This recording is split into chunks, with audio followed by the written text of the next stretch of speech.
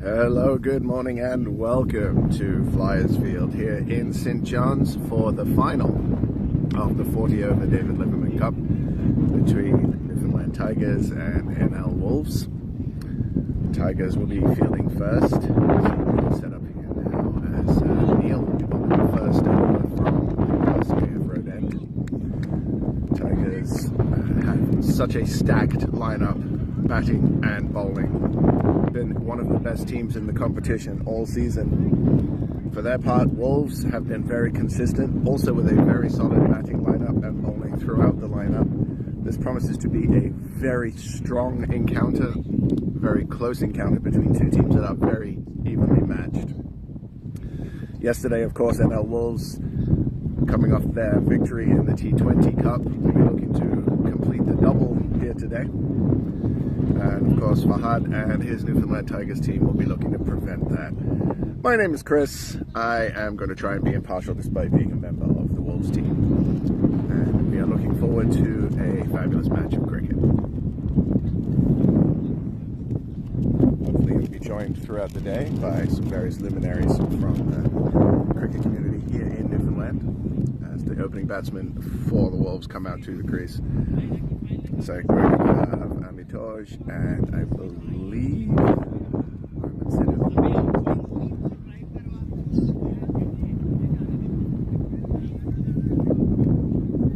no, that's Amandeep.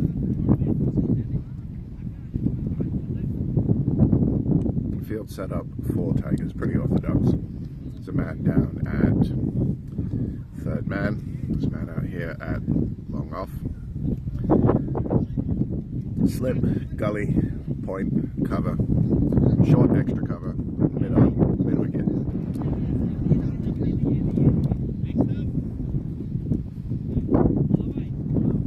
As we are getting ready to get started here today. It's a bit windy here today, apologies for the background noise.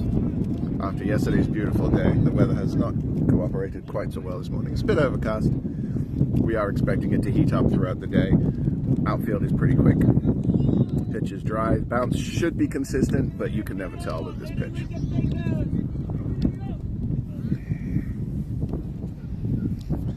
Conditions should favor some swing bowling early on today, and Neil will be looking to take advantage of that very early. He does move the ball a significant distance. Wolves will need to see off the opening few overs, try to get some wear on that ball, and score some runs later on in the attack. Bowling with their left arm spinner, it will end past. It will often come from the SPCA end. We might see that for the second over. We're getting set now. We are just about ready to get started.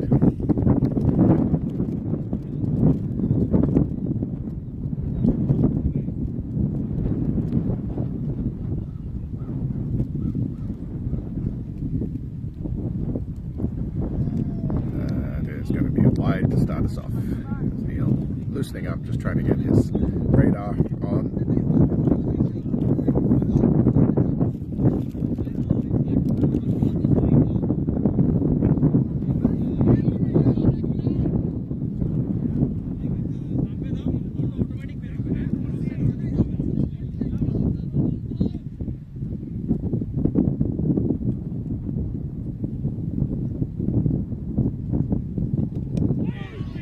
Found an edge early, has Neil.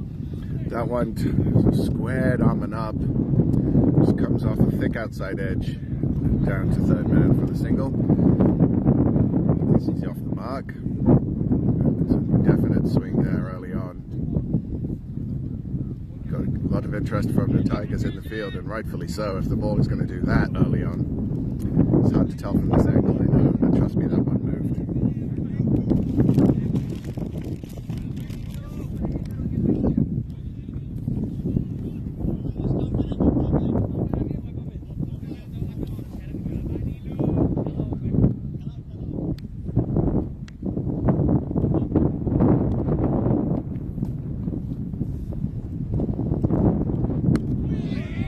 Well played by Amitoj. His first season in the league, first season with the Wolves obviously. He's also the wicketkeeper for NL Wolves. He's a very solid player, very compact, strong down the ground. Perfect opener for the 40 over format. He's not necessarily an aggressive player, but he does have a wide range of shots forward of the wicket, and he is a barnacle. He will stay in.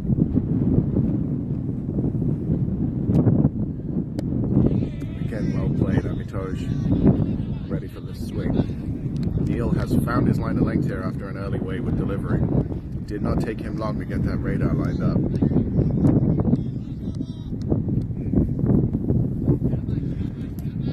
The bowling for Tigers goes deep, with Rahi and Ravi both ready to bowl some pace. You've got Ibnul and Junaid JT to bowl some spin. Oh, that's a beautifully played shot. Just using the pace on the ball and deflecting it down to backward point. It's very well played by Amitoj. And that's what he does. He will use his ability to angle the ball, deflect the ball, use the pace on the ball.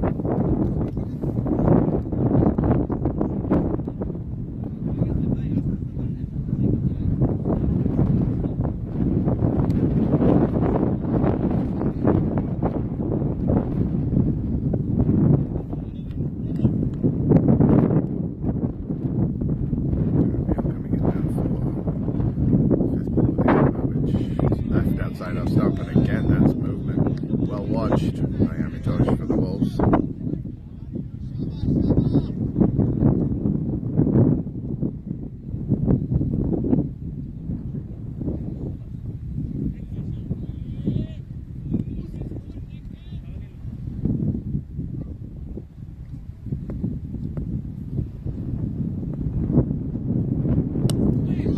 Well played, straight batted shot, well stopped by Fahad, short extra cover. That's why he's in there, and probably saved a couple of runs there. As the end of the first over,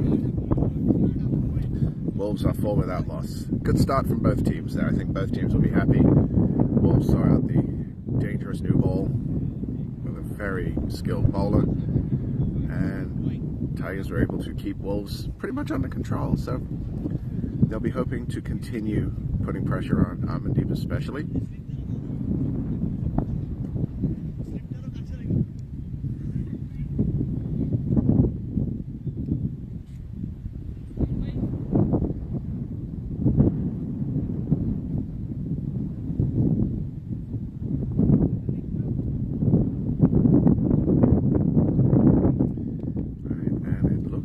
Going to be, can't see who that is from the other end. It's going to be Imran opening the bowling from the other end. Okay, so not going with the spinner today.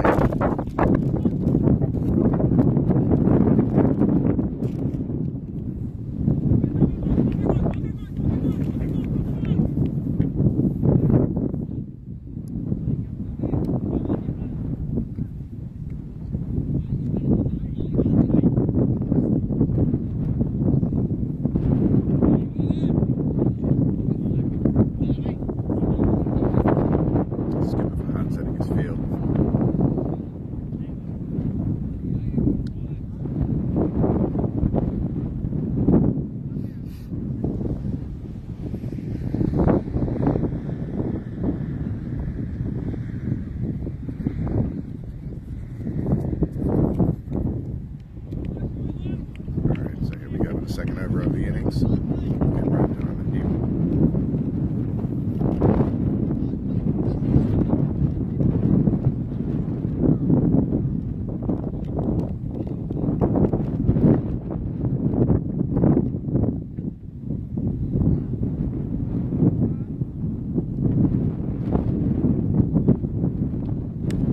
Short and well played. Also straight to the fielder there at point, straight to him.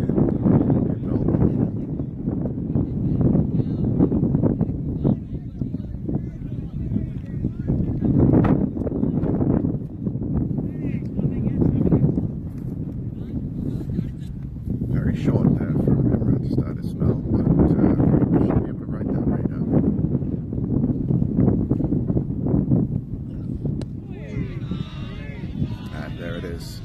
ball right on target. Beautifully played by Armin. There is no run. Still 4 without loss. Again, a very orthodox field. The men outside the circle are a third man and a Ralph. For Armin, I'm not sure that's the best field placing. He is stronger behind square. Maybe would have put that man at backward point. Especially with this short pitch bowling, there is a man at square leg on the pole, but he is inside the circle, so there is a lot of space on the onside over mid-wicket. Mid-wicket is short, it's almost a short mid-on, and he is now being, actually, as we speak, pushed back onto the circle. And out to cow corner, in fact, as long-off comes up to mid-off.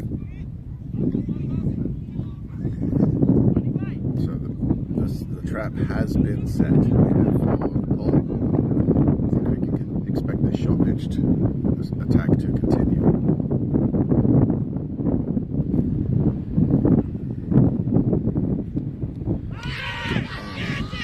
And that was a definite edge. There was a deflection on that. Keeper could not hold on to it as the strangle was down the leg side. Was it an edge? Was it an arm? Was it a pad? Only the umpire's opinion on that one matters, but as it was dropped, it's not going to come up.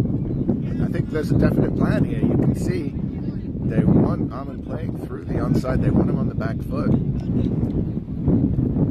Interesting decision, interesting tactics. We'll see how it plays out here. And that's a well ball. That's a good follow-up to that ball outside leg, just to come up into the block hole. Up to it, takes the single to get him off strike. He has not looked comfortable early on here, it has to be said.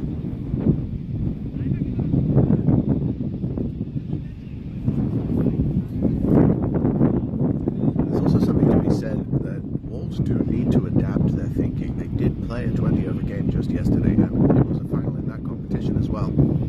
So they do need to transform their thinking here to the 40-over format. They don't need to go hell for leather straight away. I think you're seeing that with the decision on the opening pair here. Much less attacking start than normally expected in a 20-over game. So George now will face him run for the first time. That's well played. That's the shot. That is Amitosh's shot. They're going to come back for 2 here. It's going to be tight at the bowler's end. And in the end, the throw is not on target. Back for 2. 2 overs down. Wolves are 7 without loss.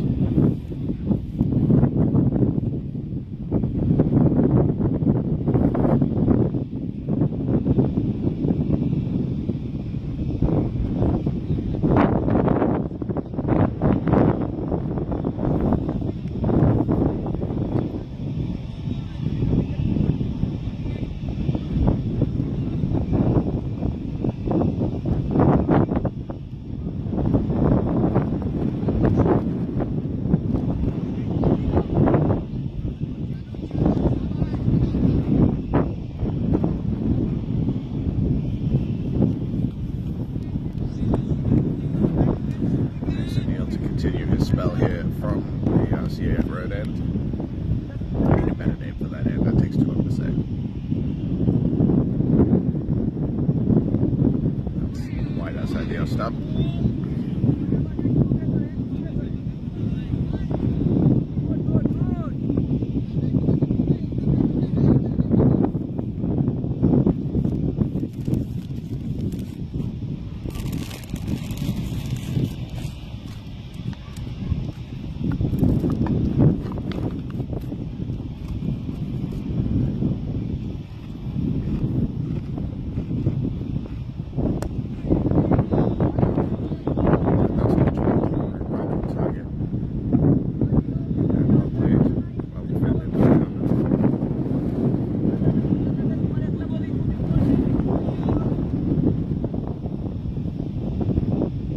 Good energy today in the field as well from Tigers. Oh, and there's the pole shot. That's what they were trying to set the trap for last over. There's no one out there now, and that is the first boundary of the innings for Wolves. Well picked up placed nicely through mid-wicket for 4. I don't think that's the ball that Neil planned to bowl there. No coverage on there for that shot.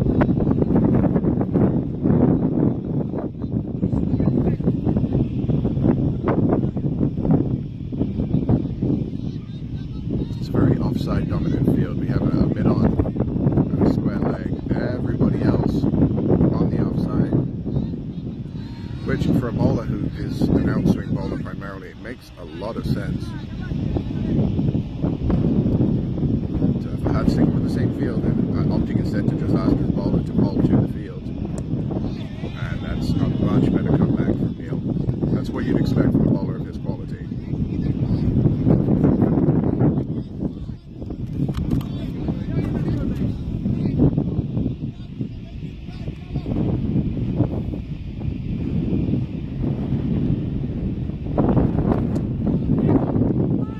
Brilliant stop at square leg. Was well picked up off the pads by Ahmed, but diving stop to save probably 4 runs.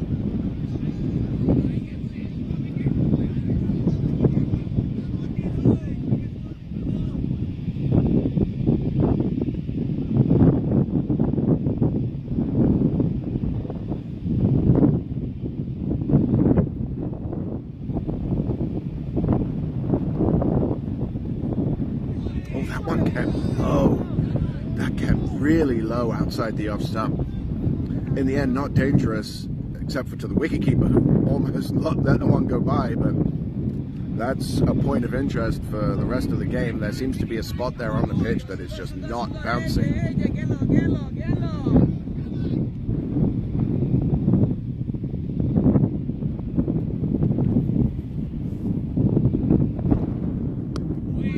Shorter ball, gets up and playing defensively. So 3 overs down, Wolves 12 without loss. Ahmed looking a bit more comfortable now, you have to say. He has played himself in. Not a good sign for Tigers.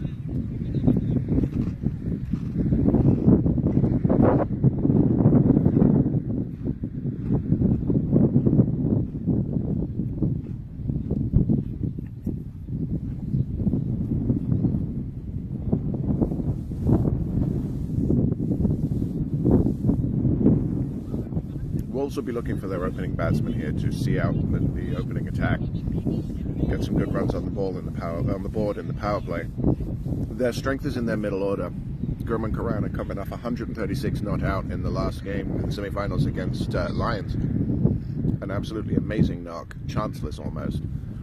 Highest score in the competition, definitely this season, possibly ever. We've got, of course, the captain Akash, who scored 200s in the T20 this season. The only batsman to score over 100 twice. But for their part, Tigers are no slouch. In Manik and JT, they have 2 of the best batsmen in the province. And of course, Fahad himself, Imran as an opener, Ravi and Tala Riaz on loan from NSK in the T20 competition, also very capable with the bat. So it's going to be a high-scoring matchup, you'd have to imagine.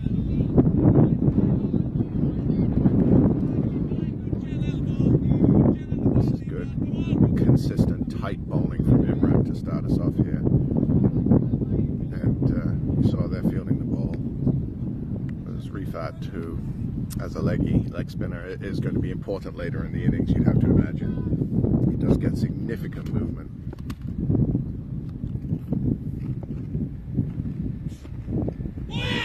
Oh, the slower ball, and Amritoj did not read that at all. Beautiful delivery from Imran.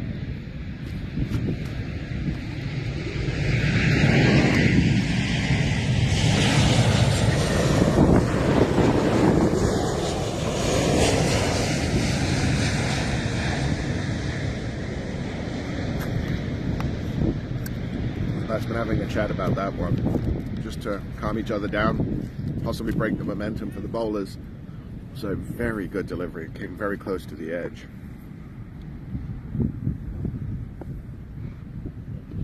That's too short. But again, right to the fielder.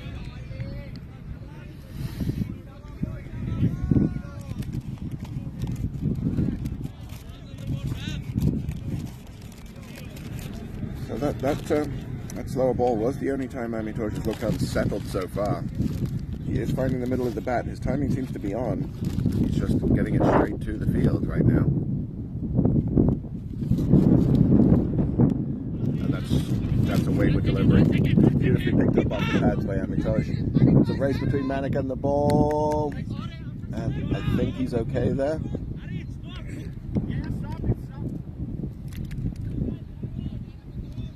Yeah, he stopped that right on the boundary.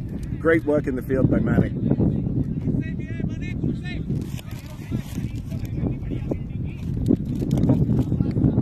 Not only managing to stop it right on the boundary rope, which of course you couldn't see because it's right next to me, but also making sure he stepped back into the ground before picking the ball up.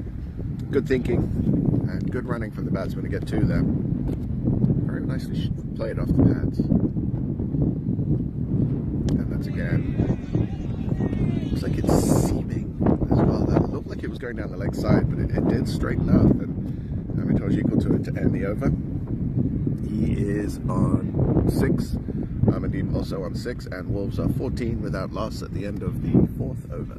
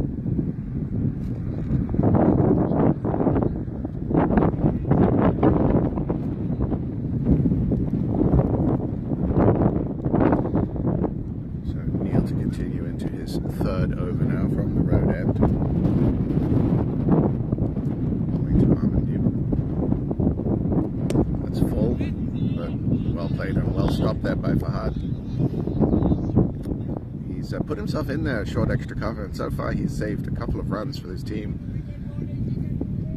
Fielding without a helmet, which is either brave or some other word.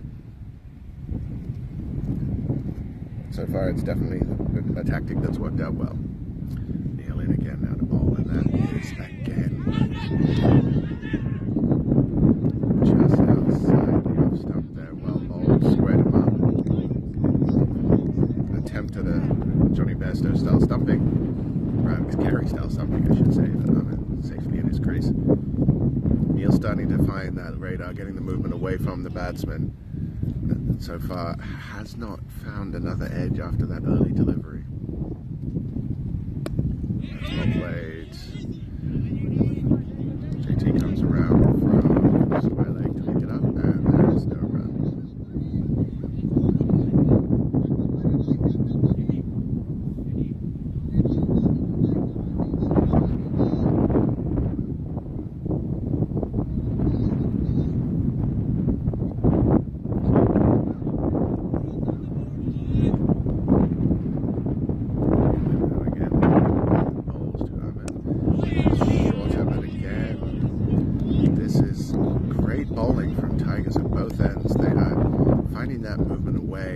Making them play on middle stump.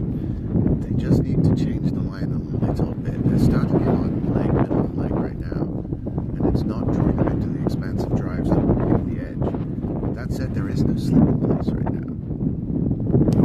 And that one did not move as much, played off the pads, but again, no run.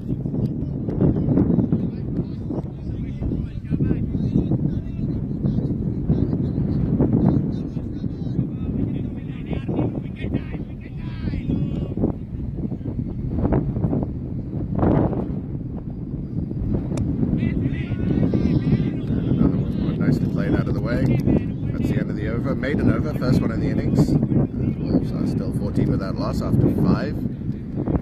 A little slower on the run rate than they would have liked to hear in the power play. You probably want after 5 overs to have at least 25-30 runs on the board in a 40 over competition, at least, especially at this level, and they have been kept to half that so far by some very tight bowling from Tigers. Only 2 extras, only 1 boundary. So I think Tigers will be very happy with that position right now.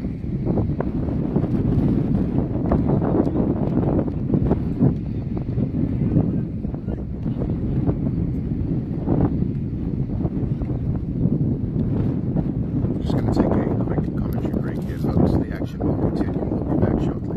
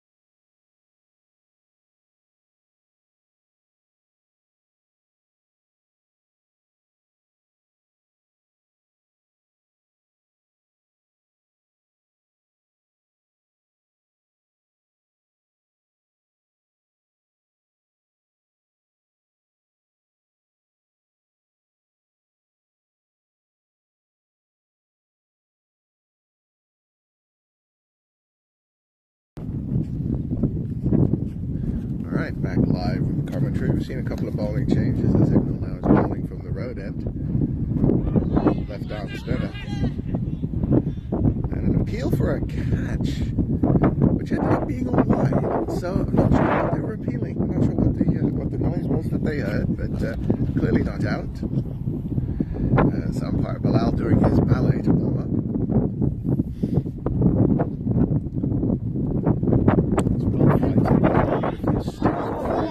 Offside by is a lot more comfortable against spin. He does enjoy the contest against the spin. End of the over. The first over from him goes for 4. This will move to 32 with our loss at the end of the 9th over. So the run rate's still pretty low, but both batsmen are now looking set. As Rahi will be playing from the SPCA. Extreme pace at one end and left arm spin at the other. It's going to be a challenge for the batsman to continually adapt here as teams change over.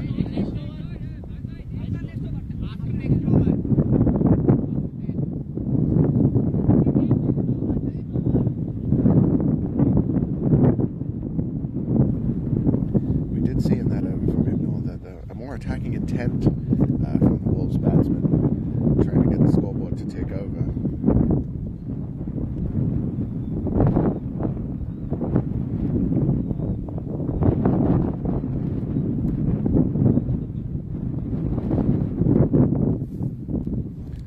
As Rahi will continue from the SPCA end shortly.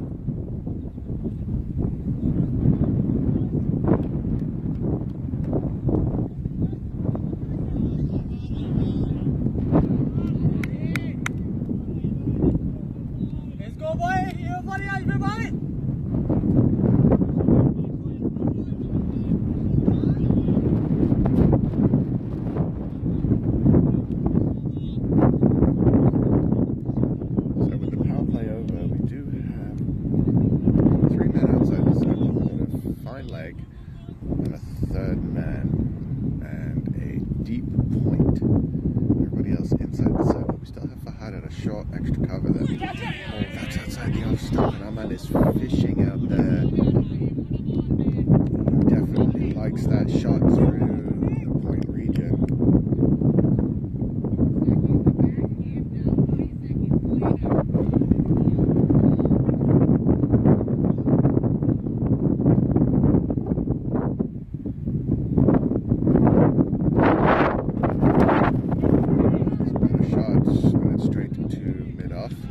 Fielded by Ravi there, and run.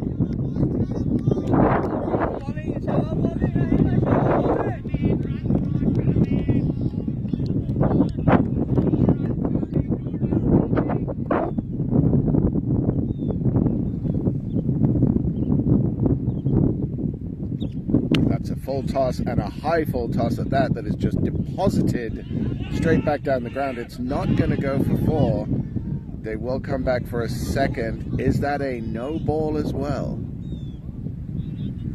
No ball is signaled by the square leg umpire, so it will be a free hit. That might also be a warning.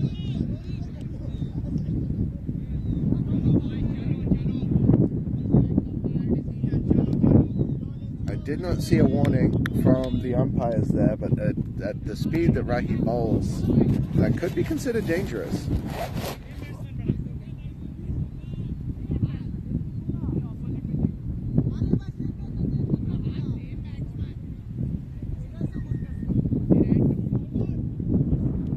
Free hit.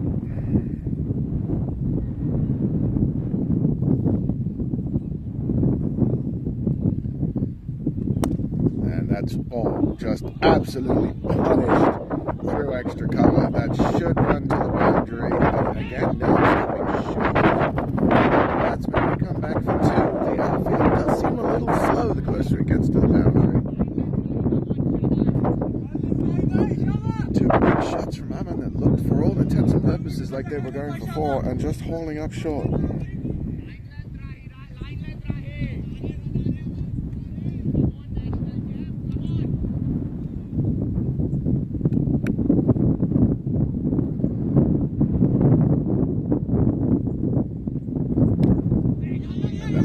dropped off the bottom of the bat. There's a single there, possibly two. Batsmen are not interested in the second though. It's picked up by run down to third man. So another run. This over's been a little expensive so far.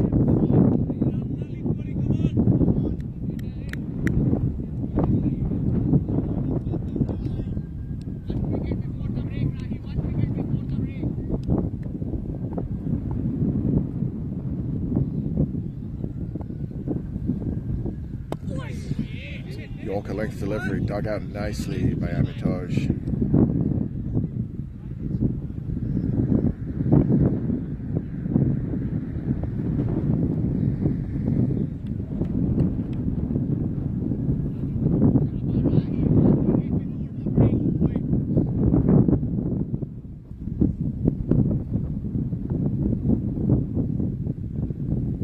Oh, a flash outside off stump.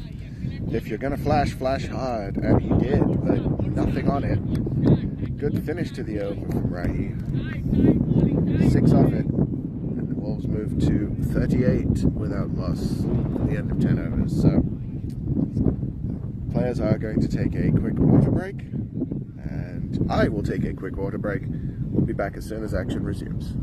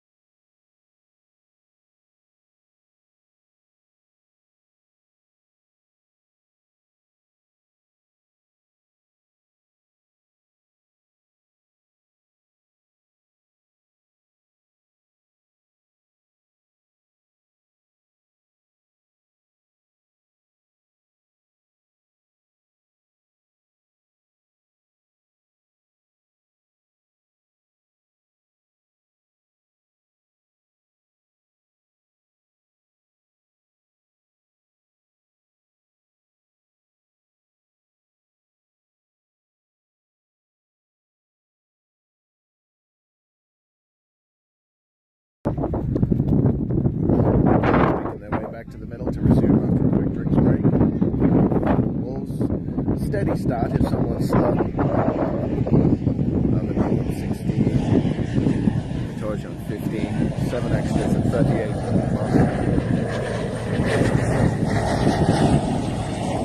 Wolves would be looking to accelerate now. Going to be a tough call with especially especially with Ibnall bowling from this end. One of the better spin bowlers around. It's definitely going to be hard to get him away, although they did try. The last over he bowled some very well hit balls that just found fielders, so it's going to be a challenge to pick up this run.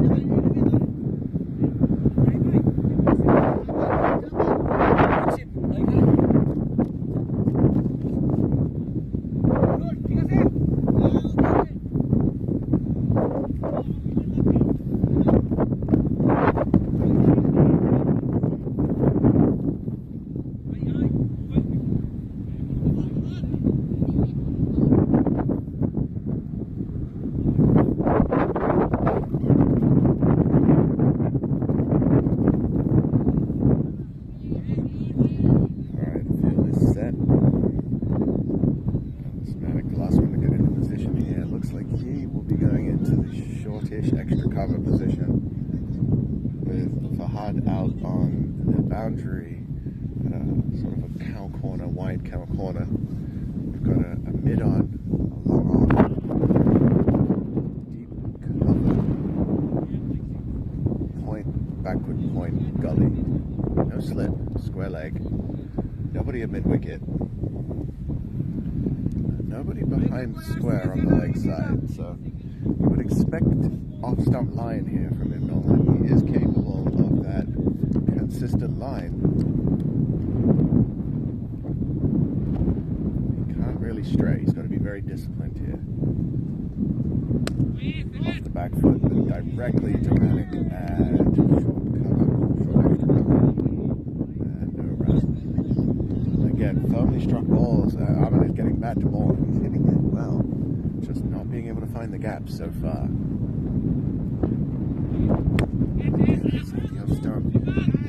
Struck well again. Just a single this time. Putting George on strike. Wolves, that's what have shown remarkable patience. There doesn't seem to be any sign of frustration, despite how pinned in they have been. There's good discipline here from Wolves, and from Tigers. Just a phenomenal fielding effort so far. Everything has gone to hand. They've done well in limiting these runs early on. That is full and wide, and unable to capitalize on a loose delivery, a rare loose delivery from Ibnall. Only a single. Smacked firmly to deep cover. Fielding tightly picked up, and just the one run. It's a quick fielding change. As the cow corner comes in for George and drops back out for Arman. Probably a wise plan. He is strong through that. It's well played. Another flighted delivery. Trying to tempt the batsman to go for the big shot. There is a man out here on the long off boundary for the big straight drive.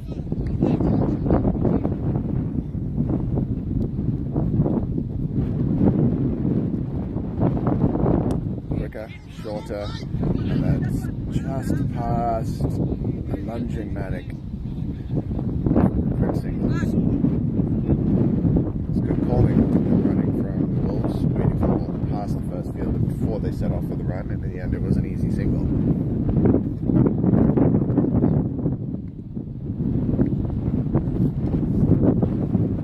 Still plenty of cricket to be played here for both teams. Beautiful flighted delivery. Teaser for the batsman, but not being tempted on this occasion. 41 without loss now are Wolves at the end of 13. Oh no, that's 11. My bad. I can't read, I promise. The rate is picking up, you have to say. It's almost at 4 and over now.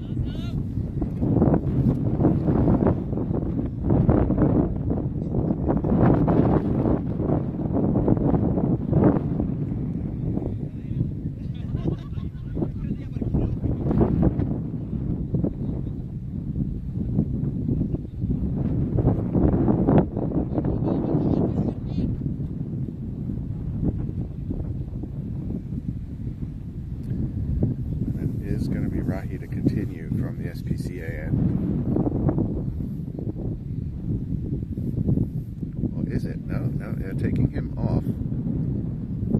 Can't see who has the ball.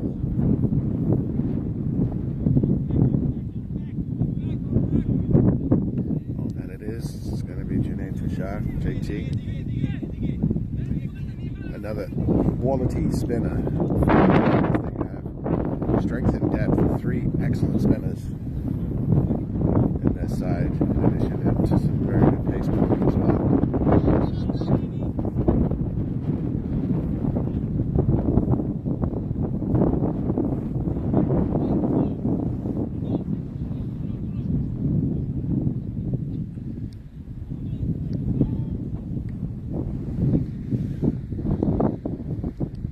Setting the field now as Armin waits.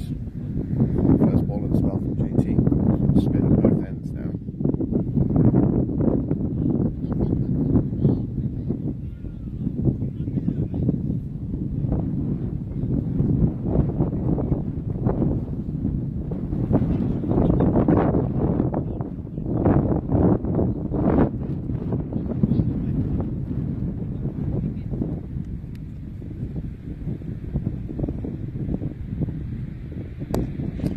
That is over the top by Armin.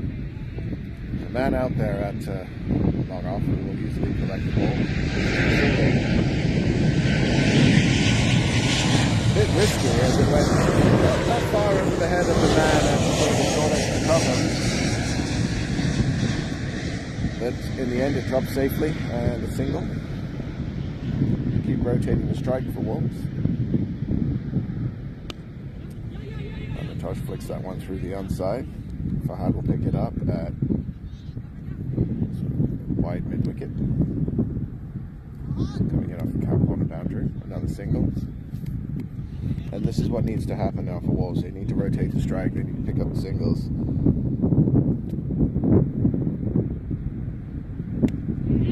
Played straight to point. Not a single there.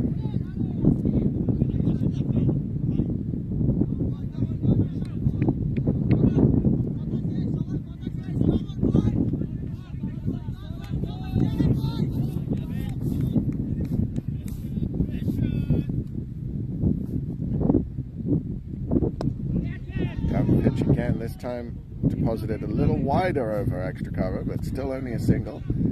As long off comes around the field. Norman using his feet to the spinner. Watch out for those stumpings.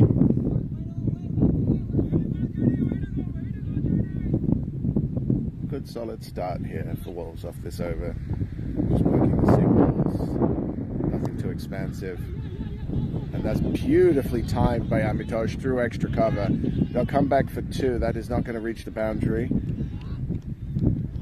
But that's an example of what Amitosh does. That's his strength. He's not going to hit the ball over the top with strength. He is going to use his timing. He's going to use the speed of the ball, and he's going to place it beautifully to get his runs. That's a perfect example there. Just stroking that one nicely through the covers. No real power behind it, just timing. That's beautiful batting. Lovely to watch. It's flighted and back down the ground. That could be a 2. No, they just jogged the first one, so there's not a second run there. That's the end of the over. 6 off it. This ball's moved to 46. So both batsmen set now. The wobbliness we saw early on from Ahmed has definitely settled down as the spinners have come into the attack. He's got his eye in. The conditions are not ideal today, but it's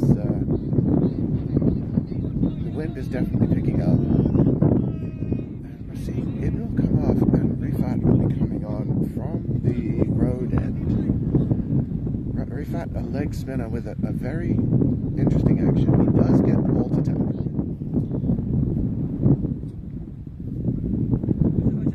His variations are pretty good. He can be a little wayward. So this could be an over where Wolves are looking to capitalize. Generally, you want to target 1 or 2 bowlers, and if this is the one that the Wolves have chosen to target, Rifat is going to have to be on target straight away.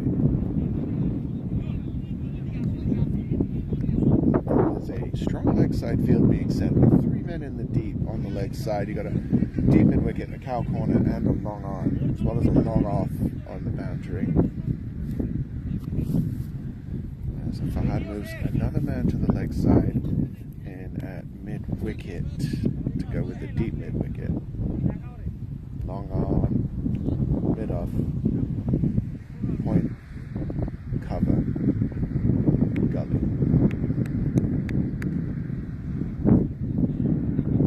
See what Rifat can do, his first ball of the innings.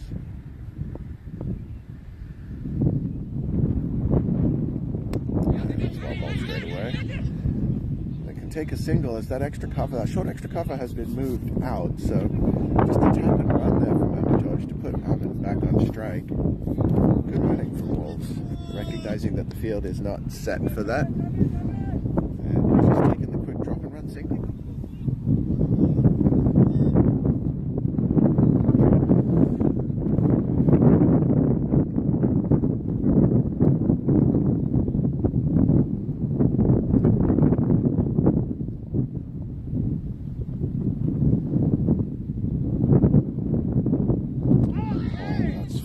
And beats an outside off stump.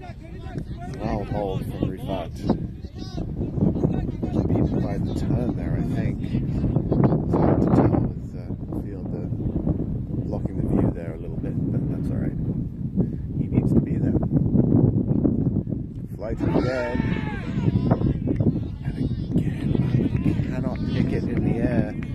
Gets an edge on that one, I think. But there is some wind. And that could be affecting the flight. Smart bowling to use that wind to confuse the batsman. Just having a chat now. We're going to help each other read this. This is a great start from Rifat to Ahmed. He's really confusing him, really perplexing him with this, with the flight of these deliveries. Another one flighted and edge, top edge. And it beats Ravi in the gully. I think he was beaten by the spin on the bounce there.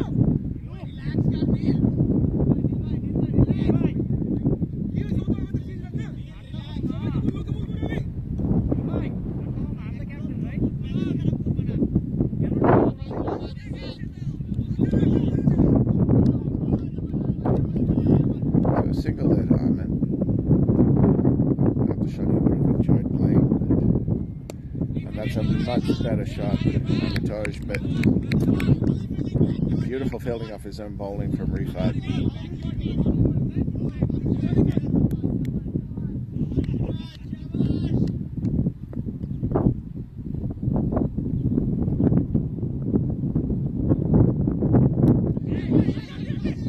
And again, they're not getting this ball off the square, really.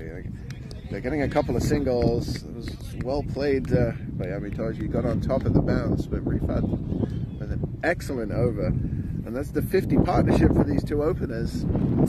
Probably a little later than they would have liked at the end of the 13th over, just short of 4 runs and over. But they have not lost a wicket. There's still 27 overs of batting to go. And with both of these guys having seen off the new ball, they've got their eye in.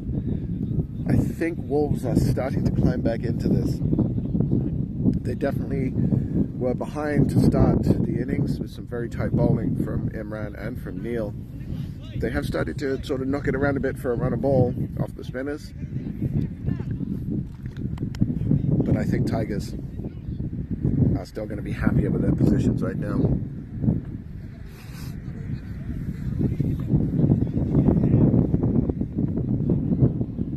Both men on 21.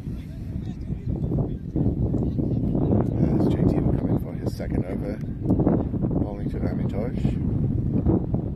Wicket-keeper batsman for the Wolves. Still a strong batting lineup to come for Wolves.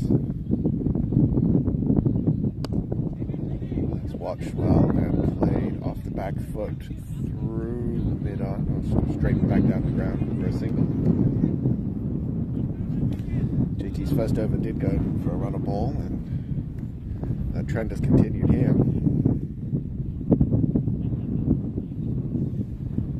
The field is set to give them a single of every delivery. If the batsman can want it, it's there. there to be taken. That is skied back deep and gone well over the cow corner boundary. That is the first 6 of the innings and only the second boundary. Beautifully picked up off his pads by Ahmed and just deposited over wide cow corner for 6. Very good shot. Not the delivery JT wanted. That got away from him a little. Just right in the slot and appropriately punished.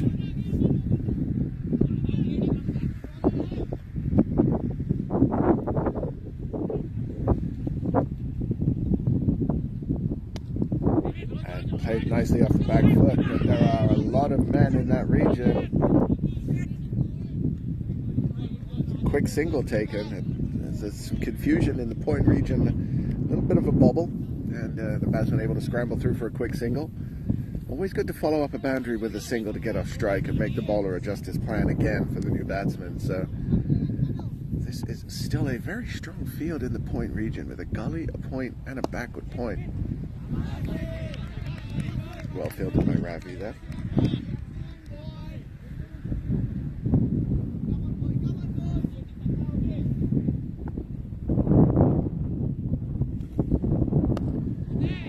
Played off the back foot through mid wicket by Amitosh. That's the first time he's really gone in that direction.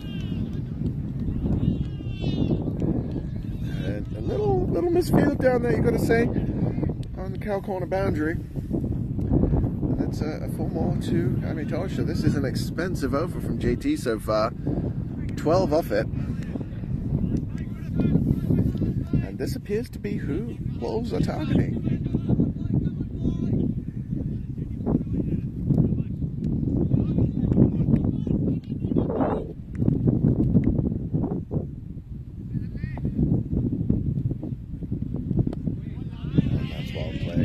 Lighted up and turning and watched carefully onto the bat by Amitosh. There's no run after that over. An expensive one, as we said. Wolves are 62 without loss. Ahmed on 28, Amitosh on 26.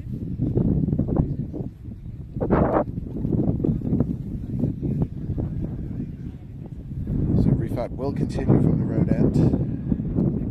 His first over, very economical. Asked some questions of the batsman that they didn't seem prepared to answer from the leg spinner.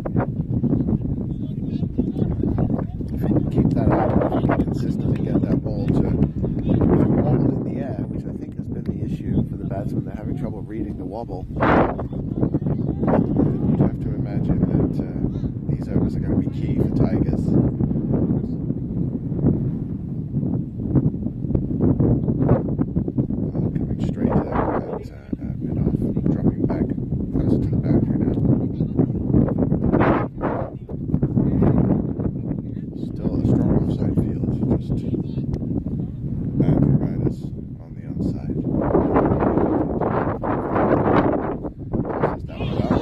Beaten again, all ends up. Ahmed looks utterly perplexed right now by these deliveries. Rifat bowling beautifully, getting movement off the pitch, and is just deceiving in the air.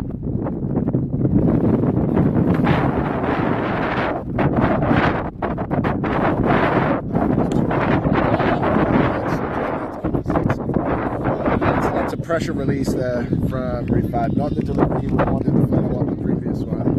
And Ahmed quick to punish that, just smacking it straight back down the road for 6. That will relieve some of the pressure. It is very hard as a bowler to bowl a consistent over time after time. The obvious one is going to happen, but that one was definitely a gift, a freebie.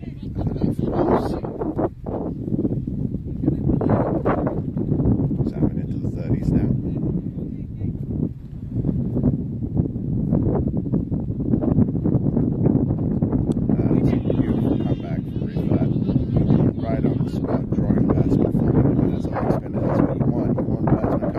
So you can find that edge.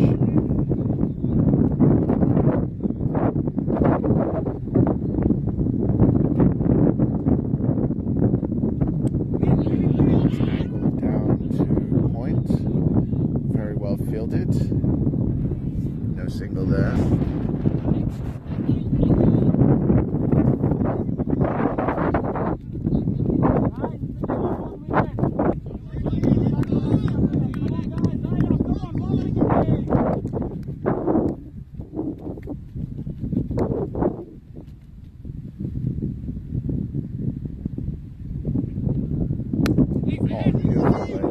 Covers off the back foot by Ahmed. Seems to have found some confidence to serve. I think that full toss may have helped him out a lot.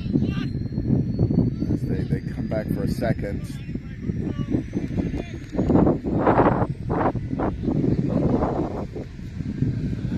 Rifat just losing his line a little there. That one just too much width.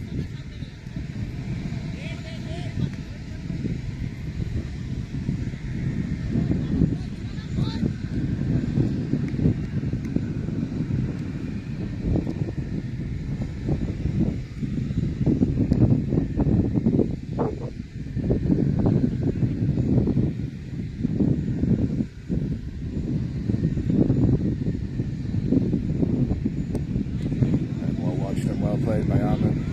A lot more comfortable there as he has moved on. I can't see, but he's into the 30s. 17 without loss at the end of the 15th over, and those 2 overs have really jumped the run rate up. We're up to just 4.7 and over now, approximately.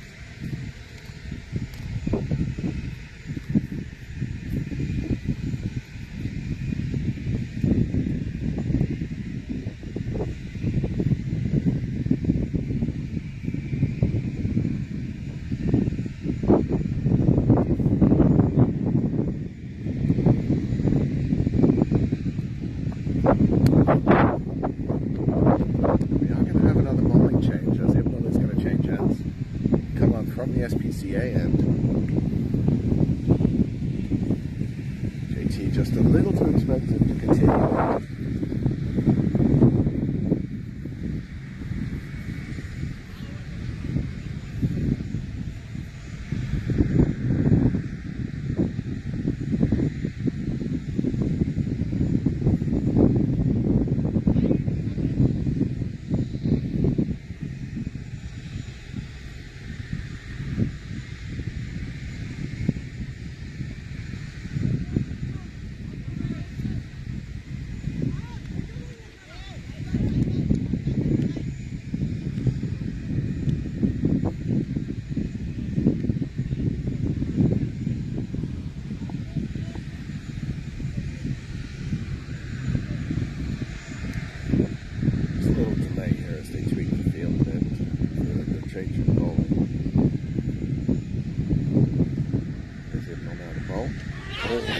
Did that find an edge?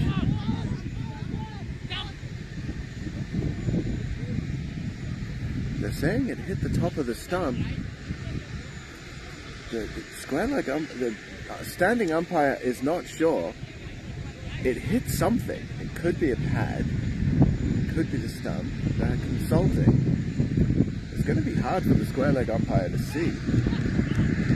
And it's been given out, so the bowling change has made a difference. Amitosh is out bowled by Ibnul. He's given Wolves a good platform to build on here. But he is back in the pavilion for 26? 24. So a good innings from Amitosh. He looked set. That one just got on him a little too quickly, I think. A little too much speed. He misread it, and he is out bowled as Drummond is the new batsman, Drummond Corona, coming off his 136 not out. That's not the man you want to see come into the crease.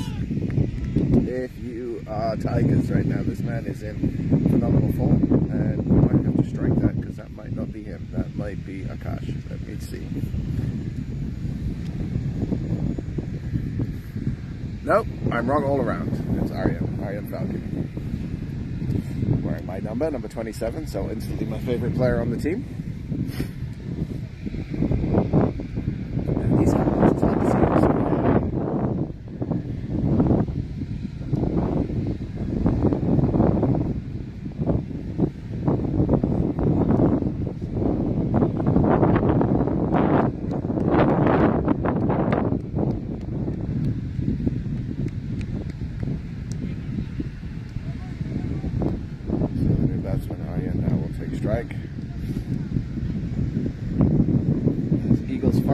Tigers rather, finally have their breakthrough. 70-run opening partnership, exactly how Wolves would have wanted to start the game, albeit potentially at a bit of a faster run rate. And the new batsman now will want to watch the flight a couple of times before trying to start scoring. Ideally, you're going to want to get Ahmed back on strike as quickly as possible here. It's well played off the back foot, just watching that left arm spin, making sure that he has the turn covered. There's a strong batting lineup still to come for Wolves, with Akash and Gurman and Prabhajit still to come. That one is outside the leg stump, beautifully played off the pads by Aryan. There's easy two there. They might look for a third as Fahad picks it up, and they wisely decide against the third run. So Aryan off the mark with a two, just a nice little dab off the pads down to deep backward square.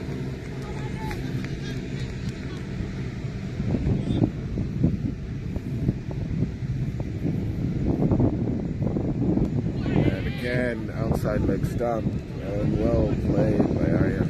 Not trying to hit it too hard, working it off the pads. Not much danger with the left arm spinner pitching it outside leg stump of the LBW.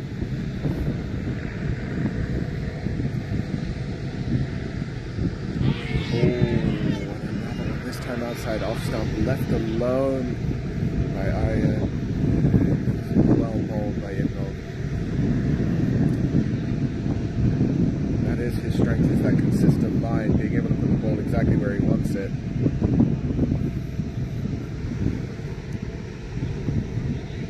It really is a chess match once the spinners are on.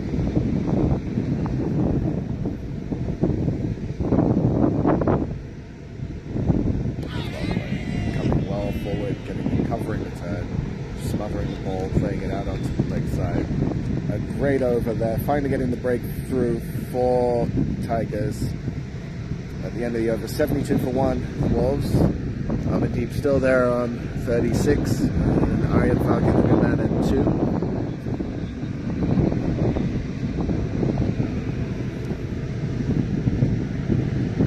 So the first wicket has fallen. Wolves 72 runs off 16 overs. Exactly 4.5 an over. That will continue from the road end. I think at this point, as we get to the halfway point, Wolves will want to be closer to 120, 130 at minimum. 280 is a reasonable amount, a number that they would like to hit at the end of this innings. What an edge, he's from the edge again. Rifat is bowling really well today. He's come back well from a loose over last over, and just again is foxing who does not look comfortable against the leg spinner.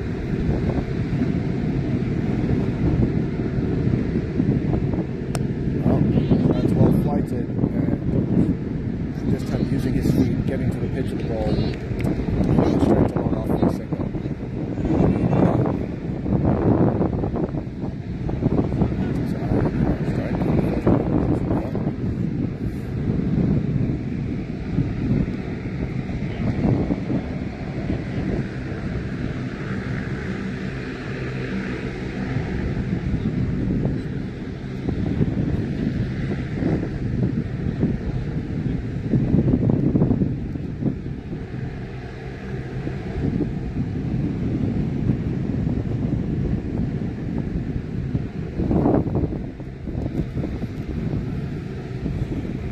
Light it up, and just well played out into the offside by Aryan, covering the spin again. Now, this is something I like to see from a captain, is putting a bowler at mid-off or mid-on to talk to the bowler who's currently on the attack. That's a bump ball, that is not out. The fielders are convinced, the umpire, who's the important person, is not. But well fielded off his own bowling. Rifat, a very sharp fielder, and off his own bowling as well. very important as a spinner to be able to do that. But Ibnul, talking to Rifat, coaching him through the over, that's too short. But unable to capitalize, dragged down and just hit straight to short mid-wicket. So Rifat gets away with that. Just getting back to that, having a bowler at mid-off. You see this a lot in the England team with Anderson and Broad. They're always at mid-off for each other's bowling to talk to each other and come up with a plan. That's not at all where Aryan wanted that one to go. And another fantastic over from Rifat. He has really been a problem for these Wolves batsmen, with the exception of one over.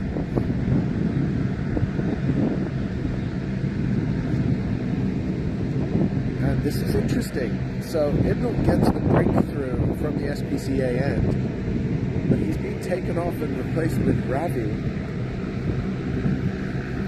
for his first over of the day. Not very often you see a man take a wicket and bowl a good over and then be taken out of the attack. You have to imagine there's a plan here from Fahad and Tigers, but it is going to be Ravi from the SPCA end. Great all-rounder. He's probably going to come in around 6 or 7.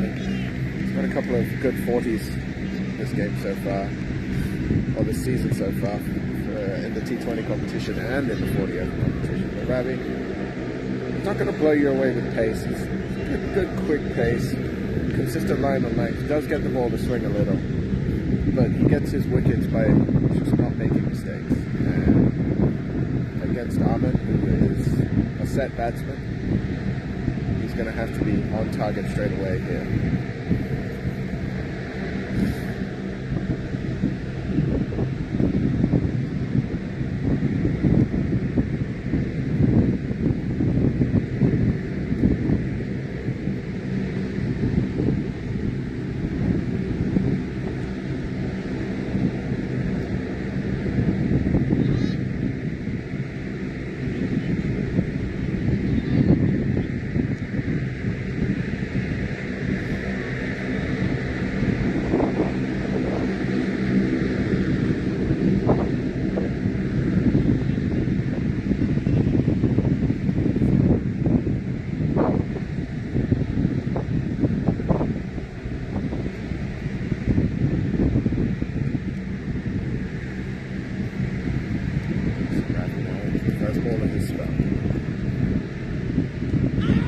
Onto the pads as a huge appeal, and it's been given.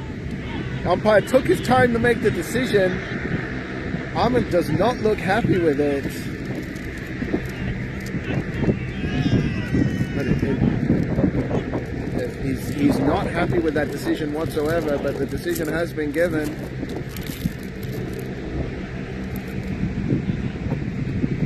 And back to the pavilion he goes.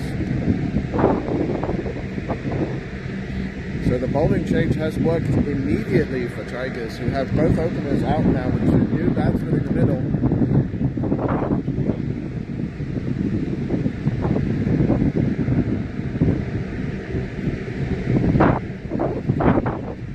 It's well bowled from Ravi, whether or not it was out. It's not for me to say from here. The umpire called it out, so it is out. One thing I have never seen is an umpire change his mind because the batsman said, "I'm not out." That is the breakthrough now. We've had double breakthroughs from that end in 2 consecutive overs. Wolves now 73 for 2. Position suddenly looking a little less strong than it did at 70 without loss. As it is going to be Gurman coming out to partner Aryan. This is one of the danger men for Wolves. He's coming off a century, an unbeaten century in his last game. Ravi has made the breakthrough.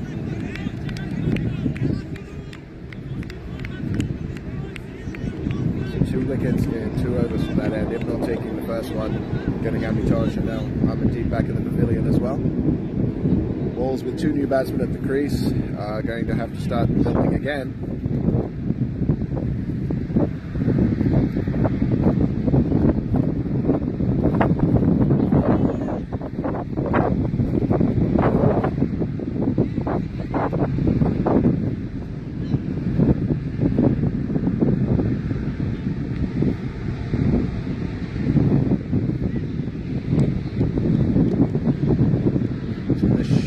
energize Tigers now. And again, it's a packed offside field. You have a gully, a deep backward point, a deep point, a cover, an extra cover, a short extra cover, and a mid-off. There's two men on the onside, and one of them is a mid-on. As Ravi comes in for his second ball. That is outside the leg stump, and wide ball from Ravi.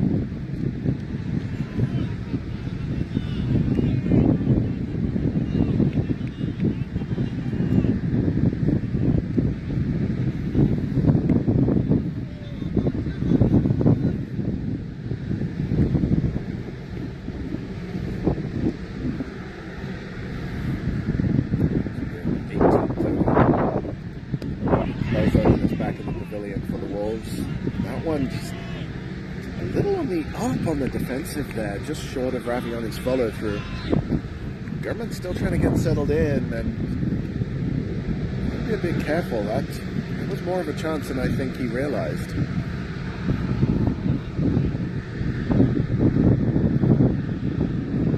Returns very quickly at the top of his action, comes back in. And again on the leg stump, this time just turned nicely through mid-wicket and a quick single to get off the mark for Liverman. Moves to 74 for 2. We're going to eye in on strike against Ravi for the first time, so time to build a new partnership here for Wolves. Tigers will want to keep them off balance, keep the pressure on. Always a good idea with new batsmen, and then not to let them get settled. He still needs to find his line. He's been leg stump or just about so far this over. That one much better. Almost sliding across the batsman. Making him play right in front of middle stump. And that's what you want at his pace.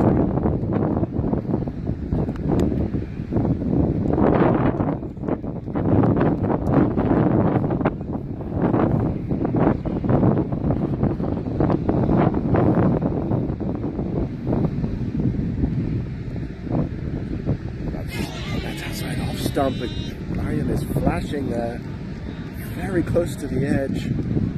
This has been a good over from Ravi.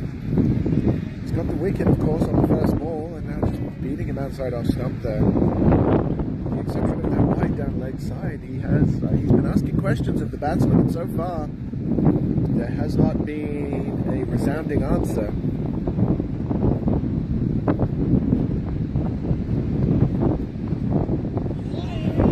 Outside off stump by area, probably a better decision.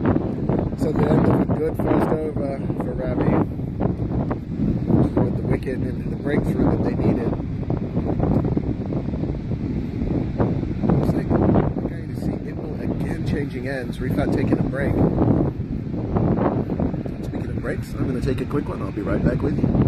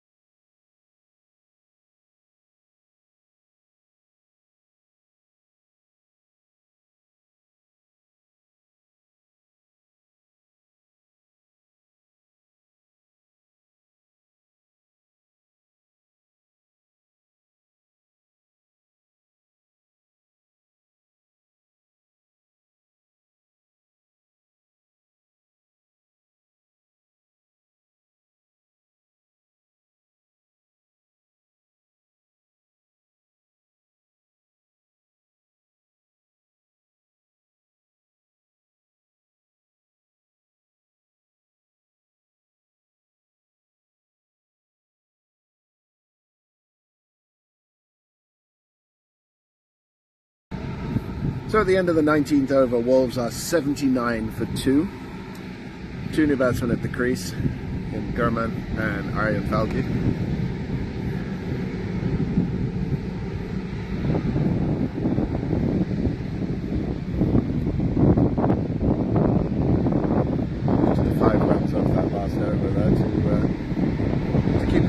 Ticking over for Wolves.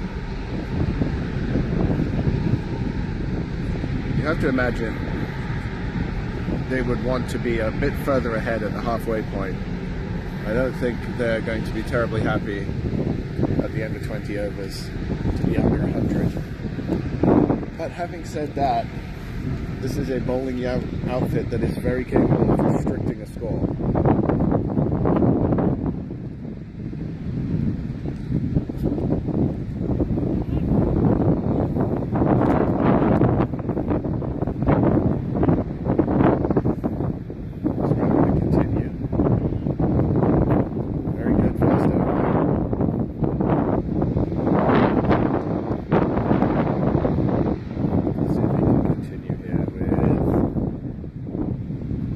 And some tight bowling, which is the hallmark of this innings so far.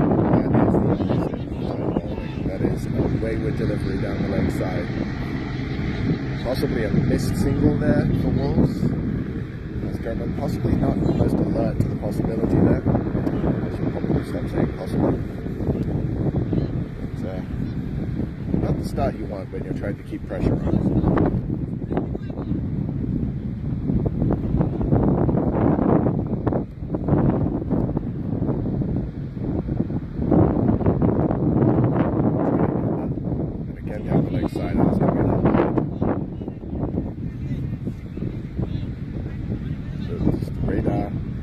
Quite aligned yet for Ravi. He did get the wicket on the first ball with an LBW decision, but since then he's had trouble finding a consistent line. Much better in the first over, but still a lot of it on or outside leg stump. Mahat puts himself back in a short extra cover. He's still in a position that he's given the ability to see his game up close. That is the line you want. Liverman did get squared up a bit there, but manages to get his bat down onto it.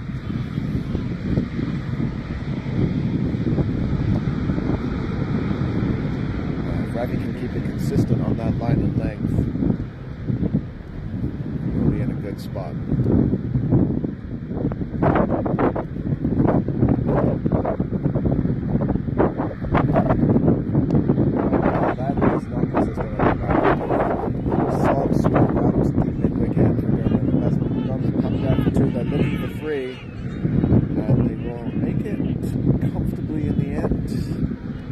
Good running from Wolves. That's the first attacking shot we've seen in a little while here. It was not a good delivery, and it did need to be punished. And as always, execution is the important part. In limited overs cricket, it's sometimes true to say that a dot ball is a good ball, so it's a little early in the innings to be at that stage. Still want to be taking wickets. And the first 3 of the innings brings Aryan on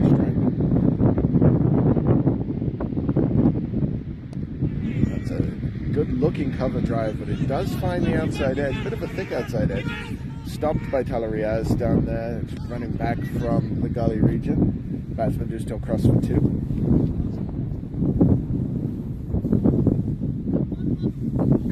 Good teamwork from Tigers there with Newfoundland and Talariaz combining to get that one back in. Probably would not have reached the boundary anyway. Southfield is a little weird. It's quick until you get close to the rope and it slows right down again. It's Ravi to continue. That's well played into the onside. As Fahad has changed sides, he's now at a short mid-wicket.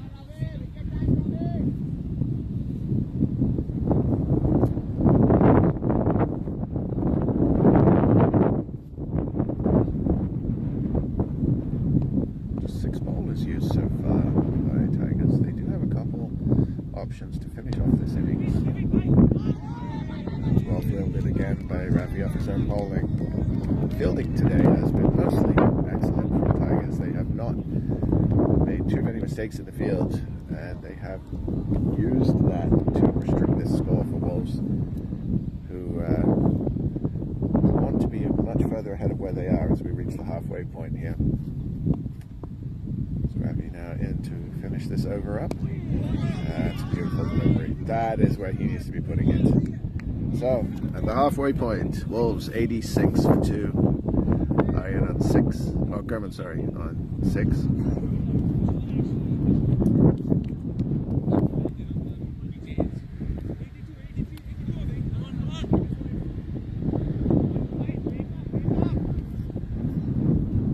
He will be on strike, and yeah, as we're going to take a break now at the halfway point, we will be back with you once this is over.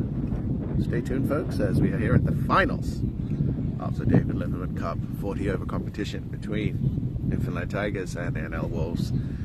Tigers, it has to be said, on top, and Wolves will need to pick the score up significantly in the next 20 overs to put a challenging total on the board. We'll be right back.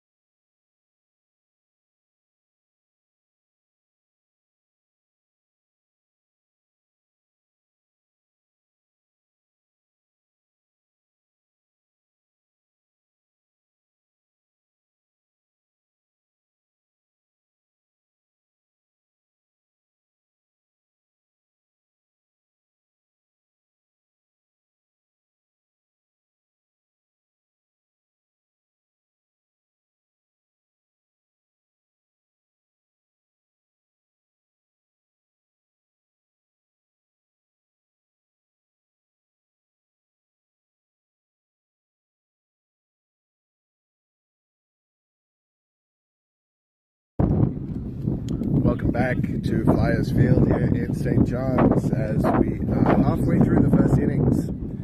Wolves versus Tigers for the final of the Liverman 40 over Cup. Wolves have made a solid, if slightly slow start at 86 for 2. As another bowling change from Tigers as Rifat plays in ball at the road end. Rifat did bowl a very good spell early at the start from this end. Been brought back on now. As a quick single is turned into a double. Played off the back foot through the covers. All of the Tigers bowlers have been very good here today. Excuse me.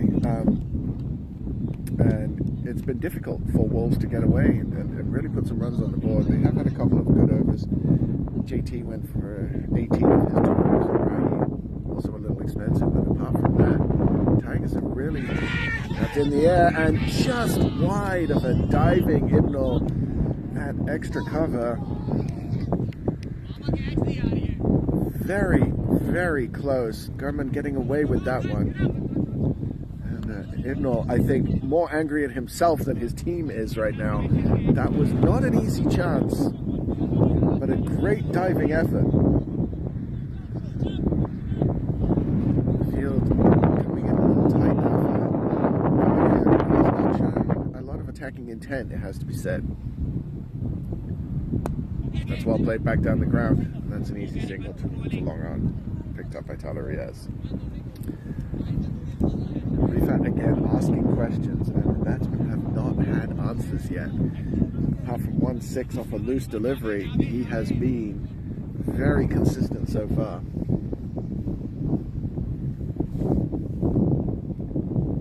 That's too short. That is too wide, and Gurman punishes that one. And that's gone for 4. Yeah. He was in position to play it. The ball turned a little more than he expected, and he had to sort of hop across, but still managed to get a good middle on the bat, or on the ball rather, and send it out over cover for 4. Good shot. That will take some of the pressure off here for Wolves, but they need more of those. Boundaries have been a rare commodity here. And the attacking intent is what is needed here. There needs to be a bit more aggression from the Wolves batsmen. It is a long innings, but time is not infinite. And we saw yesterday in the T20 final how dangerous it can be to think you have all the time in the world. That's another one dragged down and played off the back foot, but again, not really getting away. No run there. Rifat continuing to really find a good line here and challenge the batsman.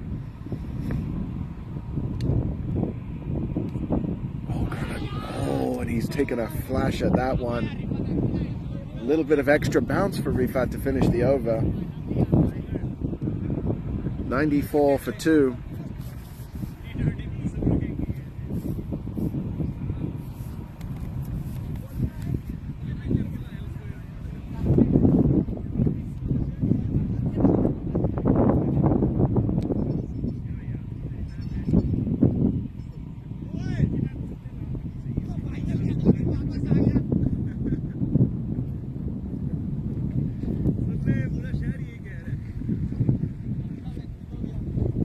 A little slow on the turnaround here today, and it is going to be Ravi to continue from the SPCA end.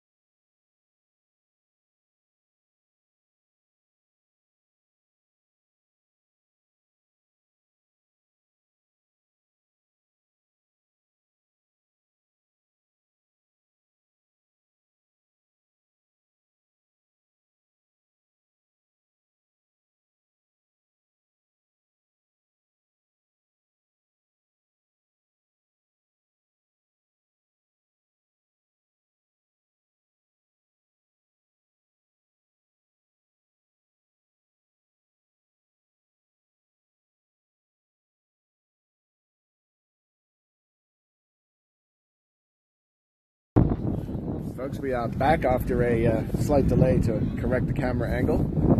Harman Sidhu is the new batsman, following a good catch in the covers to get rid of Isaac Falke. It's second wicket for Ravi, who continues to just ask questions by bowling a consistent line and length. He has found his radar. And again, beaten outside the off stump. Harman unable to get bat on ball.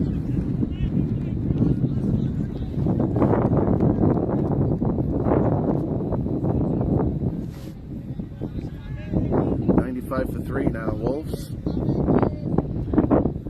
Ravi, you have to say, has been the difference so far today for Tigers. He has got 2 important wickets. And that's an edge. Oh, that's a big edge, just wide of a diving Rafat keeping there.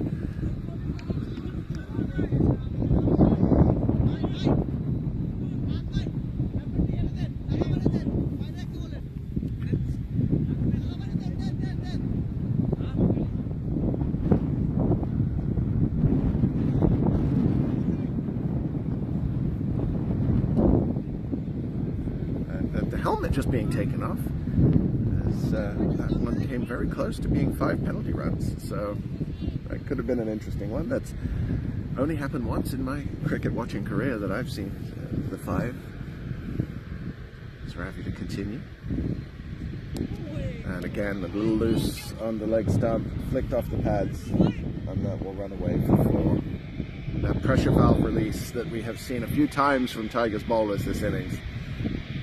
They have had the loose deliveries at the worst times, and following an edge and a genuine chance just to bowl that one full and on leg stump, an easy one for Liverman to put away for 4. As he moves on to 17, Sidhu, the new batsman, just the 1 to his name, and that's the 100 up for the Wolves of just short of 22 overs.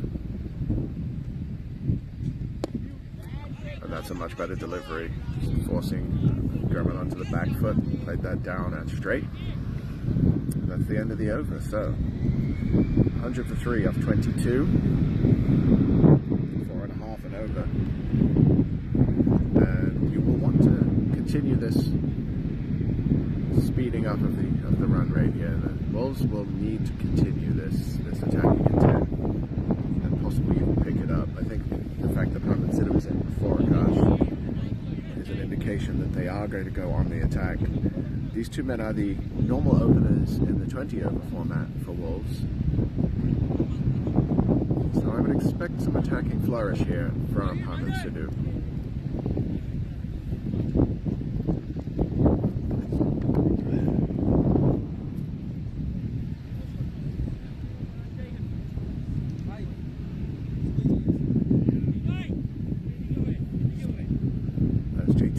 Change ups.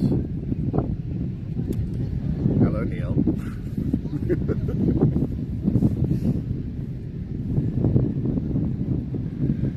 JT was very expensive in his first 2 overs, going for 18.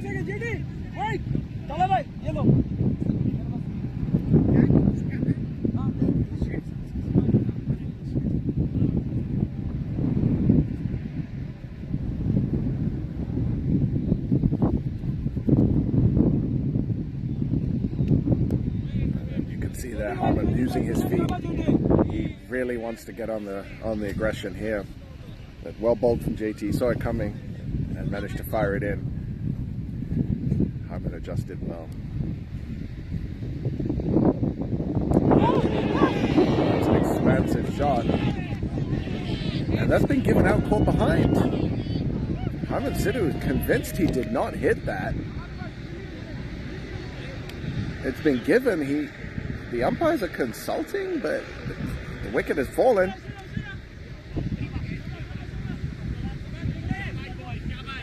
And Harman back in the pavilion to just the 1.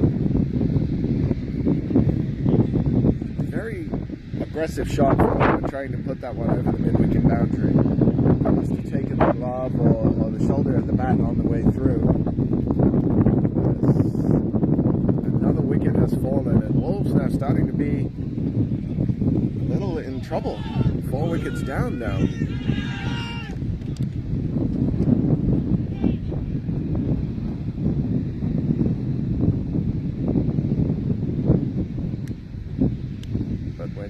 sixth batsman is the captain, Akash.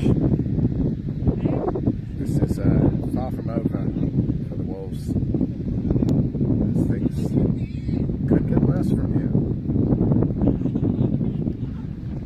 The Tigers firmly in the ascendancy right now. That wicket coming almost out of nowhere. JT did not have the best opening spell. A couple of expensive overs. He's come back with an important wicket. Hamid Sidhu can be dangerous. He certainly tried to assert himself early on, but was unable to do so, catching the edge and being caught behind. So two very experienced, very good batsmen in the middle now for the Wolves in Akash and Gurman. And two very experienced and very good bowlers in Ravi and JT bowling for Tigers. So the intriguing contest continues. Wolves will not feel comfortable with this total on the board against a strong batting lineup of Tigers. They'll want to double their score from here, you'd have to imagine.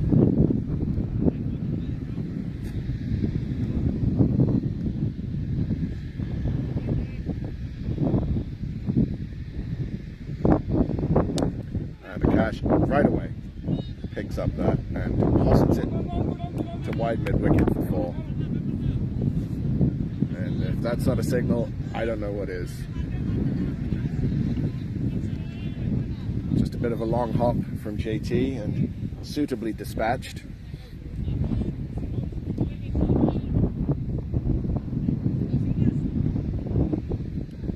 Akash clearly wants to be on the attack.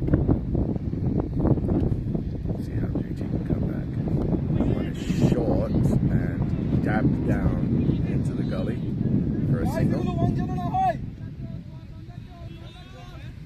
And again, following up a boundary with a single, it's a good way to keep the pressure on the bowler, as he now has to change his plan of attack for Gurman.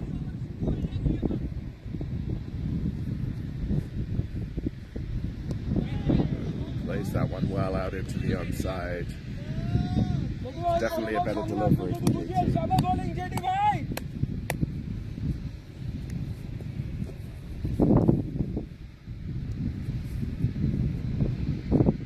Flighted up and off the shoulder of the bat down to the gully. Picked up by Ravi and there is no run. So that's the end of JT's over. Just 5 from it. But the important wicket of Hamid Sidhu. Gurman on 17, Akash on 5 off just 2 deliveries, and he will be on strike to start this over. The question is, who's going to bowl it?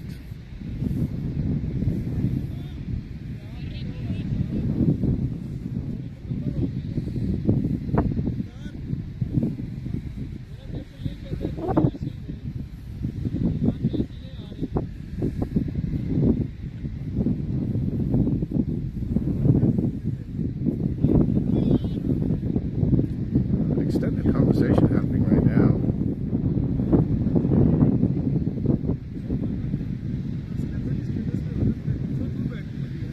And it is going to be...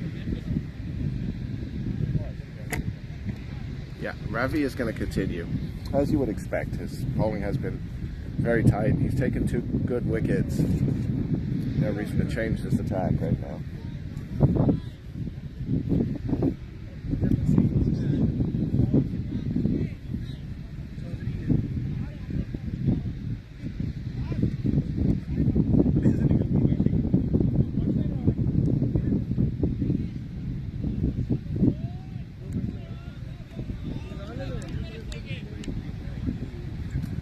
$105 for 4.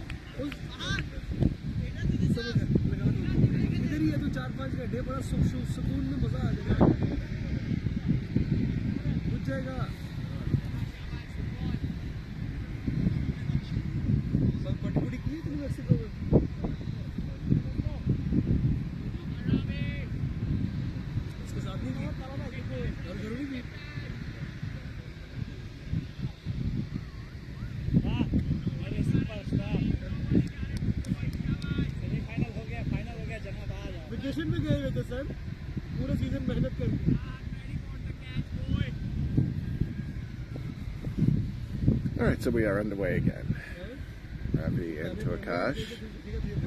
Oh, and that one's cut him in half. He tried to pull it through mid-wicket, but the extra pace there, I think, did for him. And that's an uncomfortable feeling for Akash, you have to imagine.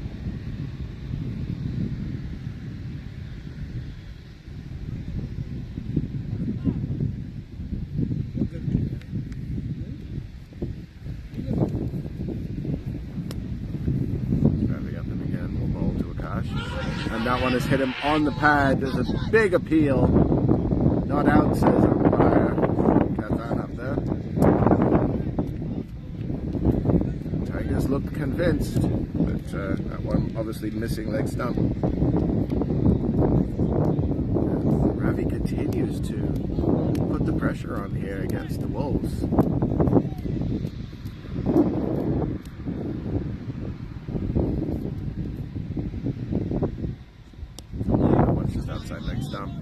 Well played by Akash.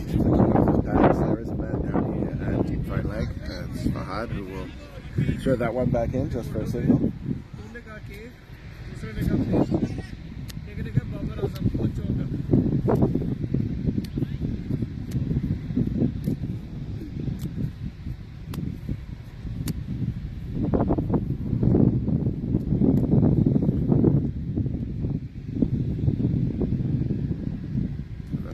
Side off stump.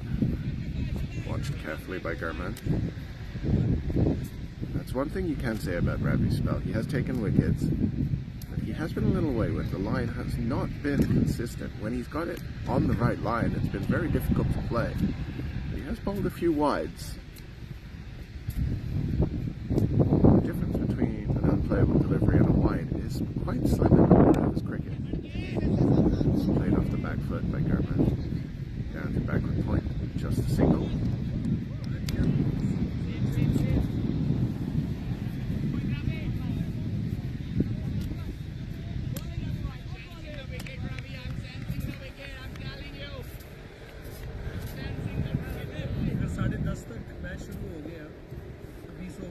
Ravi again into bowl. Akash this time. That's a Yorker. Well dug out by Akash. Just a single.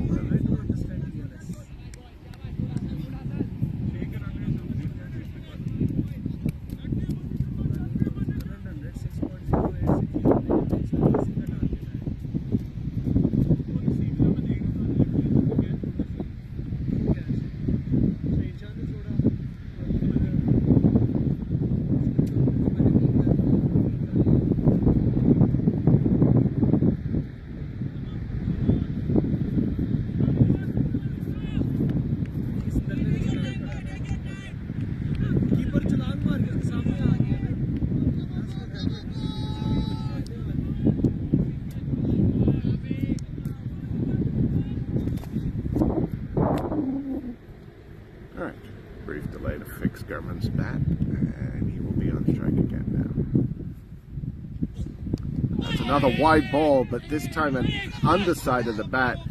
Good call from Akash, very alert that the fielders had lost the ball.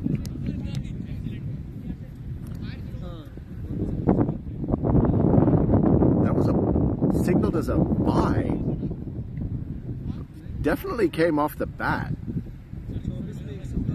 Oh, okay, no, they're just signaling for someone to come in and pick up some debris. It was definitely a single.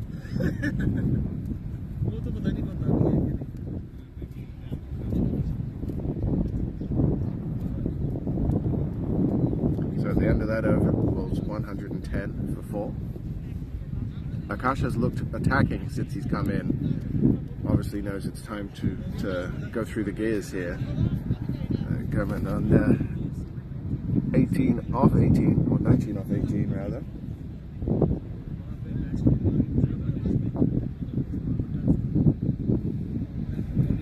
JT will continue, having taken a wicket.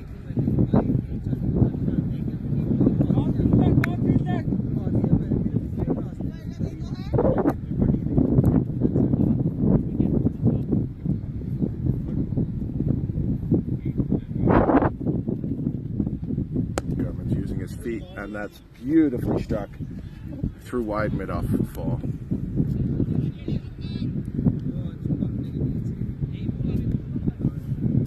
We have not seen enough of that. The Wolves batsmen have not been using their feet enough this innings against the spinners.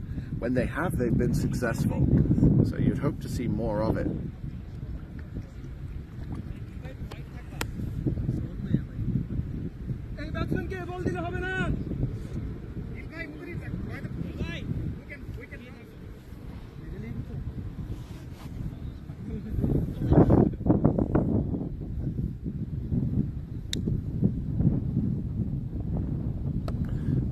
Drag down and hit through mid-wicket off the back foot by Liverman. Just the single though, as there are 2 men out there for that shot.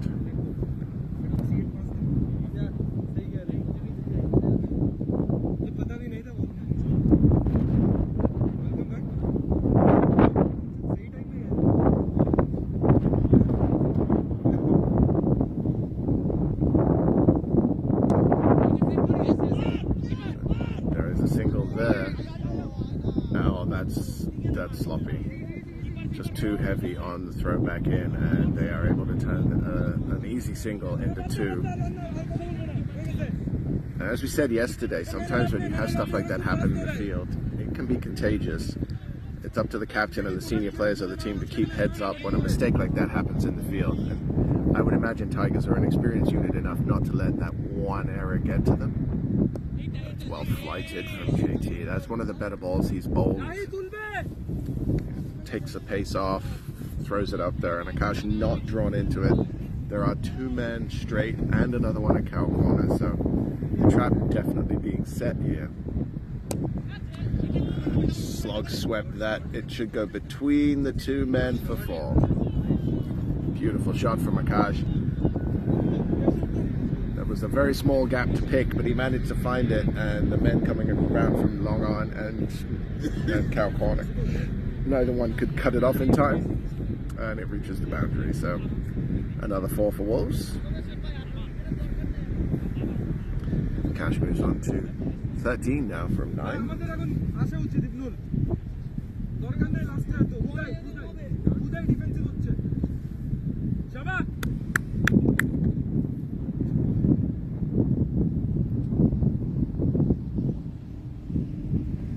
That one is tossed well up there and swept.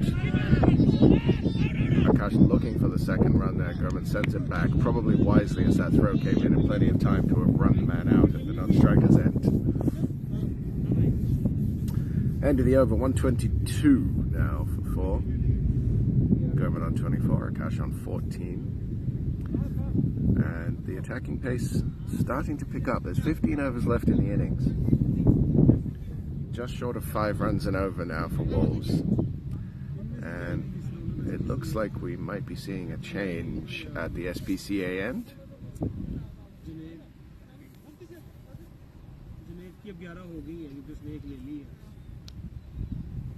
It's going to be Neil, or is it going to be Rahi? Looks like Neil is measuring out his run-up. He could also just be going out to belong on to field, so we'll find out in a moment. And it is, in fact, going to be Rahi to bowl from that end. That is where he bowled his first spell, and it was not the most economical spell. He did bowl a no ball. He did get put away a couple of times. Tigers will be hoping he can find his length, which was his problem in his first spell.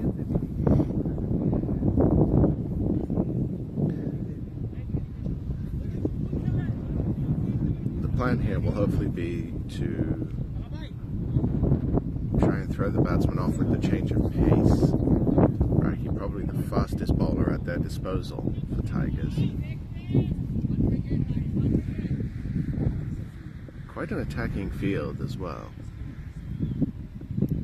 And that's full and well played down to third man by Akash for a single. Guided that down off the face of the bat. So we have a wide mid-wicket on the boundary. We have a third man, and now we are sending a man down to deep point boundary. As Fahad himself itself is coming to backward point on the circle. We have a long on, or a long on and a long off. And a full ball chopped down into the wicket. And a quick single taken, the bounce enough to make sure they got through for the single, as Manic unable to come up with it cleanly. And a no ball. The field was illegal there. I'm not sure what the issue was with the field. It looked fine to me, maybe too many men outside the circle.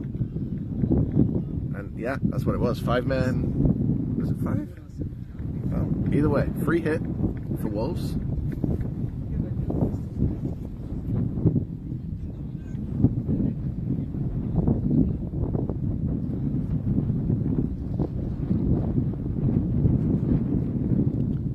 Off the free hit. Well, that's cricket for you, ladies and gentlemen. Akash went for the big hit because it was a free hit. Oh, free hit. It was a free hit. Okay, I was like, he was bored. Leg stump caught, but as a free hit, the batsman clearly not out, and they scramble through for a single. So.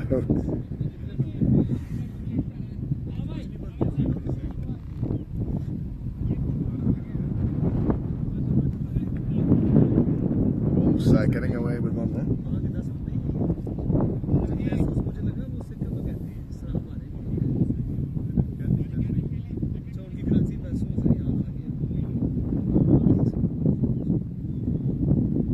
Right, he will come in again. Happy to repeat that. Again, played off the back foot, down through gully. Diving for Hyde cannot stop it. And the batsman will cross it for 2. So well guided there by Liverman. Starting to look ominously comfortable on his 25 now from 21. And Akash on 16 from 12 deliveries. And this is what's needed for Wolves. They need to pick up the score here. They need to go more than a run a ball to put a challenging total on the board.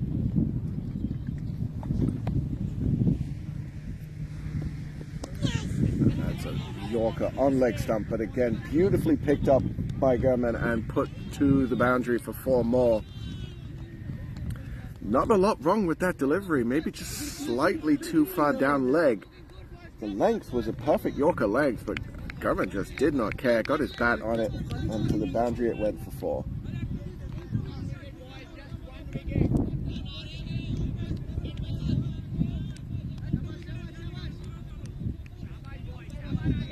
Still a good bit of batting to come for the Wolves.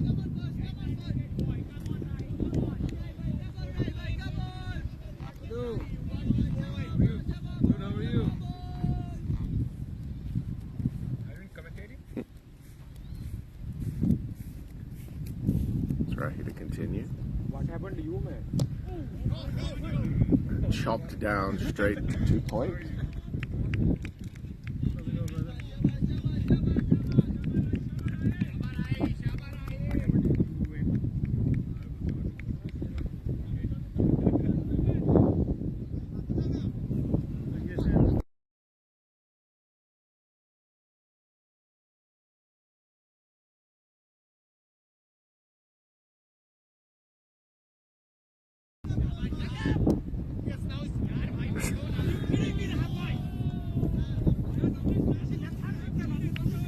Wow, a little bit sloppy in the field there from the keeper Rahaf.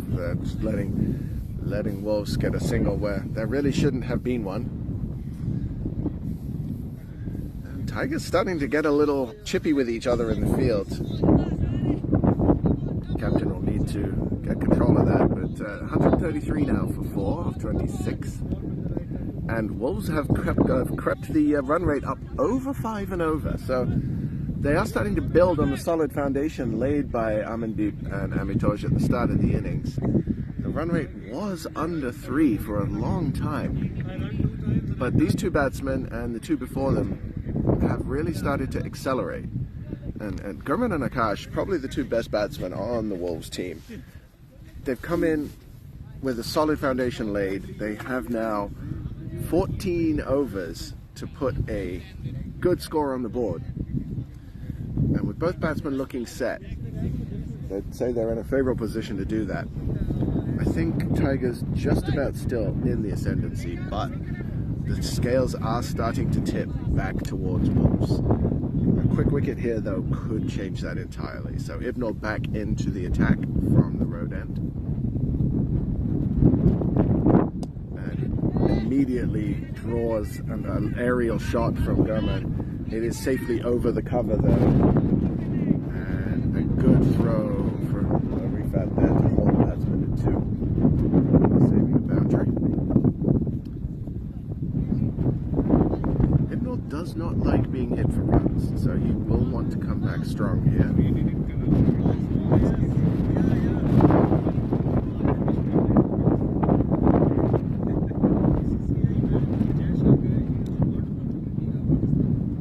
That's outside off stump. Not a wide. Well watched by Liverman. I gotta say that's a good line. That's a good line for Ibnall to be bowling. The batsman is gonna have to start chasing out there at some point, so like that. That's what you want. That's what the bowler wants. He wants the batsman playing those shots. If you go for 4, you go for 4, but that's where you're going to pick the edges. Another good delivery and well fielded off his own bowling there by Ibnall. He did have cover out here at long on. That was not going to go to the boundary, but saved the single.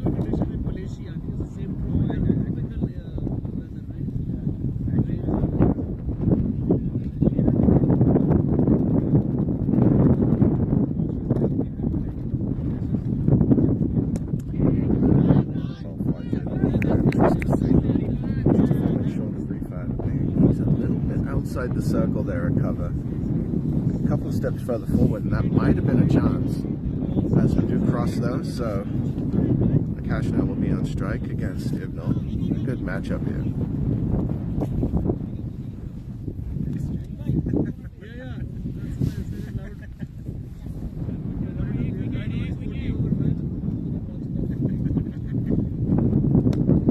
This one played by Akash holds.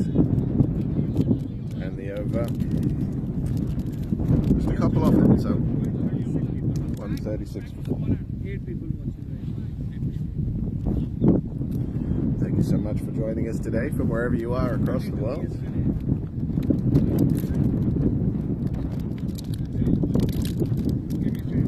"27 overs gone here.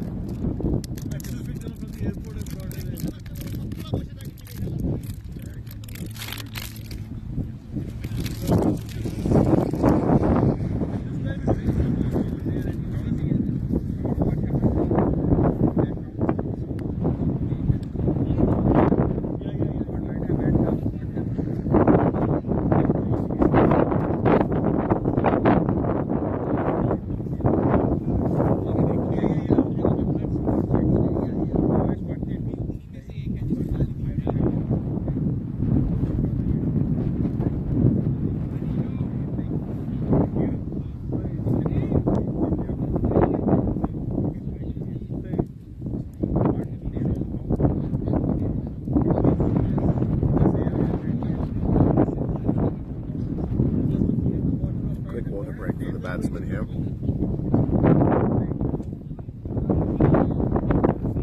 As Neil will be coming into the attack from the SPCA end, so just a 1 over for Rahi, who was unable to make a breakthrough.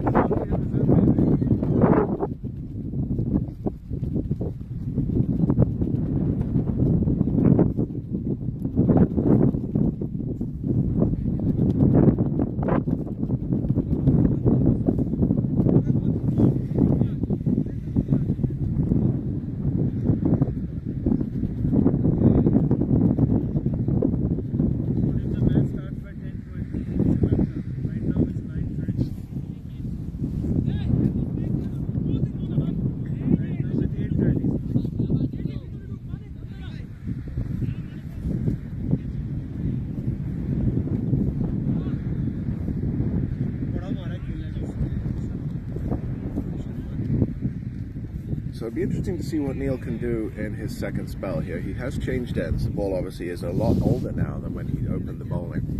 See if he can get the same amount of movement.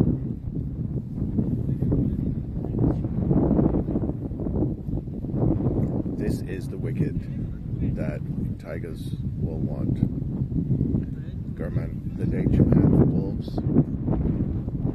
hasn't been dismissed in a little while. And that's well played. There is a single there to mid-off. It wasn't hit very hard, so they were able to get through for the single.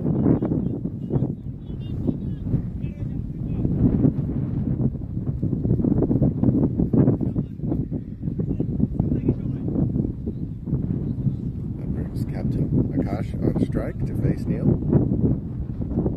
for the first time this game. Just full and just falls short of the man at mid-on. That's one thing we saw yesterday as well. Batsmen unable to take advantage of full tosses for Wolves, and Akash just took a full toss and chipped it to mid-on. He has got out like that a few times, just chipping a fairly routine shot straight to a fielder. I can't imagine that was a plan, but it is something to keep an eye on. Oh, that one almost got played on. Possibly didn't bounce as much as Liverman was expecting and came off the underside of the bat, very close to playing on there for Liverman. Just to get back to Akash, a few times this season he has just hit the ball straight out of field on a seemingly innocuous delivery. And Liverman's had enough of sitting around. That one though, didn't get all of it, clocked it a little bit, was able to get through for a single as that one just falling short of the man and mid-on.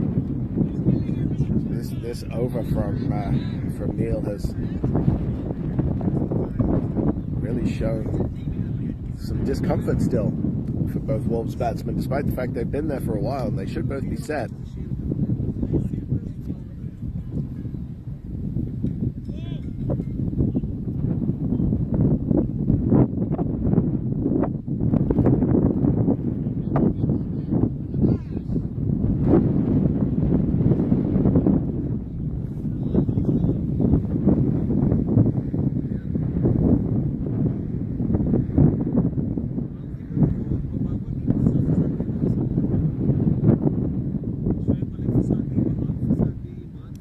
That's an edged, and it's gone. That is a loose shot from Akash. It's well bowled from Neil.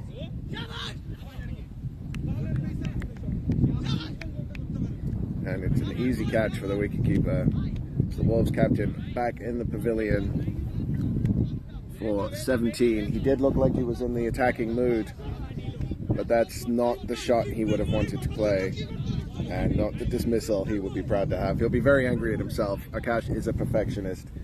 He does not accept anything but his best, and I think he will agree that was not the best shot he's played this year. But it was well bowled from Neil. He enticed the shot, possibly a little bit more lift, and it's taken the wicket. So Prab Majithia will be the new batsman for Wolves. Been in good form recently. He's got a couple of 40s, and he will come out to partner Liverman, and they will need to get a move on as 5 down now for 139.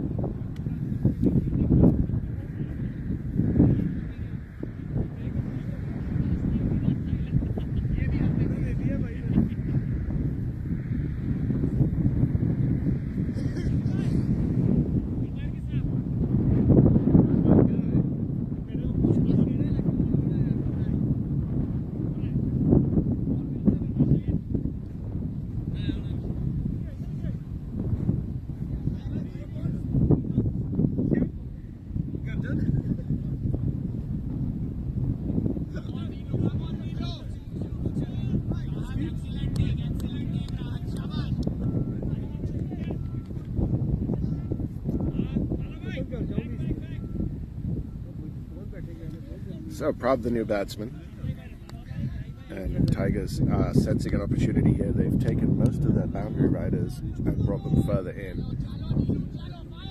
Prab is an attacking batsman, but with the game state the way it is, Tigers need to continue applying this pressure.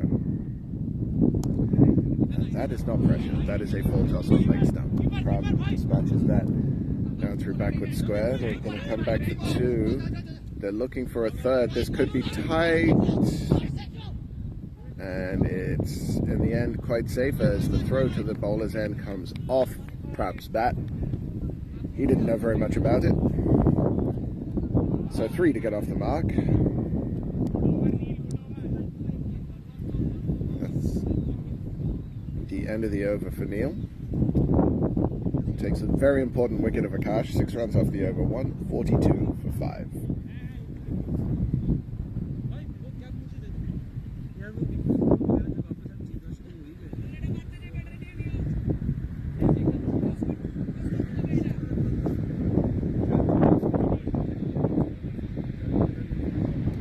Looking at the pattern still to come for Wolves. Taran Beard is a very attacking batsman. You expect he would be in next, followed by Harman. And then Manpreet at the top needs to bring up Maria. Taran Beard is capable of putting a lot of runs on the board. So is Harman, but you'd have to say that Manpreet and Pratmeet are genuine tail enders. So this really is an important partnership here for Wolves.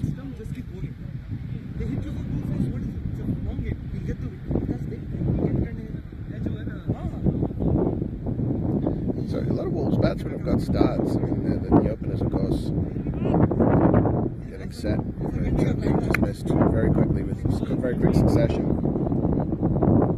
Gosh, looks dangerous before edging off to the keeper. So now Ibnul will bowl Prab. This is played to short mid-on, no run. Prab's default mode is to attack. And there is that attack, but an underside, just a 1 run there off the edge. Not really a chance for the keeper. Too fast and too low, especially off a spinner. But that is how Prab bats. And he does tend to see red sometimes. If he does connect and get one to go to the boundary, he's going to try and do it again the next delivery. And Ibnul is too good of a bowler to not know that and to not try and capitalize on that. So a wafting shot early on from Prab. Tried to put it into the road. And a lucky escape for the Wolves all-rounder. So Ibnul now to Grumman. Outside the for an easy single. Zibble's changed approach now and he's bowling over the wicket as the left arm spinner. Trying to get the drift across the batsman to make the difference. That's well played by Prab and well picked up by Mane.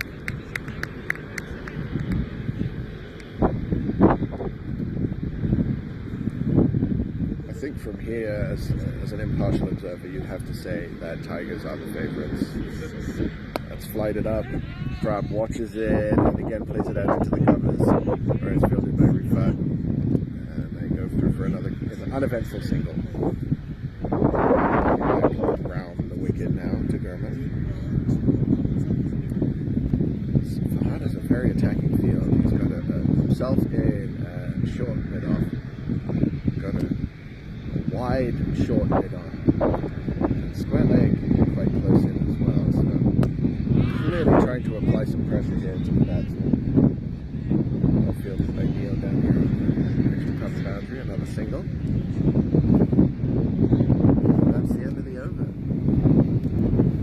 Consistent over there. Several singles taken off it. Prab is on 5 balls. German has moved on to 39.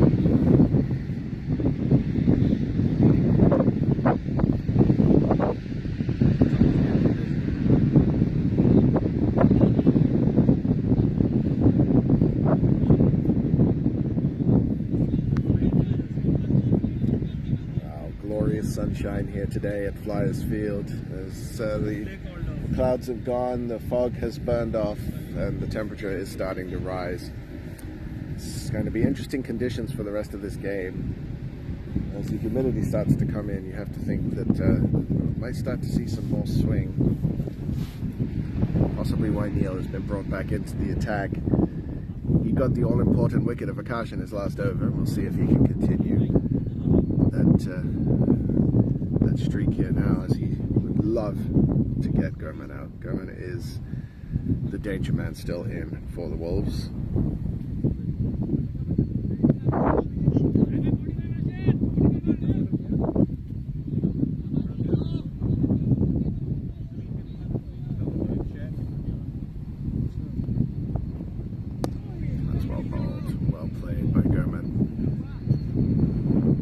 Good cricket from both teams here, and we might have an injury. Looks like it could just be a cramp. We hope it's a cramp. You don't want to see somebody get an injury at any time, especially not in a final. And hopefully this is just some leg cramp.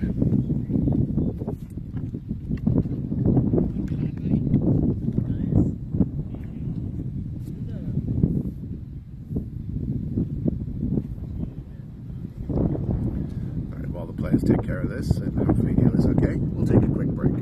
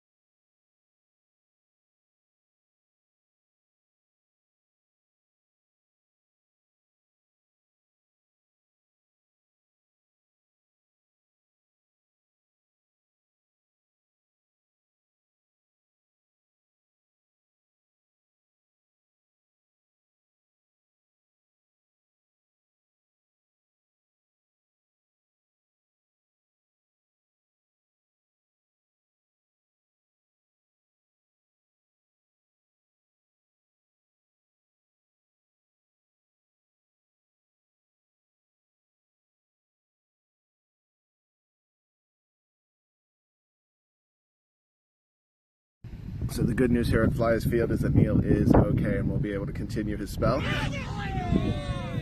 And almost gets a caught behind down the leg side there. That may have come off the pad, not the bat, but not really a chance there. Certainly not where he intended that ball to go, but sometimes you get a wicket with the weird ones. So just to continue now. That's full and hit through the covers. It should make it to the boundary, and it's just gonna slow up. And the batsman will come through for 3. So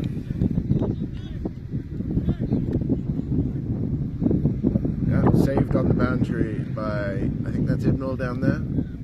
More good fielding work from Tigers. You have to say they have been excellent in the field for the most part.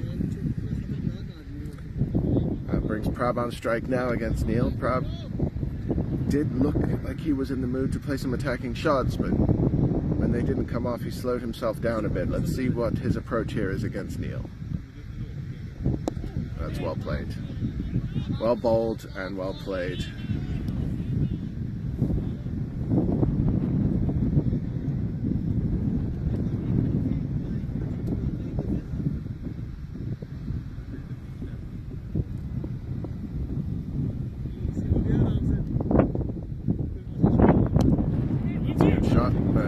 Straight to cover.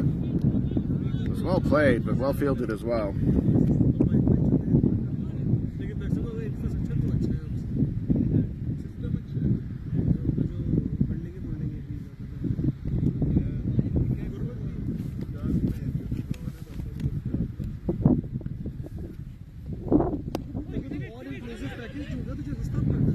Just chopped back down the ground there from Prab. He's definitely trying to attack, but not able to time that one.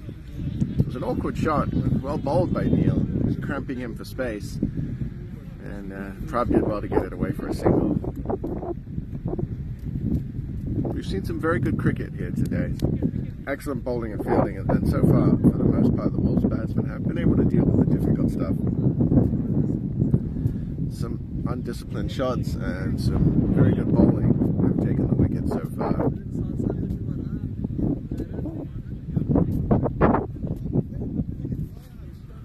And it's going to be Rifat coming back into the attack from the road end. His third spell, all from this end. We have seen some of the bowlers change ends, but Rifat has bowled them all from this end. Could be his choice. This is generally the best end for the spinners.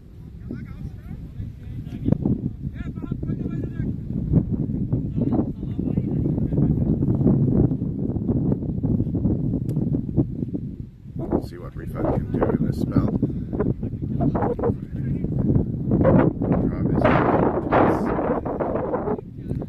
He can continue the attacking intent here.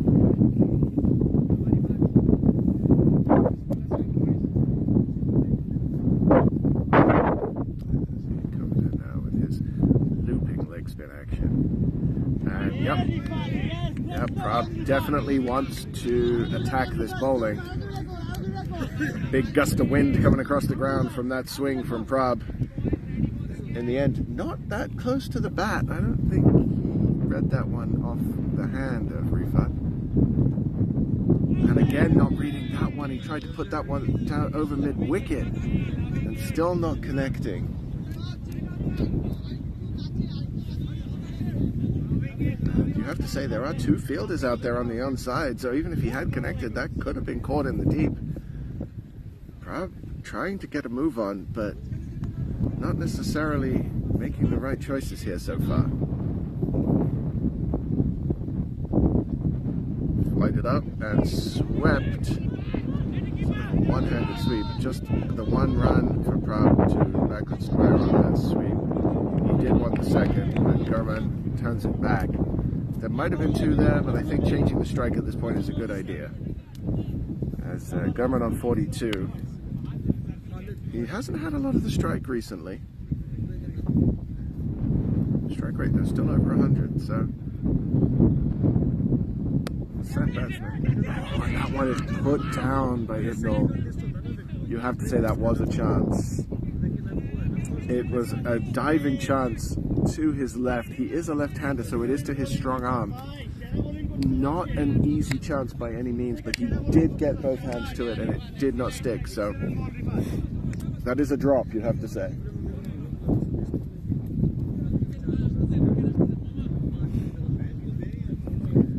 Refat will continue. Prab this time. And Prab has hit that one high and deep. Imran's coming around and we'll watch it go over the boundary rope for 6. Prab finally connects and is able to clear the boundary this time. And Wolves needed that boundary in the worst way.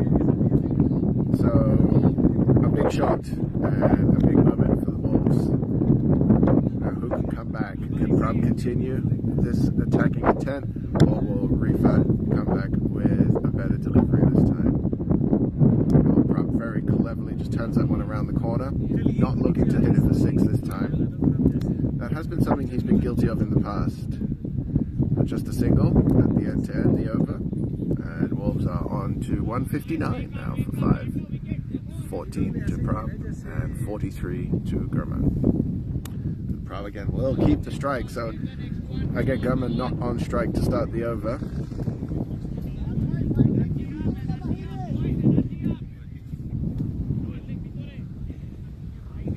Nine overs to go. At 10 and over, Wolves would be 241. And I think that's an optimistic target. 220, 230 is probably more realistic.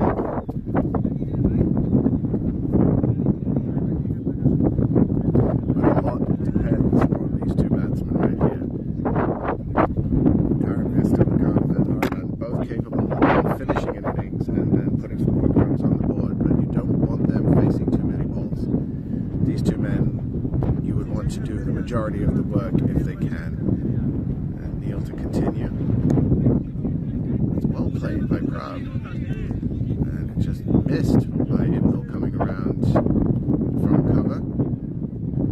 It was a safe single anyway. And in the end, no harm done on the side misfield.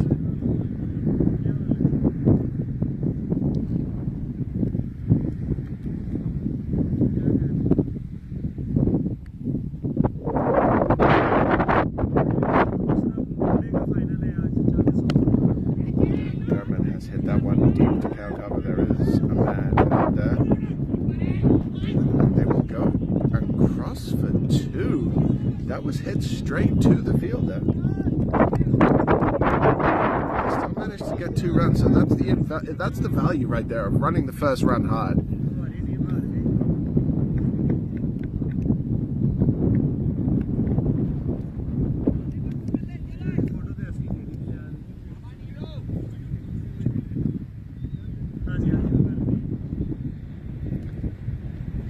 And Goma hits that one over cover. That's not going to go to the boundary, but they are going to cross for another quick 2. This one is close! And the dive from Prab is enough to get him in safely.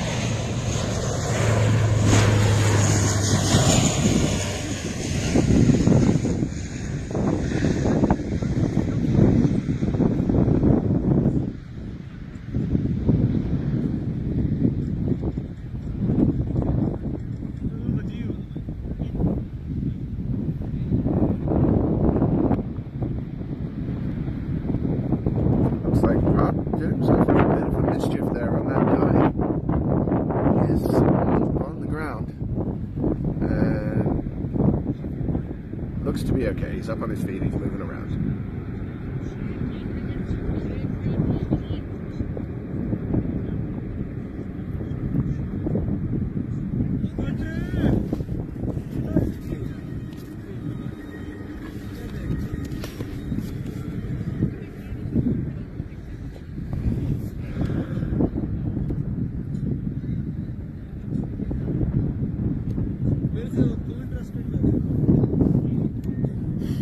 So Grumman now on strike.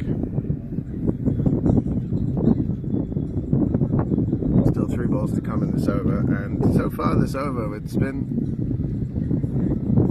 quick running from Wolves. That's down the leg side, and a wide has not been signaled yet, but it will be.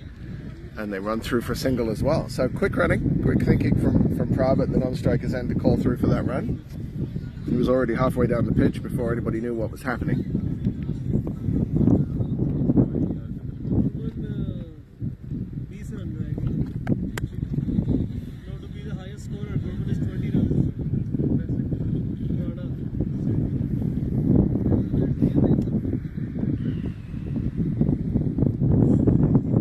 Just been told by our statistician that Liverman is just 20 runs away from being the highest scorer in the competition this season. As Pratt gets a quick single there, and a dangerous single, but it pays off. So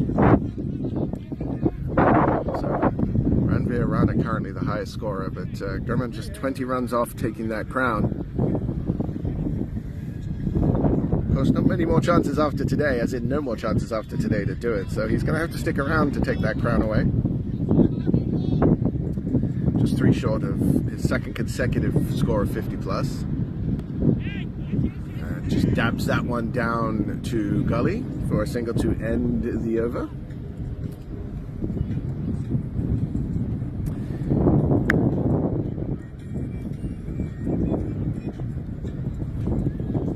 Oh, sorry, there's still one to go. Drop back on strike. 16 of 15 balls, as Liverman is 48 of 42. To be at this stage of the innings and only have faced 42 balls, you can see he has not had a lot of the strike. That one hits Prab high on the thigh pad. There is an appeal from some of the members of Tigers, but to call that optimistic would be an understatement. Very high and possibly down the leg side. So, 8 overs to go, 168 for 5 are the Wolves. This partnership here is going to be important for Wolves to try and get to 200. I think 200 is fairly realistic from here. That's 4 runs and over, but it is going to rely on these two sticking around.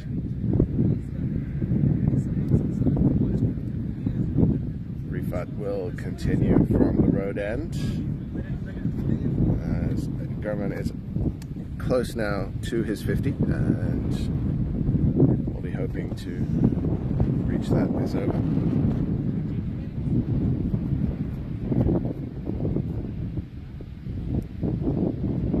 3 men on the boundary on the onside, wide mid-on, cow corner, mid-wicket. You've got a long off. That's your 4 boundary over riders now. In the last 8 overs, there's only 4 allowed outside the circle.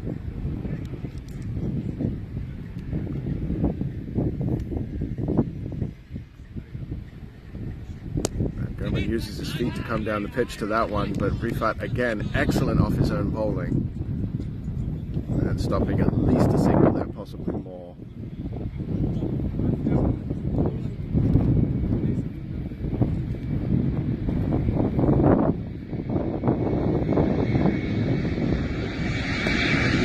Again, this time wide of Rifat. Imran unable to stop that one, and that's 450 for Liverman Corona.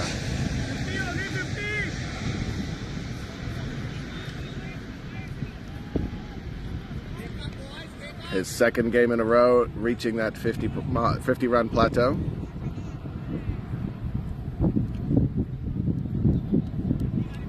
Has not been dismissed in his last 2 innings. And he needs now 16 runs to pass Ranveer Singh Rana as the top run scorer in this competition this season.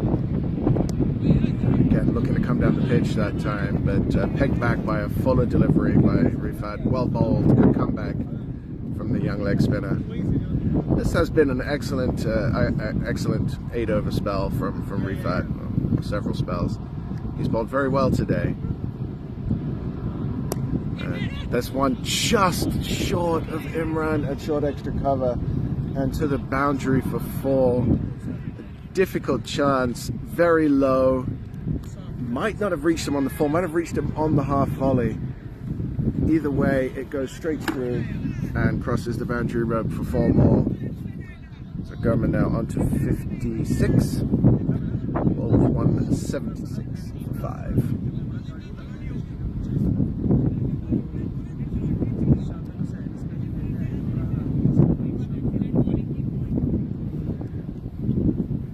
Bowling very well today. The batsmen have given a lot of chances off his bowling. That is flighted well up there, but it is well played by Gurman. That could have been a lot worse than it was. Batsman crossed for 2.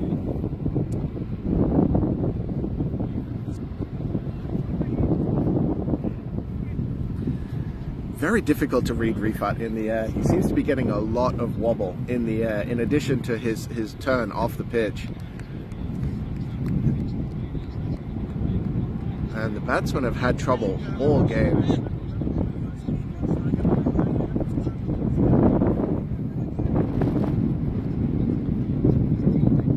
So far, nobody has really put him into the onside, and the 3 boundary riders on the onside are not getting a lot of activity.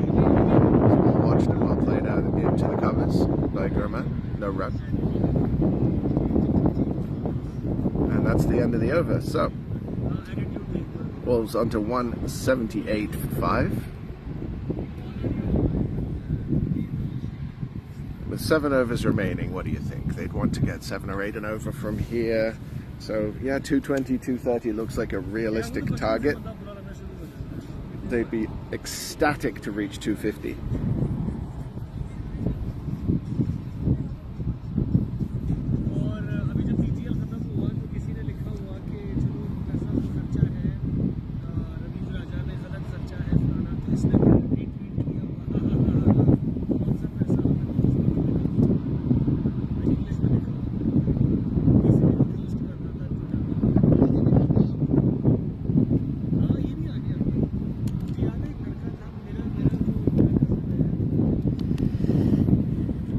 On strike to face Neil.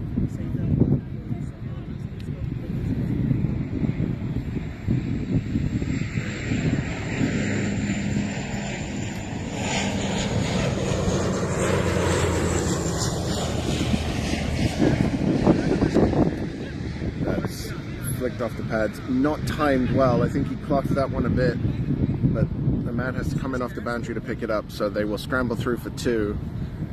Prob's timing doesn't seem to be there today. He did have that one big 6, but other than that, the ball has not been sweetly timed.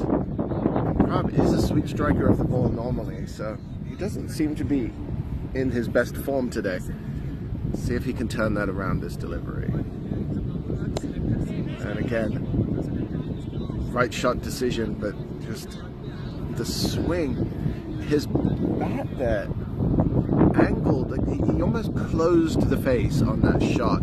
If he'd left the face open, that probably would have gone to the extra cover boundary. There's no man at extra cover. But as he swung through, he sort of turned the bat in his hands and it went into the onside instead. And that's the shot he was trying to play last delivery. And that's much better. He kept the bat face straight this time and was able to get away for the single. So that's better batting from Prob.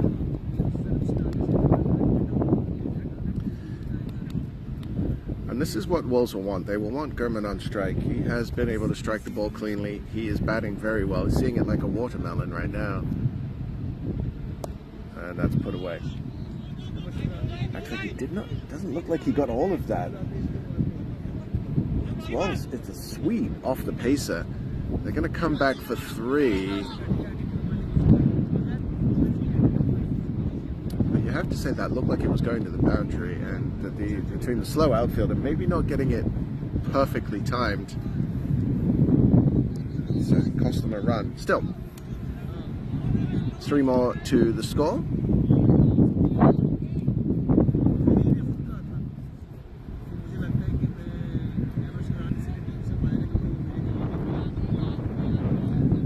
Off the over so far.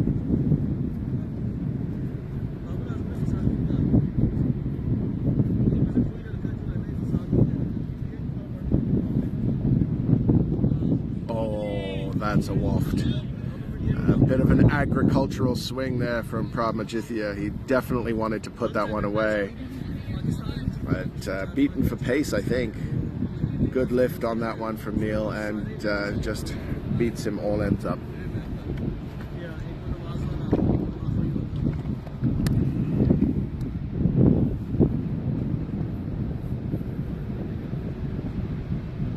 And another big swing.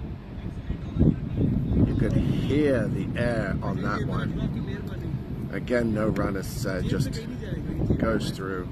Probably, I think, behind that one as well. Just being beaten for pace the last two deliveries. 184 for 5.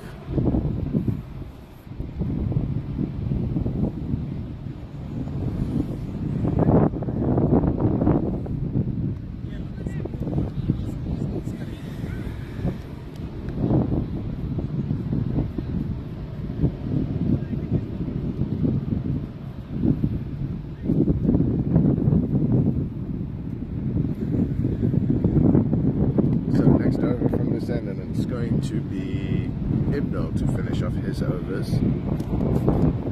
Generally, as a bowler, you want to be able to bowl a few overs in a row to find a rhythm.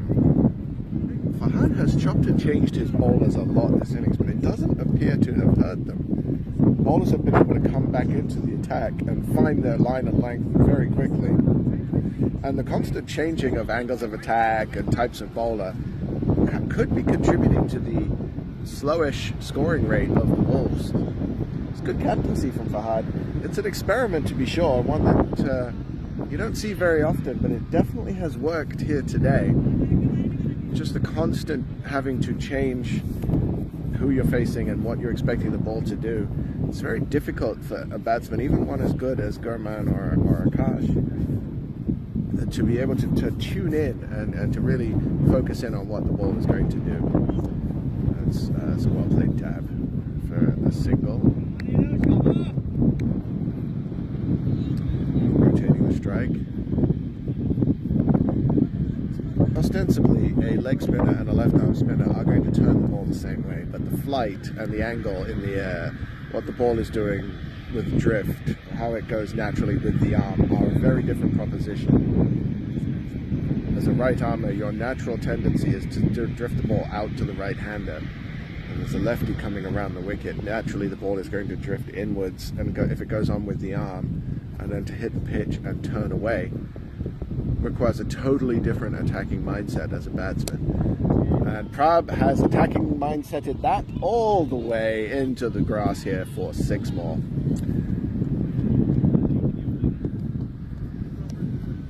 Just a big slog over the top.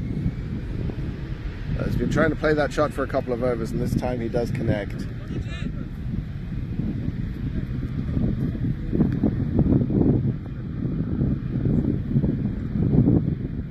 That's a quicker ball this time from an Ibnul, and one finds the edge and goes over the top. It looks like it's been well saved down there. Is that Neil? Looks like it is. He saved that one well down there on the boundaries. Neil or Ravi, I can't quite tell from this distance. But 3 runs.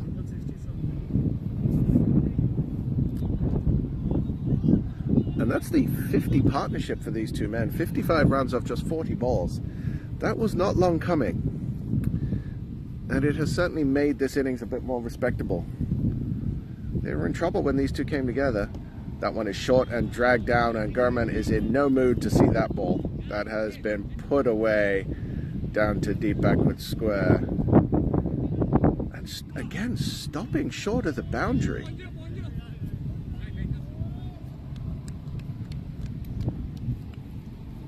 Ah. 3 runs off that ball. I thought for sure that had gone for 4. This outfield is very strange. It's very quick until you get close to the rope, and then the ball just completely stops. But good work down there from, again, I believe that's Neil, running all the way around from third man to pick that one up, and a big throw to get it in as well. And again today. The work in the field from Tigers has been, for the most part, excellent. You don't get to this stage of a competition if you are not a good fielding side, especially in the longer formats like a 40 over competition. You need to be able to hold your own in the field, and both these teams are excellent in that department.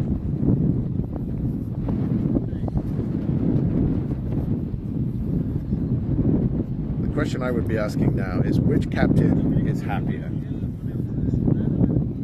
I think if you had offered 197 for 5 to both captains towards the end of the 35th over, I think probably the batting side would be happier with that score. But I also think this is chaseable.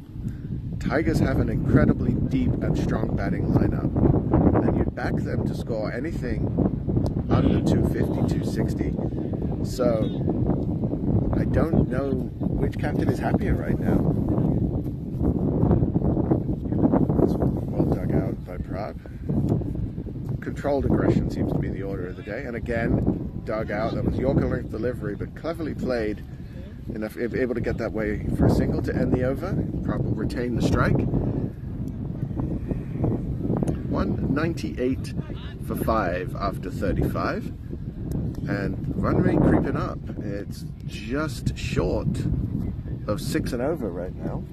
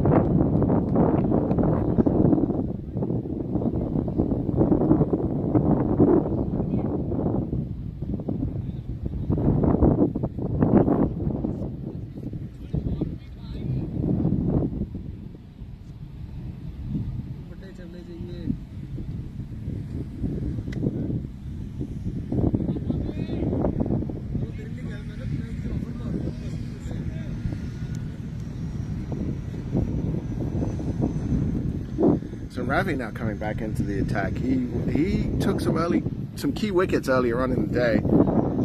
I think this change is all about potentially picking up this important wicket here, breaking this partnership, which has sneakily put on almost 60 runs. Probably sit that one up in the air. There is a chance out there for, oh no, that is well over Fahad's head, and that's another 6 for Prab. Looked like long on could have been in the game there. It did go a long way up, but it had the strength behind it too. And Prab seems to be finding his form now. He's got the timing back. Ravi's changed attack here and is going to be coming around the wicket. Maybe we're going to see something a little shorter. Prab changing his guard to compensate. See what the plan is here from Ravi. Yeah, it is short and it's on the off stump. Hit in the air, but safely by Prab out to deep extra cover, and they cross for a single. So that brings Gurman back on strike. Prab moves on to 37, I believe. 36. Gurman on 65. Wonder if either man will reach the next milestone, if Prab will get to the 50, or if Gurman will hit the 100. Gurman's next target is to be the top scorer in the competition. He's come down pitch, and that's just going to fall short of long off. A flat-batted slog straight back down the ground. There is a man out there, but it does fall short of him.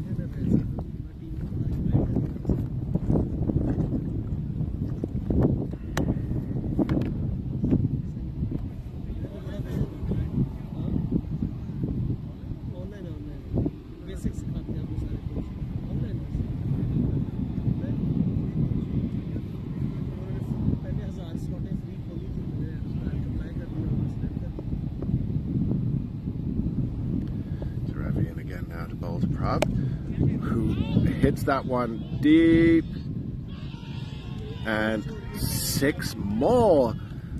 Did that go straight through the hands of Fahad down there at long on? Or over his head? Either way, same result, 6 runs. And Ravi's second spell here proving to be a lot more expensive.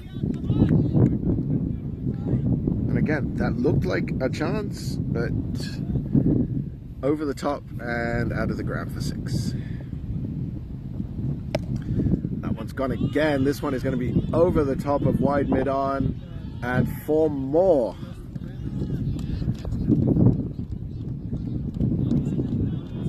So prep into the 40s now after that 4.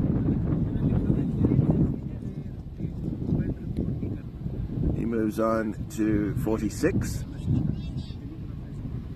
Gurman still on 66.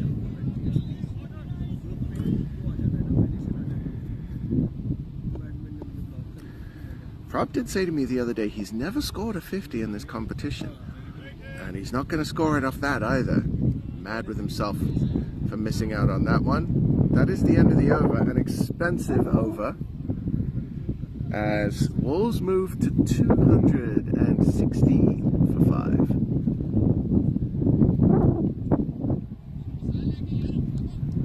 And those bowling figures, if you look at them, the run rates, the economy rates for the bowlers, looking a lot worse now than they did at the start of the innings. This has been a textbook example of how to build an innings from Wolves. They started off slowly but steadily with a solid opening partnership of 70, and they have moved through the gears since then. The batsmen have consistently built up their run rate. They've played sensible attacking shots. They've played and missed a few times as well, but it hasn't cost them.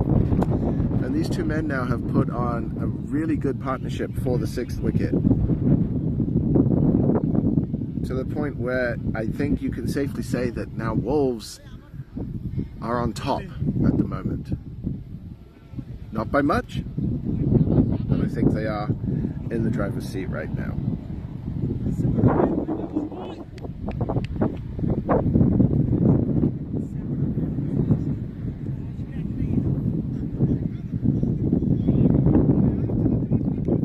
This partnership now worth 77 runs.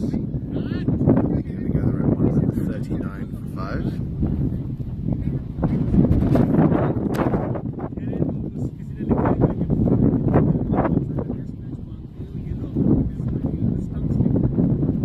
Let's hit on to continue. I'm going to set that in the air, and it's going to fall shush on the run. It misplays the bounce and enables the batsman to come through for a second. Wasn't a catch. I don't think either man would have got there.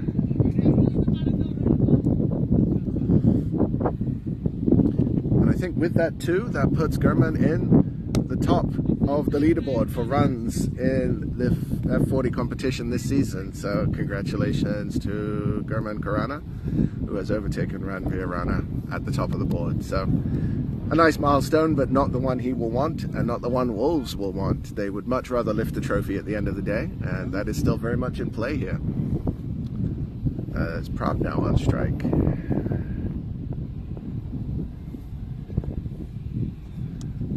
And that's well played off the pads.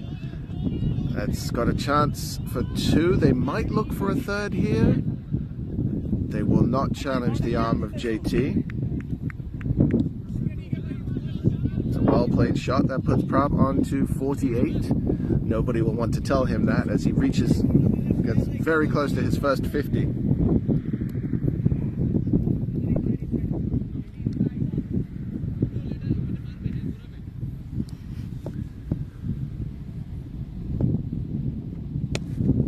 That's hit firmly back down the ground and safely picked up by Tala Riaz at long on for a single.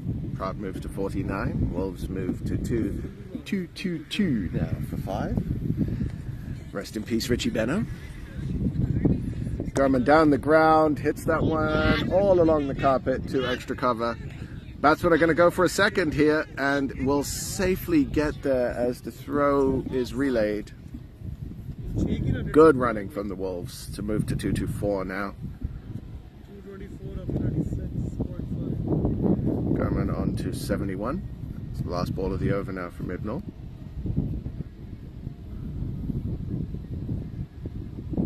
And Garman is going to hit that one in the air. It's going to be over the top of Manik running backwards. Not an easy option or chance there.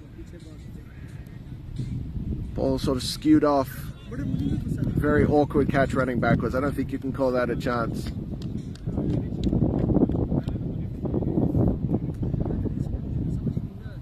So at the end of that over, 2-2-5 now for 5. Garman on strike for the start of this over.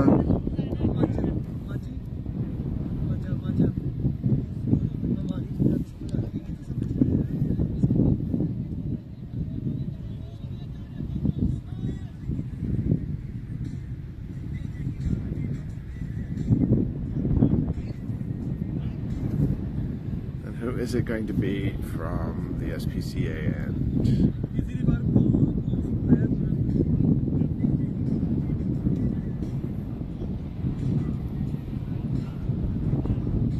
Not.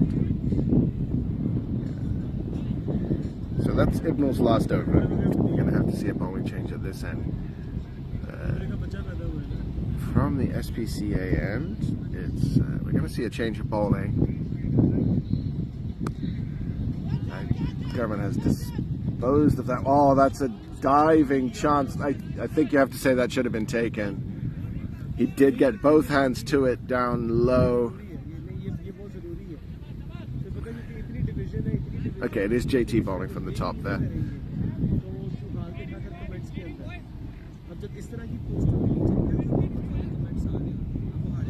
Okay, and it looks like we have an injury down there outside the boundary. That was a definite catching chance, you have to say.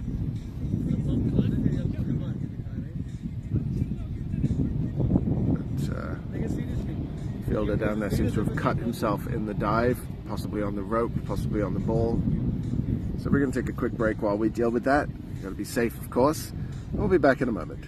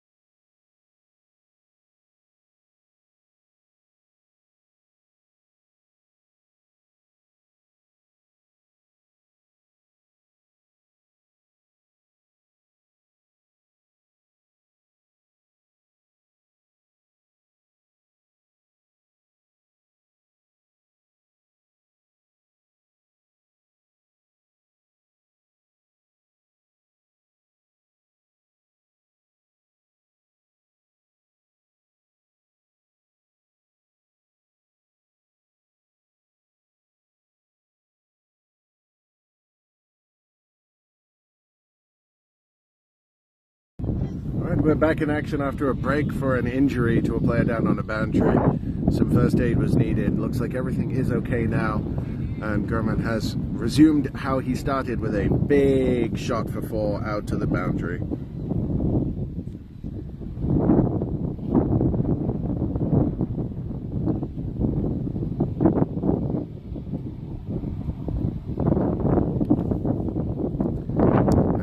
Hit it up and into the air again. Rahi coming around, cannot get there for the catch, but the batsman will cross for 2.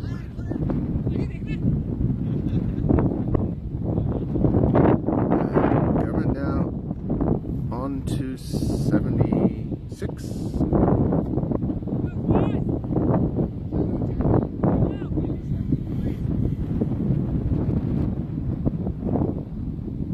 I'm sorry. And that's in the air again. Fahad is under it this time and safely takes the catch. Big wicket falling at a little later than they would have liked, as Gurman Khurana dismissed for 80, caught on the long on boundary by Fahad off the bowling of JT. Another magnificent innings from the talisman of Wolves. First time he's been dismissed in 2 games. So Gurman out for 80. And Wolves 233 for 6. Looks like the score is not updating properly here on the commentary. So I'll try to keep you updated on that. As I say that, it does update.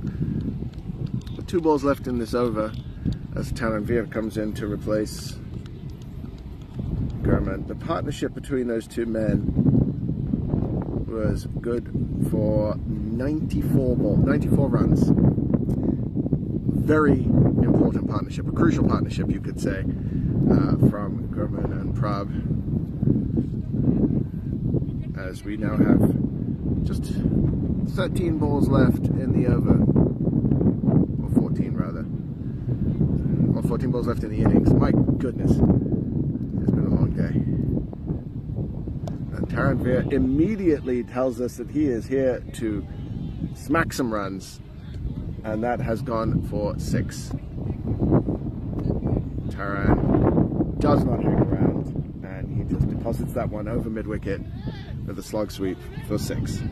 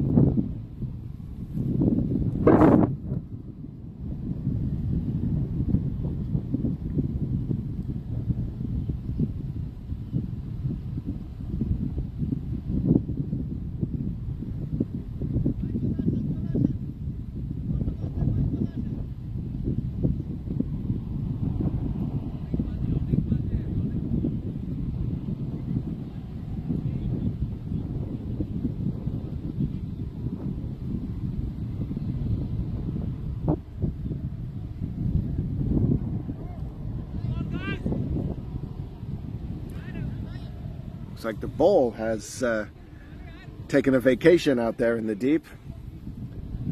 Didn't go too far into the brush there. It's going to be a challenge to find, though. There's another delay here in the game. 1 ball left in the 38th over. As Wolves are 239 for 6. Prab unbeaten on 99, or 49, sorry. And Tanvir off 6 just off the first ball of his innings. As JT comes in again to bowl. And Tanvir again takes that one over mid-wicket for 6 more. And good grief, he is in a mood. The big all-rounder for the Wolves. This is his strength. He is the finisher in the team. And he is now on 12 off 2 balls. So, not a bad little strike rate.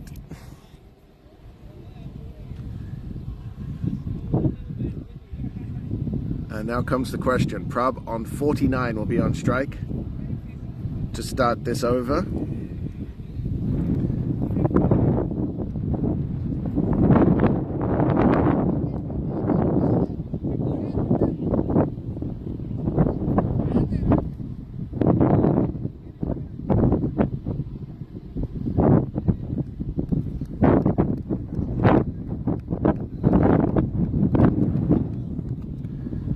Who's it going to be to bowl the last over from this end? Looks like Ravi is going to do it.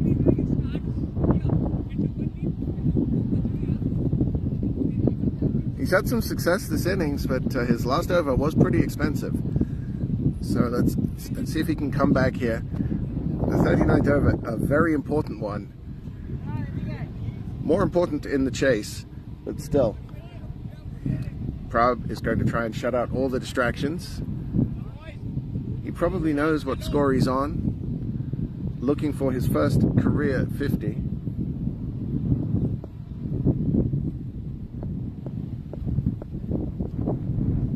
And he's wafting outside off stump.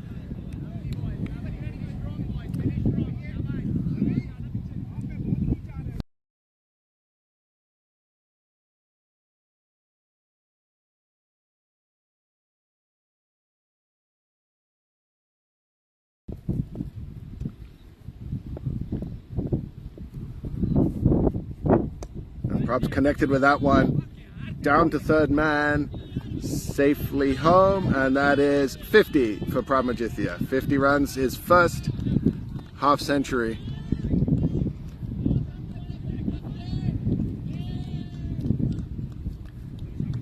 That's got to be a good feeling.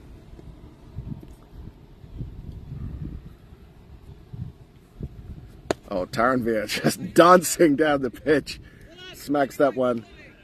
Picked up safely by Talariaz. Just a single. Taranvir plays one way.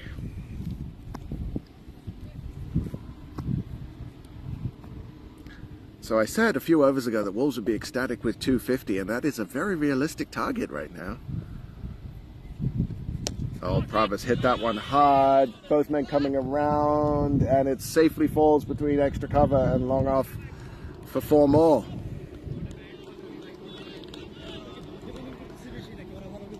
And that is 250 for Wolves to 51 for 6. So 280 was the initial target that I think Akash would have been happy with. That does not look reachable, but 260, 270 is still in play.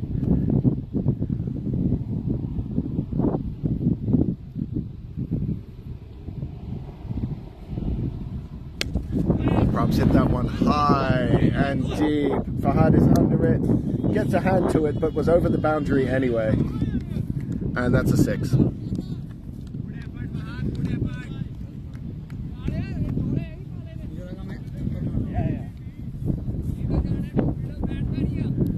Could not hold on to the catch, but had a foot on the rope anyway, so would not have been out.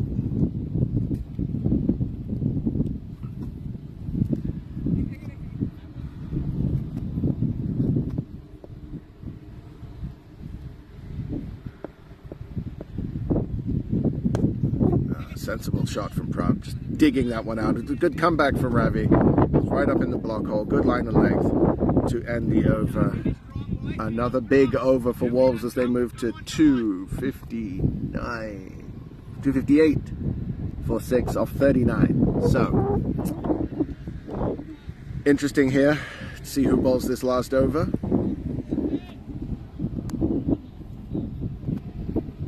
Wolves will they'll want to try and get 20. They'll want to try and reach as close to 280 as they can. With Taranvir not on strike though, it's going to be down to Prab to try and score some runs. It is going to be Rahi to bowl the last over. So interesting, Imran opened the bowling for Tigers and was fairly tidy. He did not get hit too hard, but has not bowled since. Rahi has been a bit wayward, a bit expensive. And he is going to bowl the 40th over here. So, interesting decision. Let's see if it pays off. Batting through all 40 overs is an accomplishment in this competition. It has not happened too often. This is a big number on the board. It might not seem like a biggish number when it's a 40 over competition, but teams have struggled to bat all 40 overs, and 260, 270 is a big number. It's an intimidating number to look at. That's a quick single, but the throw is wayward, and it's going to end up being 2. It was a risky single to take, but at this stage, with wickets in hand, it's the right decision to try and take that run. And the pressure on the fielder pays off as they get a second on the overthrow. Back to what I was saying about the total. The large number matters, and with the bowling attack that Wolves have, it is going to put pressure on the Tigers from ball 1 of their innings. That's edged and caught. So Prab's innings is over. Can't be too unhappy with that to get out in the last over on the attack. It's that his innings and the innings of Gurman have made a huge difference in this score and have given Wolves a competitive total here. When they came together, there was a lot of trouble. They looked like they could be in danger of being dismissed quite cheaply, but excellent batting from Gurman and Prab to turn the innings around. And Prab's vigil is over as he will go back to the pavilion having scored his first, I believe his first career 50, definitely his first 50 this season, as Harman is the next man up. The last recognised batsman, I think you could say safely, for Wolves. Both Manpreet and Prabmeet are capable of striking the ball, but aren't normally relied on to come in up the order for the runs. So Harman has opened the innings in the past for Wolves, and he's coming in now with just 4 balls to face. He's been a bit of a golden arm with the ball for Wolves. Let's see what he can do with the bat. As Rahi continues the final over here. And he's bowled him. First ball.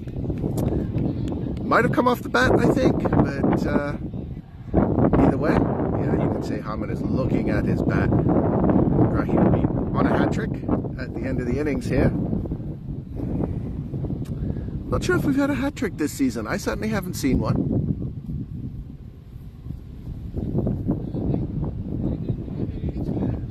It's Harman gone without troubling the scorers.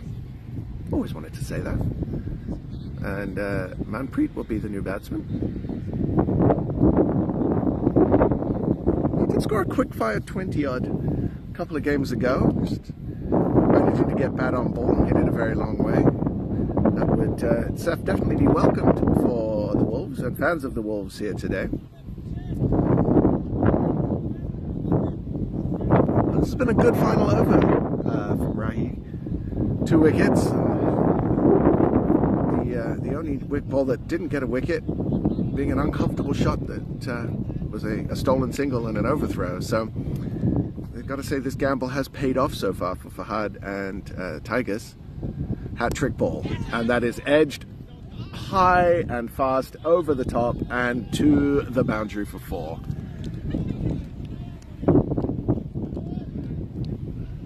There's never a chance there. There's nobody in that region who could have caught that. It was well over the top of Talha Riaz at Gully. So 4 runs for Manpreet and for the Wolves. No hat-trick, unfortunately, for Rahi. 2 balls left in the innings now. 264 for 8. 270 still a realistic target.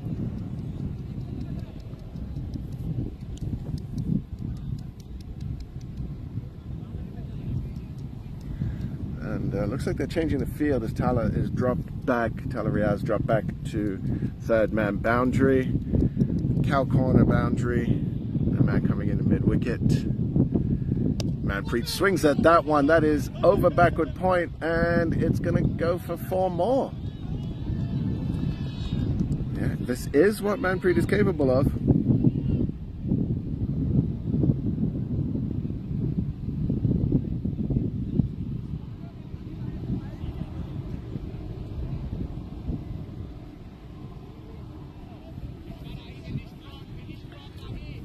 So the last ball of the innings coming up. And Wolves will want to take that scoreboard over to 270. That is a psychological edge, if nothing else. And that's going to be a run out on the last ball as they try to scramble through for a bye. So the end of Wolves' innings is at 268 for 9. That's a target of 269. Nice for Tigers.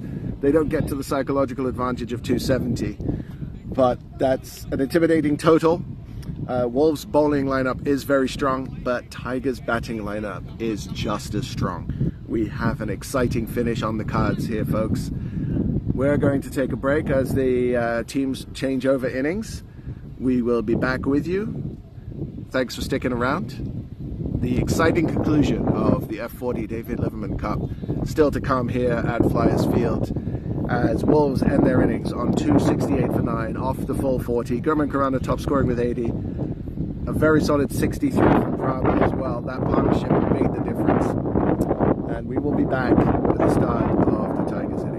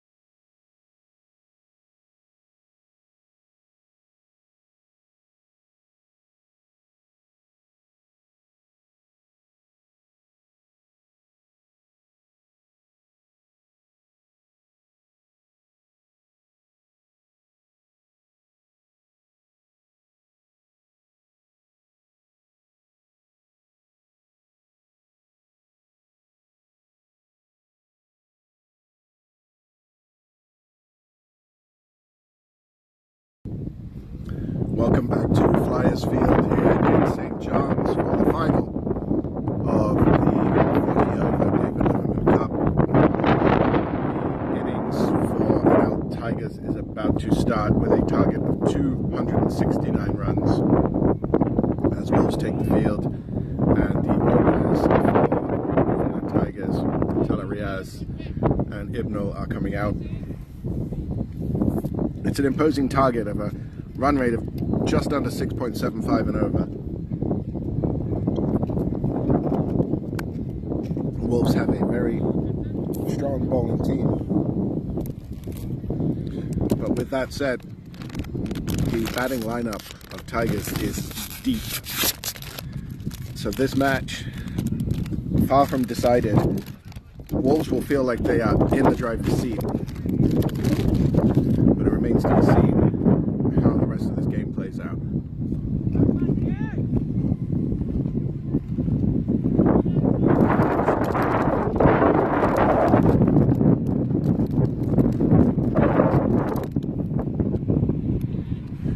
And this is interesting. It's going to be Amandeep opening the bowling from the road end here. Clearly feeling that spin is the way to go against Tala.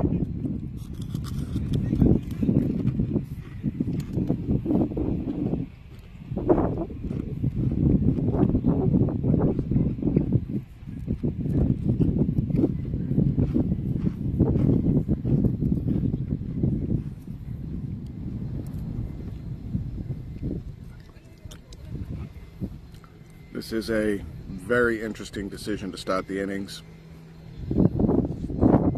Some excellent pace bowlers in the Wolves lineup, but they are opting to start with the off spinner. They started with the left arm spinner yesterday, with Raga bowling the second over. And that has to be said, it did pay off. He was tight for the first couple of overs of his spell. They'll be hoping for a repeat performance here.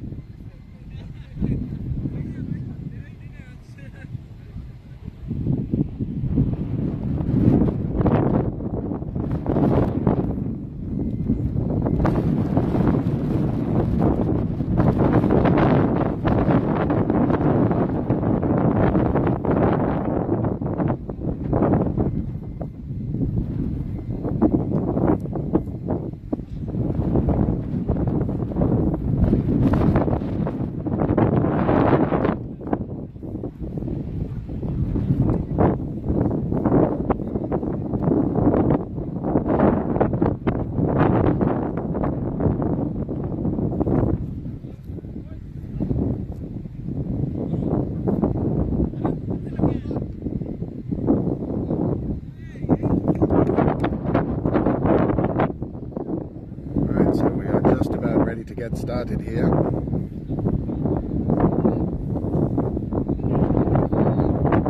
Wolves are going to want to be on the attack straight away.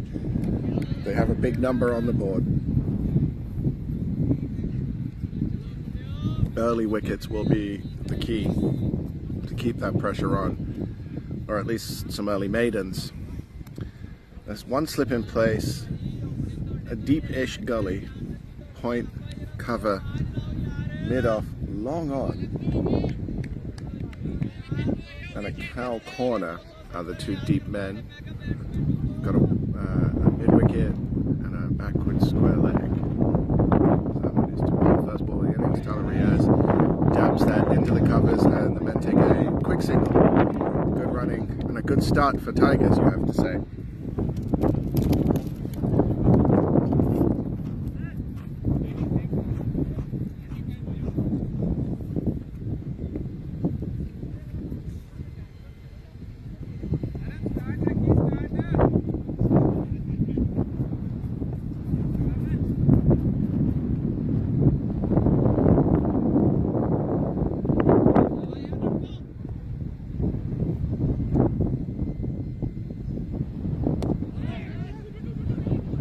cut through backward point. Good quick work there to keep the batsman to one. I believe that's Prab Meat there, getting around quickly. Could be Aryan Falke, I cannot tell from here.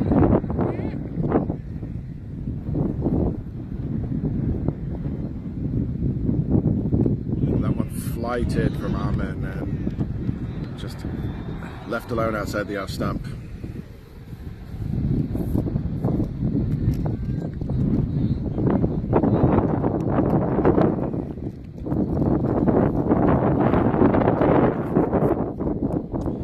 Edged and just short of Aryan in the gully.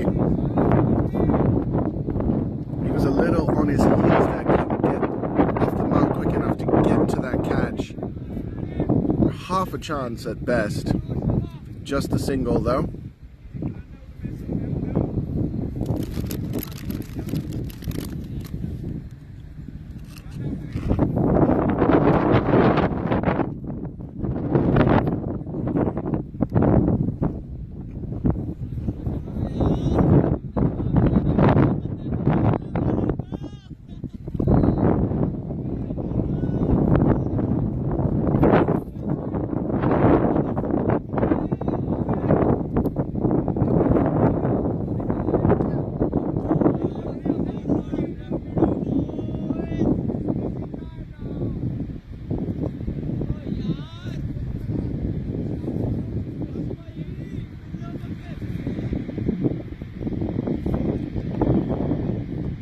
Go.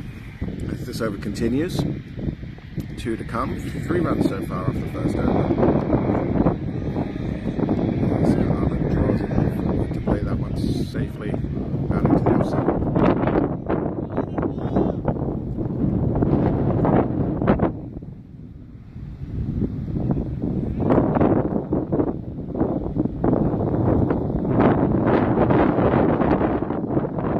Edged and cannot get both gloves to it.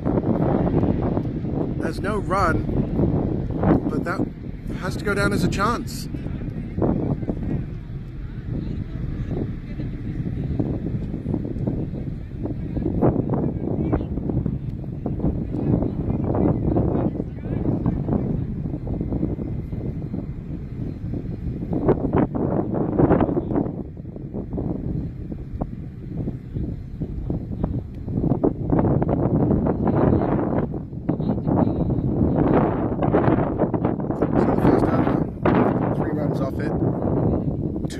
Half chances, one for a caught behind that may not have come off the glove, might have been too high up on the arm, and one just into the gully, the fielder a little too far back on his heels and couldn't get forward in time. It'll be Taranvir to come on from the SPCA end to open the bowling.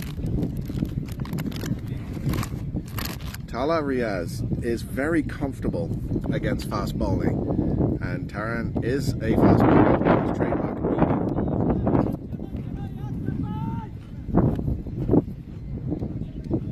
So this matchup, somewhat in Tiger's favor. Field placement and line length are going to be key here for Taran.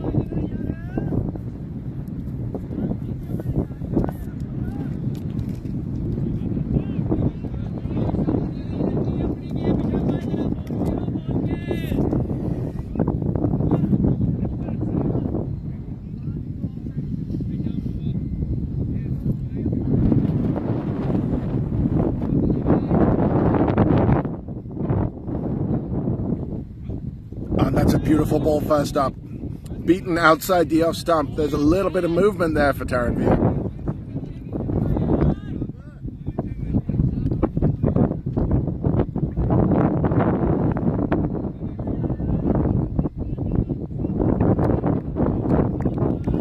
It's a good start here for the Wolves, but there's a long way to go.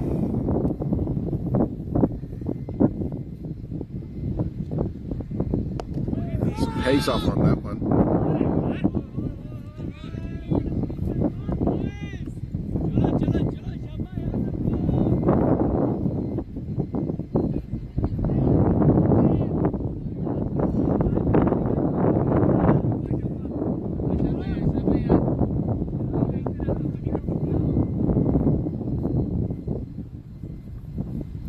Thrown in again.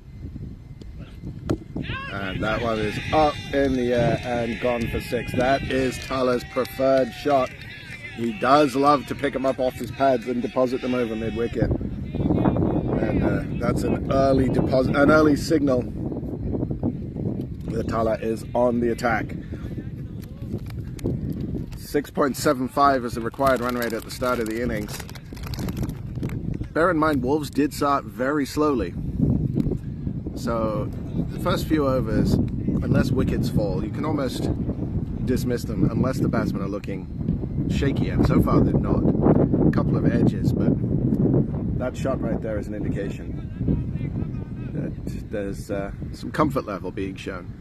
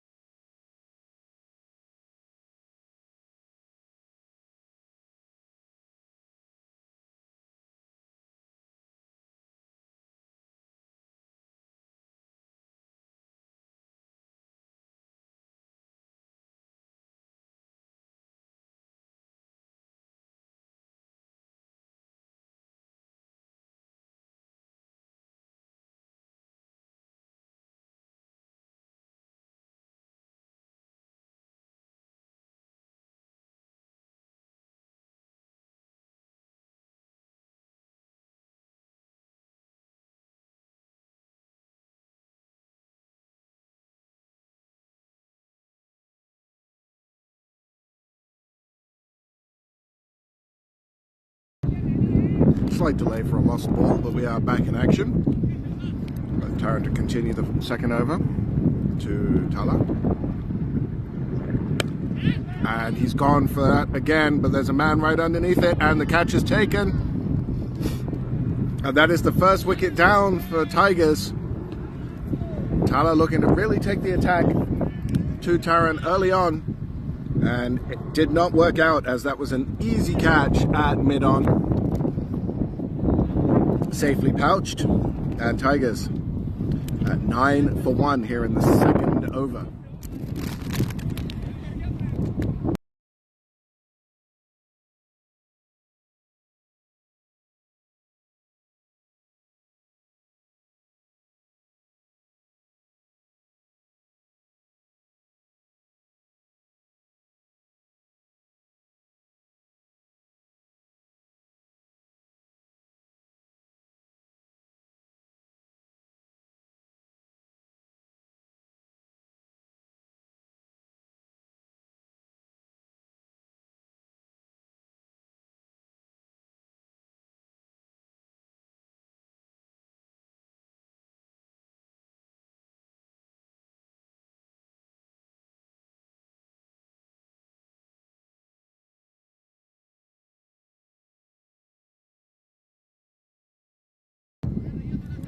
The batsman is Ravi, who bowled very well in his first spell.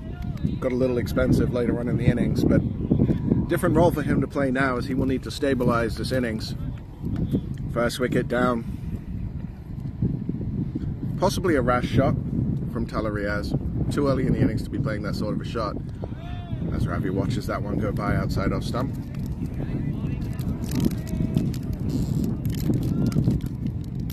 And we have 2 slips now in place, in addition to a point. Cash himself in the covers, mid off, mid on, wicket, the cow corner, and a long, or sorry, backward square leg, and a third man, deep third man.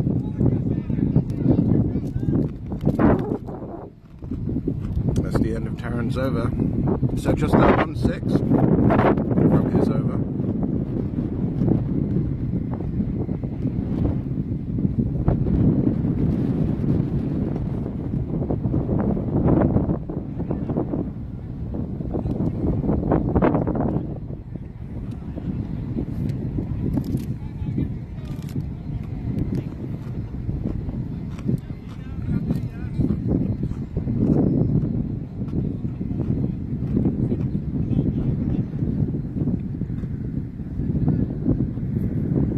That's interesting. So Aman will not continue from the road end. It's going to be Prabmeet. Looks like the plan was just to bowl spin to Tala. Hey! So Prabmeet now to bowl from the road end to Ibnul.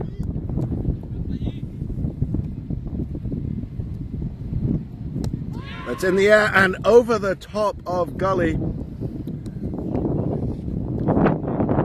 Not really a chance. It looked like it was close, but definitely wide of Gully. And just a single there to Ibnul. Prabmeet has been a bit mercurial. He's taken some wickets, but he's also been a little wayward in his past few games. Consistency is what's been lacking. He has the potential to be a strike bowler for this team. He does need to find that consistency in line and length. He will bowl now to Ravi.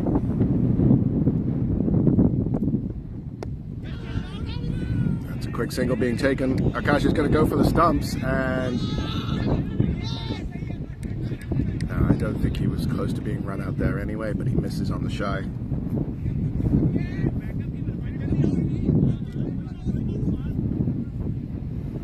One thing about Prabmeet, and you'll see it as he runs in here, his action is incredibly smooth. Everything continues going in the same direction. There's not a big leap. It's all one smooth motion from run up to delivery. And while that is excellent in terms of being repeatable and does generate the most possible pace from the run up, it does mean that a small hitch in the run up or the action can make it very hard to continue your on again in the air and just short of a diving Aman coming in from mid wicket, and the chances are flying around here. Harsh to call that a drop. Aman made an excellent attempt but just fell short of him, sprawling forward, and the batsman scramble a single rather. So if you watch Prabmeet here, it's smooth run, action, all in one motion. And Tigers are putting a lot of pressure on the Wolves in the field early on here, taking singles to people inside the circle.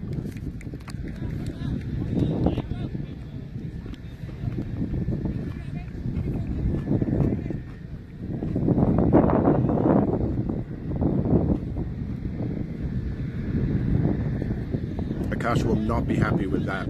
They should not be leaking singles that easily.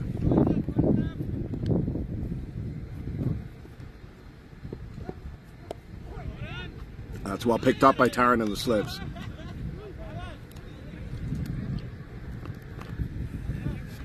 And a red dot ball here.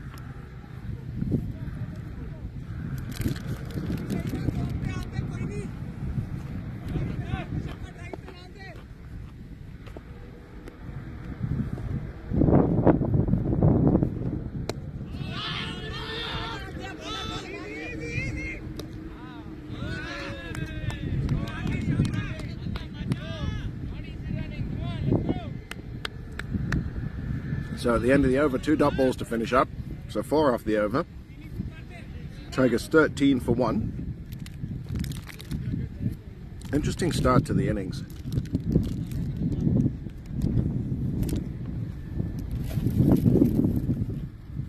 A few quarter chances, falling just short of fielders. Some very quick singles. And of course that 1 wicket. It's all happening here at Flyers Field. There is no tomorrow. This is do or die.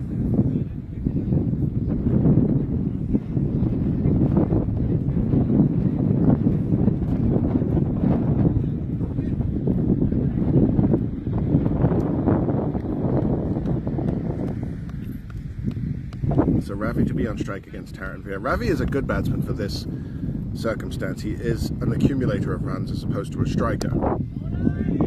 Very similar to Amitoj and the role he plays for Wolves. Just coming in at first drop instead of opening.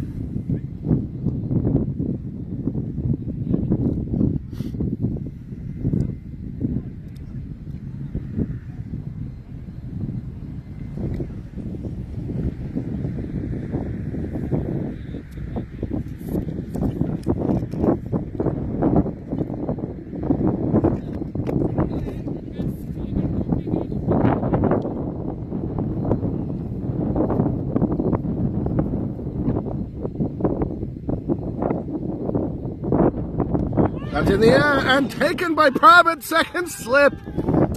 It is all happening here. Ibnul tried to deflect that one down to third man. Not used to having two slips in place, and Prab taking an excellent diving catch, falling forward, picking that one up off the deck. And you have to say now, Wolves on top. This is a solid and long batting lineup for Tigers, but with two men down,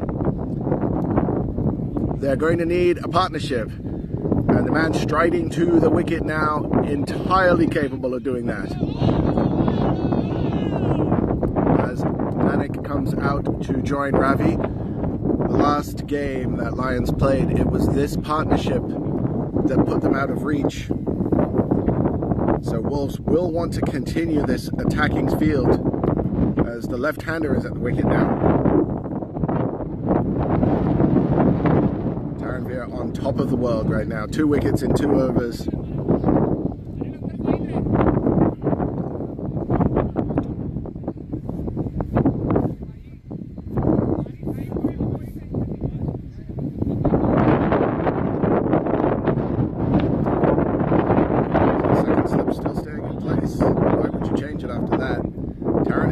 Adjust his line here for the left-hander.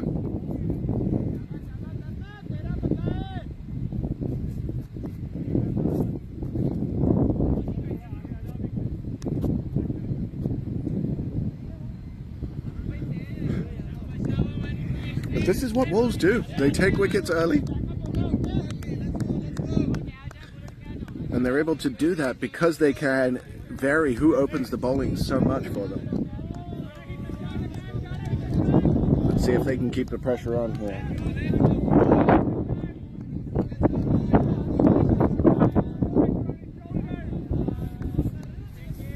Still got Imran, Fahad, JT to come in the batting department for Tigers.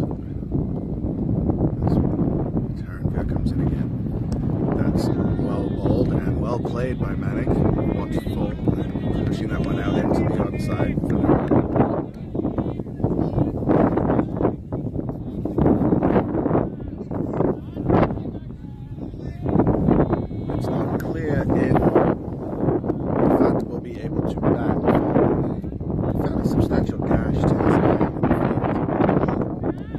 Down the order anyway, so it remains to be seen if he is able to bat. It's short and cut and just through a diving Harman at point. The race is on. It's Manpreet versus the ball. Manpreet wins. And the batsman crosses for 3.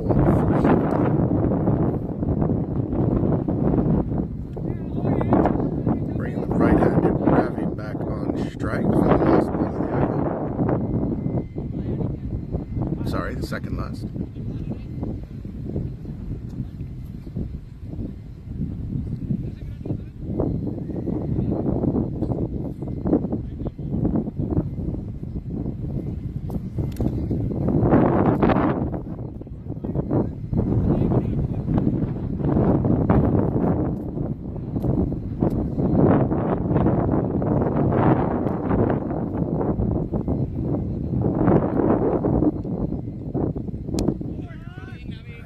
Well bowled and well played. Good cricket there from all players involved.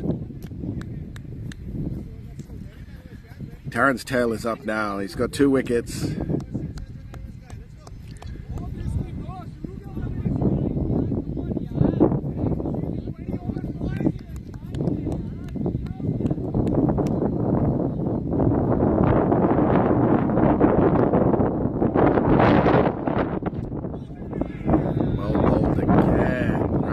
Watchful, straight back down the wicket. 1 run, 3 runs off the end. Let's try that again. 4 runs off the end. They did teach me how to score this. I think that the 2 teams, the Wolves, have to be happier right now. Tigers have lost 2 early wickets.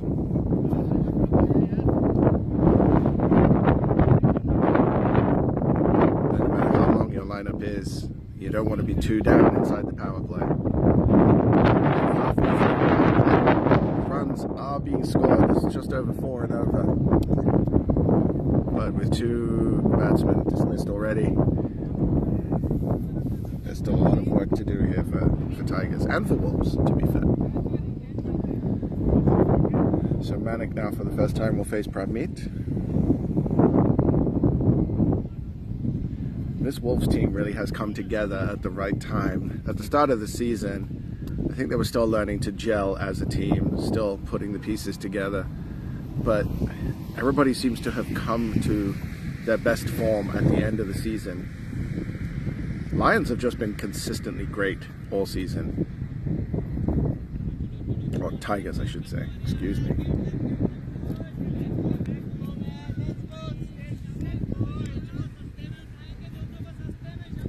Akash out at Cow Corner. Here's 1 man outside the circle. And it doesn't appear to be a second, as there is a first slip and almost a 5th slip. A short fine leg. As Pradmeet comes in problematic.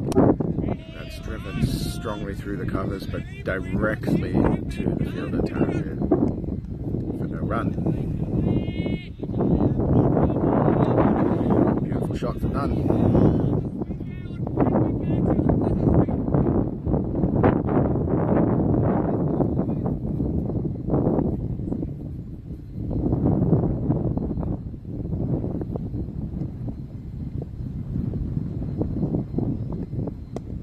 That one a little in the air, but safe.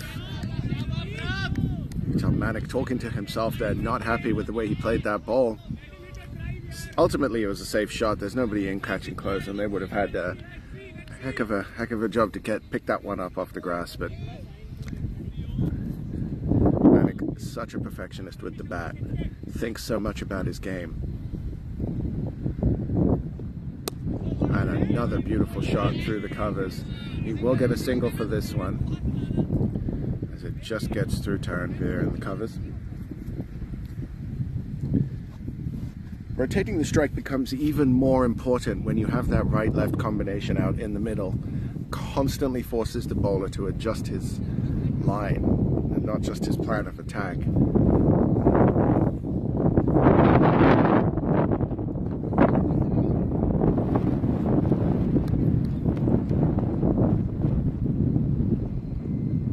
Slower ball, well played by Radley, just pushing that one out to mid-off, taking a single as Manpreet came around to pick that up.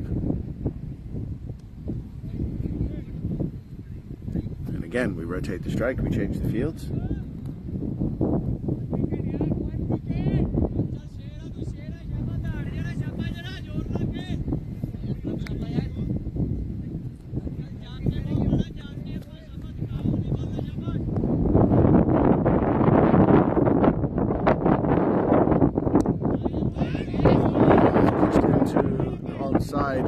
Past the diving armour, they'll take a single. We do have a prediction from Raghav in the chat that he expects a wicket this over. So if he's wrong, he never gets to make another prediction. We shall see.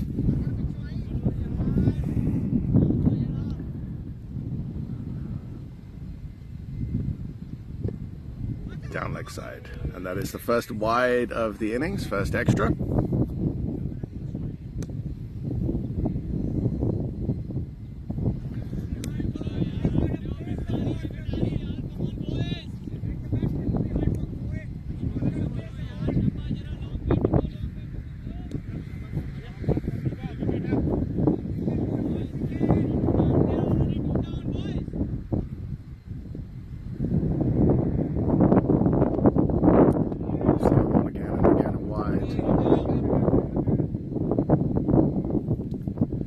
This has been Prabmeet's issue this season, is he has lost his line a couple of times instead of conceding a few wides in a row.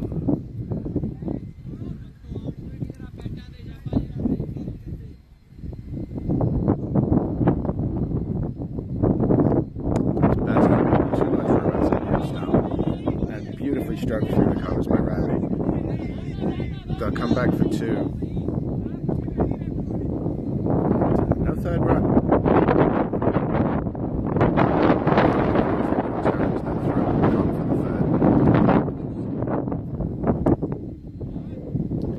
So that's the end of the over. No wicket. And a few runs there. Not the best outcome there for Wolves, but I think still in the driver's seat. 24 for 2 after 5.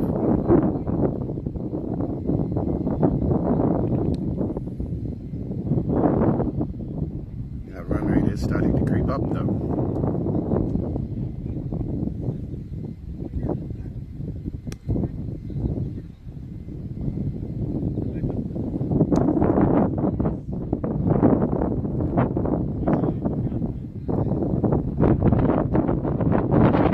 Current run rate just under 5. Required run rate is up to 7 and over now.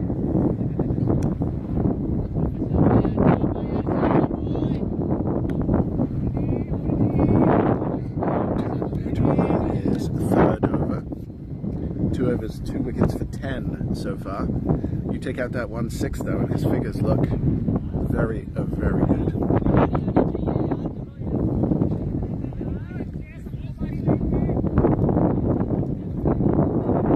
Only to the left-handed leg.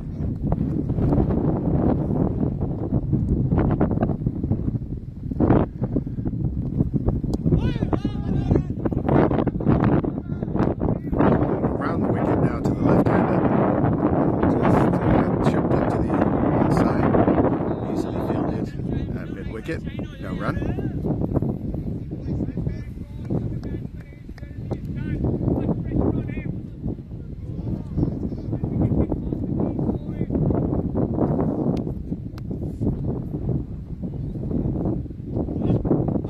Oh, and that's beaten the outside edge.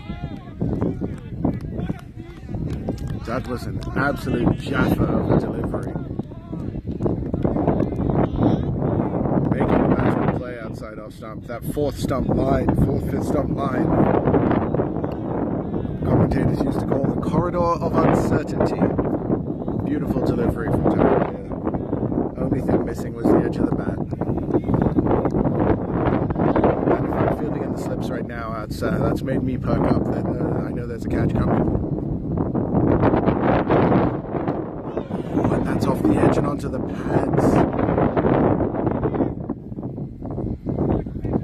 This is an excellent over from Taranveer. I always worry when I see a batsman pick up a ball like that without checking with the fielding side first, because that's risky.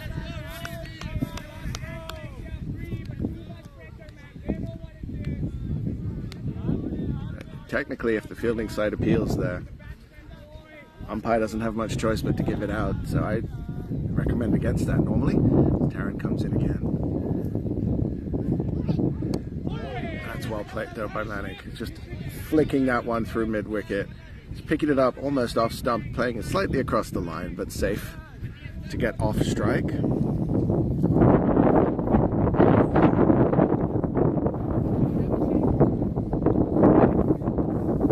As the field changes now for the right-handed Ravi. Taran is the edge. He's challenging the batsmen who have not looked comfortable so far. A lot of experience out there in the middle, though, for Tigers right now. As Tarrant is in again to bowl. And right on the money, right away. Well played by Ravi out into the offside.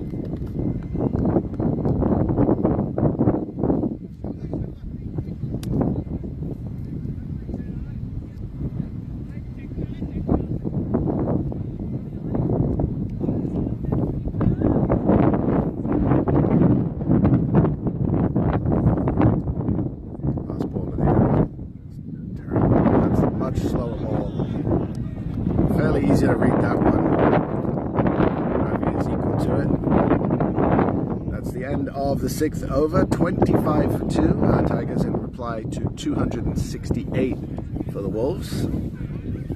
Still plenty of time to go, plenty of cricket to play, plenty of batting to come for Tigers. But I think right now of the two captains, Akash definitely in the happier position. We'll take a quick break. We'll be back in a moment.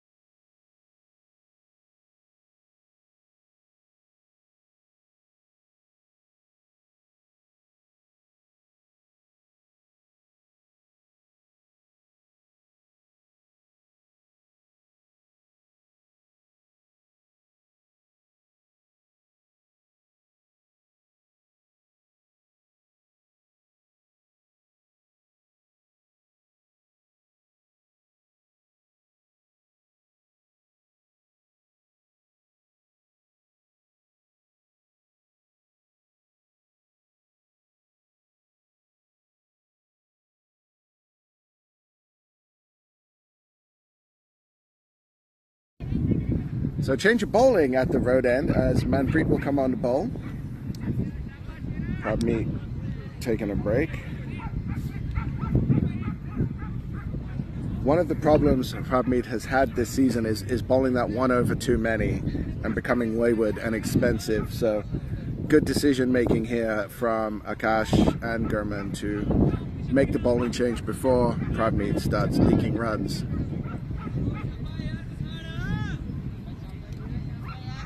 Manpreet will start around the wicket to the left-hander. Not going to blow you away with pace, but he's consistent. And a wide ball down the leg side to start. Manpreet's taken quite a few wickets recently. And he's been able to turn the tide of the game for Wolves on multiple occasions.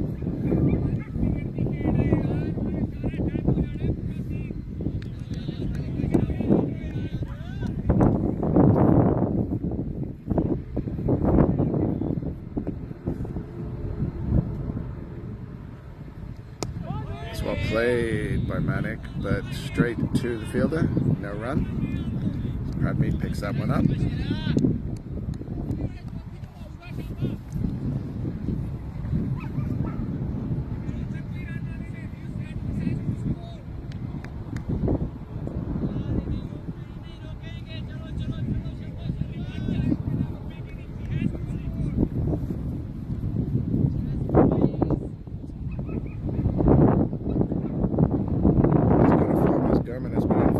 Manik is in good form as well. He had an 80 odd in the last game. But they got them here, qualified them for the finals. And he's just a quality batsman all around. So this is going to be the key wicket for Wolves. They will want this one more than any other right now.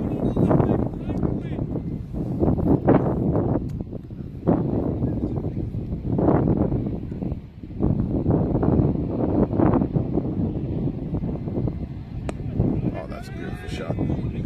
Harman is right there though, pick it up. Possibly a single left on the table there.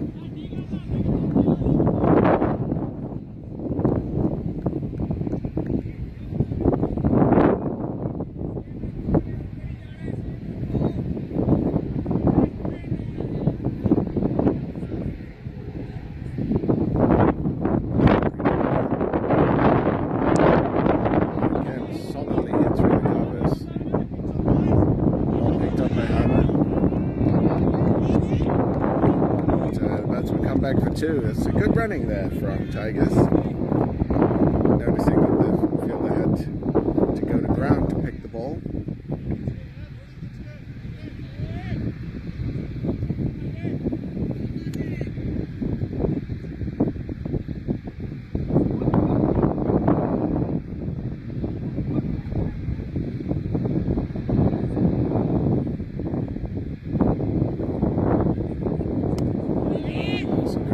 Shot off the back foot, but no run.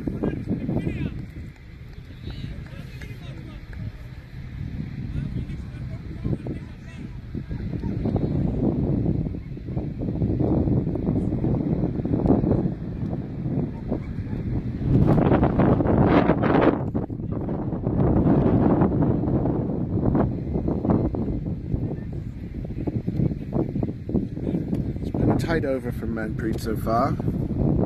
Just the 3 runs off it.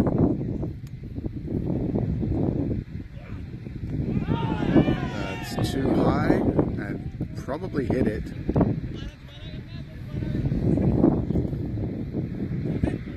Short pitched. Manic tried to put that one into the bush, but didn't get up as much as he expected. That's the end of the 28 for 2. Come to the last over of the power play now.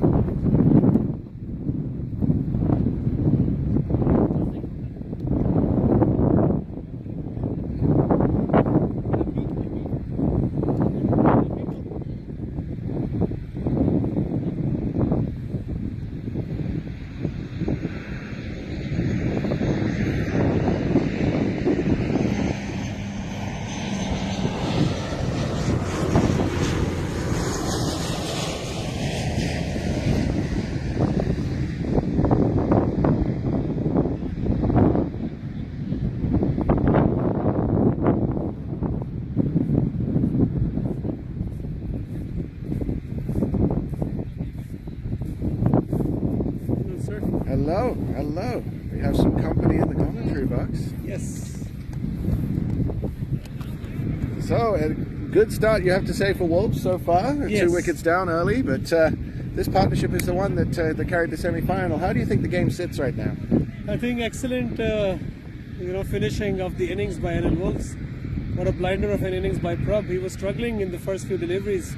Definitely. Almost gave them his wicket, but what a comeback. And that is straight down the throat of Gurman. Another wicket has fallen. The golden arm of Harman. Oh my bad, that's Harman Sidhu that's bowling. He hasn't bowled in a little while, but comes straight into the attack, and Ravi hits that ball straight into the lap of Gurman. 3 wickets down now for Tigers. Just 28 on the board. They're definitely on the back foot there, Chris. Chasing a big target when you have required run rate of more than 6 at the beginning of the innings. Yes, you're going to be on the back foot early on, but then losing wickets like this, I think it's slipping away. I think Tigers can take some comfort in the fact that they still have a solid batting lineup to go. JT and Fahad and Imran, who I think Imran is the next man in. They're definitely saving JT, informed JT for later on. They would be hoping to get a partnership for this wicket. Yeah, the bowling changes have worked out well so far for Wolves. Everybody who's come on has done well. And the 3rd wicket down, it is Imran coming to the crease. Bit of a banter going on in the middle. Nothing like some harmless banter. I think as long as it's just talking about the game and not as personal, I think it's fine. That's right. Add some spice to the game. Yes, indeed it does.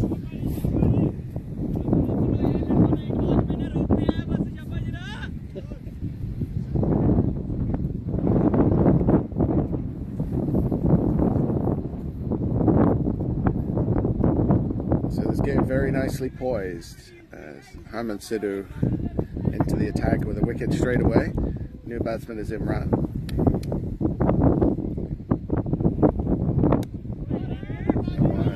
hooked into the onside. It's a tight little single. And the throw is off target. I think Manic was in trouble with the direct hit.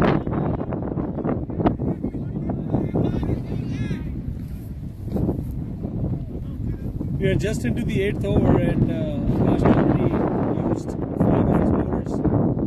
That has worked for him. He hasn't let the batsman be settled. I think it's interesting because the same thing happened in those innings when they were batting. Fahad chopped and changed the bowling a lot of quick bowling changes, and never really let the batsman get a handle on who was going to be bowling next. This Wolves team, 8 of the 11 players on the field are bowlers, and that makes it very safe to chop and change a bit. If somebody isn't having a good day, you just bring someone else in. And that has been rare for Wolves in the last couple of games, that anyone's having a bad day. There was a sound, but the fact that it's not a wide says it came off the pad. Worth an appeal, but ultimately off the pad and not out. Every NL Wolves bowler that's had the ball in his hand has turned dust into gold. We have seen that yesterday and even today. You're right, definitely, and even people who don't normally join the bowling attack, Harman Sidhu hasn't bowled in a few games, to come in, and he's got Ibnul jumping around, Manic jumping around. He's taken a wicket already.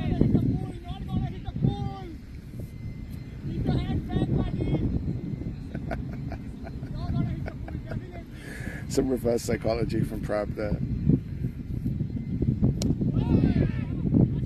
It's well played through the covers. Quick signal from Manic.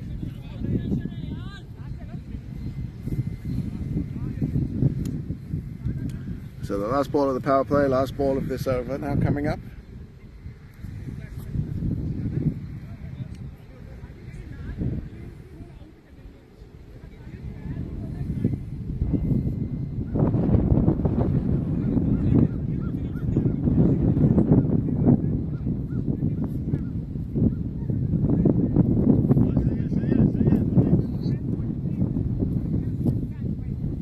Third man and a deep backward square as Harman Sidhu is in the ball. That's too wide and too short. And Imran is going to jump all over that one. Slows up nicely. Great throw from Harman in the deep. That's been safely home. So 2 runs off the last ball of the over. Takes the total to 32 now for 3. If I was the NL Tigers batter, Chris, I wouldn't be taking risky singles or doubles off of Harman's arm. No, definitely not. He's got a strong arm. I've seen him earlier as well. That even though he was on the floor, he was on the ground, but he still managed to throw, and it was right on the money. Right on target. He is a dangerous fielder. He's got a very safe pair of hands as well. So risky business, but it worked out for them this time. Going to be Manpreet to continue from the road end. As Manic would have kept the strike there with that single.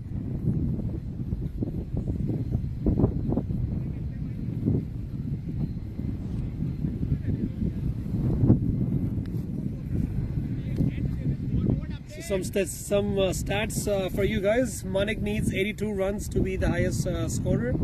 So far, Gurman Khurana is leading the charts with 227 runs in 3 innings. And Manik is not out in the middle. He needs 82 more runs to be the top run scorer. And in the bowling, we've got Indraneel Malik leading with 12 wickets. And only Taranveer with 8 wickets stands a chance to surpass him. I think if Taranveer surpasses him and takes 6 wickets, I think that's a pretty good performance today. Yeah. But Gurman just passed Ranveer Singh Rana today with his innings. And, it's pretty ridiculous to score 227 runs in 3 innings. Especially considering one of those was 136 not out. That leaves Gurman with an average of 113.5 right now. That's right. In this competition. That's what you call in form right there.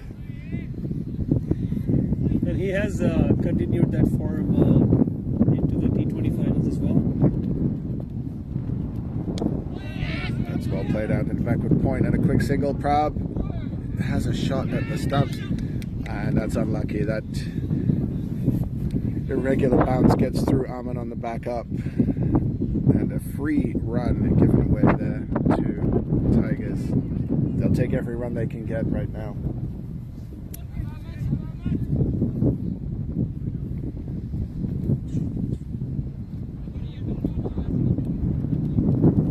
So as we come up to the 10 over break, what do you think is a solid total? Where would Tigers like to be at the end of the 10th over? I guess at this point they wouldn't want to lose a wicket, regardless of how much they put on board, because losing early wickets early on and not having runs on board adds on double pressure on the batting side. Definitely. So if they manage to score 10-15 more runs, yep, they've got an over and a half to do it. It's doable, especially with Manik on strike. He is probably one of the best batsmen in the league. No probably about it. He's up there with his run total.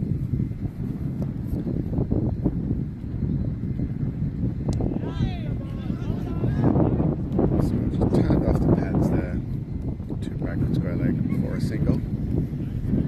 Rotating the strike now and making the bowler constantly adjusting. The left-right combination out there is working out well so far. the required run rate is 7.5, Chris. So I guess singles and doubles is going to add pressure on the batting side. They do need some boundaries, but we saw at the start of the Wolves innings that they started off pretty slow as well, and they were able to move through the gears and accelerate towards the end of the innings. So the pressure isn't quite there yet.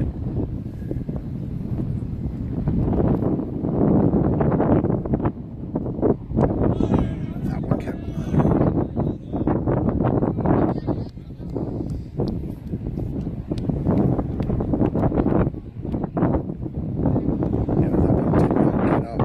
expected it to. He was able to get his bat down onto it at least, but it's not what he thought was going to happen.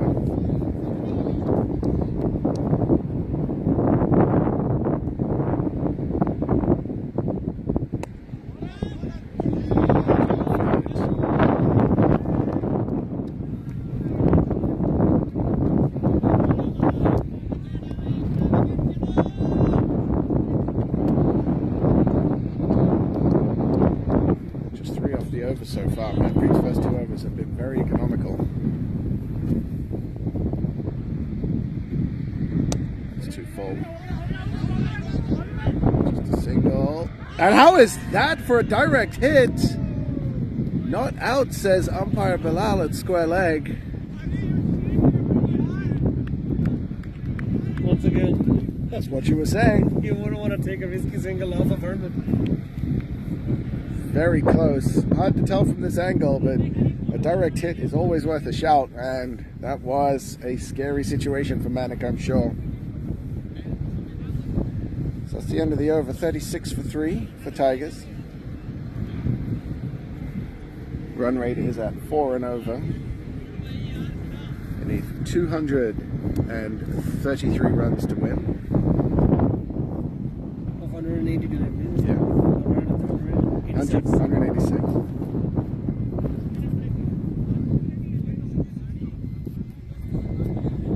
Looks like we're going to take the water break now instead of next over. So we will take a quick break and we will be right back with you.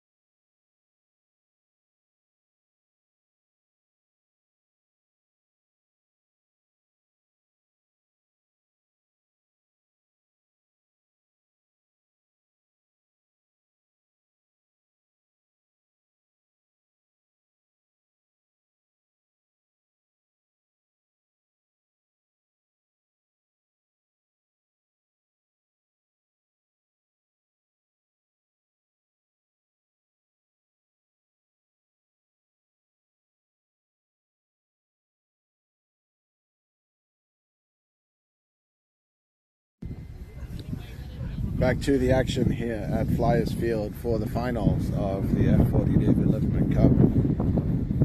And Newfoundland Tigers, in response to 268 for 9 of their 40 overs from the Wolves, Tigers are 36 for 3 after 9 overs.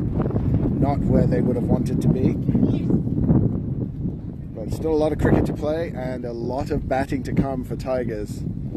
Wolves will be feeling good, but not like they are home yet.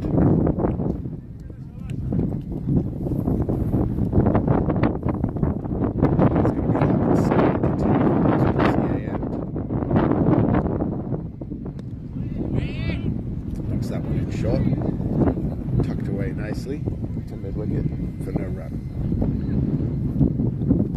If you were the batter, when would you start playing aggressively, Chris? I think you need to consolidate your position before you start hitting out. There's still plenty of time here. You got 31 overs to go. There's a lot of runs to score, but you can pick it up in the later overs.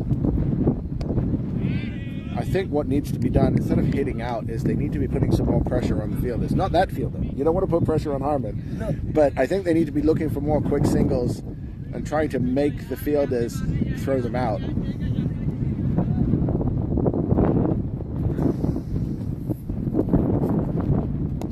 That's well played through the covers.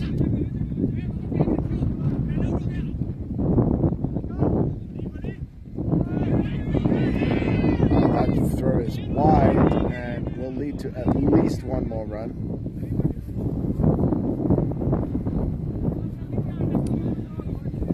One thing that's going to be very interesting in this game is how Tigers react to the spinners for Wolves.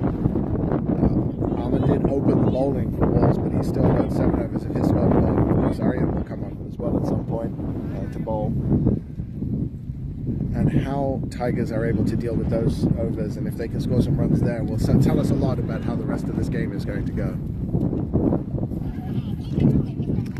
Amandeep certainly is the wicket-taking option for Akash, and I would have seen more overs being bowled by Amandeep instead of just one. I think he was specifically brought on to bowl to Talabarias. And when that wicket fell, they went back to the pace option. Talabarias is good against the pace. That's a non-fact. Well, he easily picked up Taranvir and put him in the bush for 6 and then got out. So sometimes, I've said this before as well, bowlers take wickets for other bowlers, and if you've got a batsman who's worried about not being able to score off the spinner, he gets too aggressive against the bowler at the other end and makes a mistake, and we saw that happen. The second shot he played was just a flat batted slog. That's way too short for Harman Sidhu. He gets away with that one. He is not fast enough to be knocking the ball on that shot.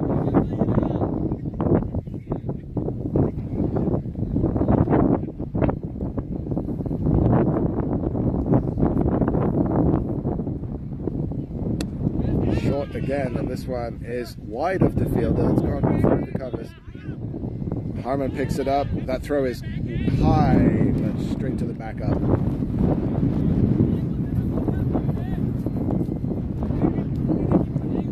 And that's the end of another over. 41 for 3 after 10.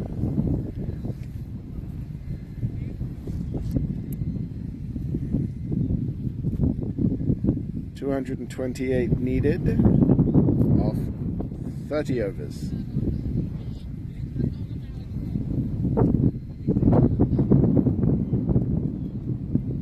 I think he has a little bit of niggle in his throwing arm, yeah. And considering that he is the golden arm with the ball for Wolves, that could end up being a worry later on in the innings. He does tend to come on and bowl the later overs, does Harman, and if he's got some pain in his throwing arm there, that might not be an option that's available to Akash. Not just lack of his bowling, you wouldn't want him to be not fielding either. Again, a good point. Yeah, he's very valuable in the field.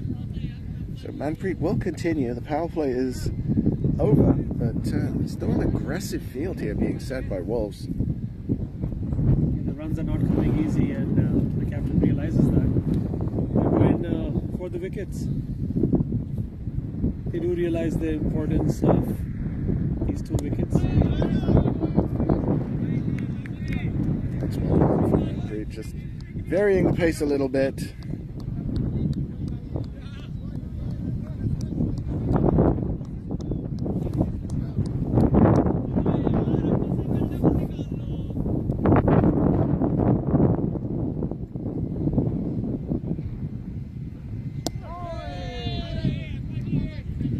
Again, just on the spot, making the batsman play, but they're not able to get it away right now.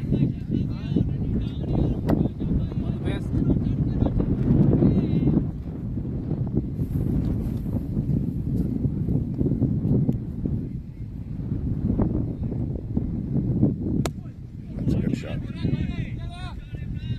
Fielded down there, but well played by Imran.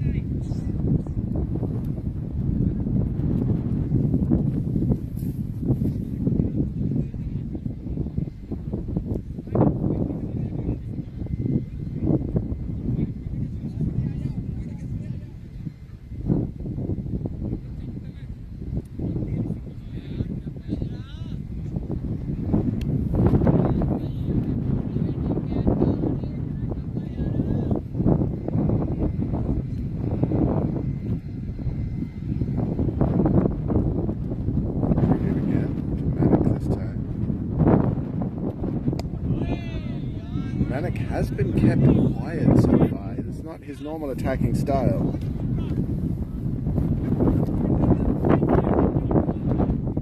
I think Manik realizes the value of his own wicket. He wants to stay in the middle, and he knows if he stays in the middle, he can keep cruising, keep rotating the strike. But the more they are kept quiet, that's up in the air, and it's going to go into a gap. That was not a catch, but completely inside out on that shot.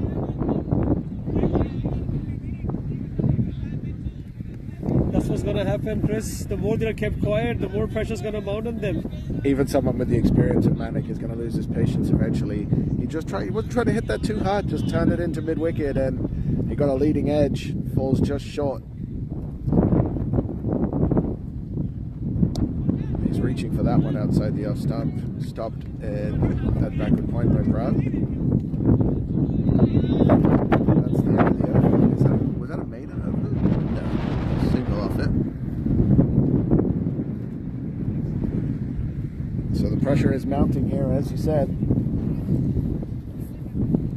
When you're struggling to score singles and doubles, that's not a good sign when you're chasing a big target. That's exactly what Wolves did to Eagles yesterday as well. They dried up the runs, they dried up the boundaries, they dried up the singles, dot balls, and the pressure kept mounting. Yes, the Eagles have lesser time to come back, but I guess time is running out for Tigers as well. And we spoke about that yesterday, the danger of thinking you have more time than you do. The big thing that I've noticed today, Tigers have, no, I'll try it again. Wolves have had 2 extras so far, which is phenomenal at this stage of an innings. 1 boundary for Tigers, and they don't look like scoring. Nobody is, not like yesterday where we were seeing teams hitting it hard but straight to fielders. There's just been a lot of defensive shots and not a lot of attacking intent. Something is going to need to change here for Tigers if they're going to pull this one off. You're talking about the discipline of NL Wolves bowlers because they are not doing anything extra. Yeah. They're not trying to do anything special. They're just following the basics of traditional bowling, and it's working out for them. They've gotten 3 wickets, and they've kept the economy below 5. That's a success. Absolutely. The line and length is a saying for a reason, and it works. And you're seeing here the value of being able to consistently hit your target. That's too short and punished. Good attempt there by Gurman to stop that one, but the batsman will cross for 2.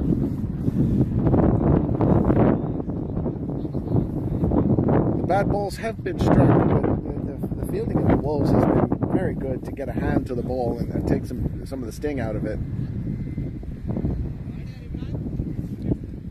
Yeah, the batters haven't been able to pierce through the gaps. The bowlers have bowled according to the field, apparently. Once again, straight into the hands of the fielder. feels like the stage we were at yesterday when Sohair and Saeed were in the middle and unable to get the runs. That's again too short and just short of Gurman and cover.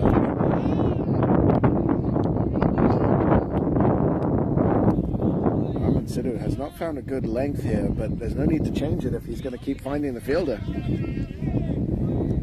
Imran finding it difficult to put those deliveries away. That's similar kind of deliveries throughout the over. Yeah.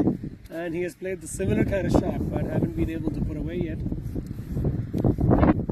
At some point you have to expect one to be pitched up just to vary it, but Imran doesn't look uncomfortable. He's just going to get frustrated. He's middling it, but he's hitting it straight to the fielder, as we've been saying. That frustration is going to build.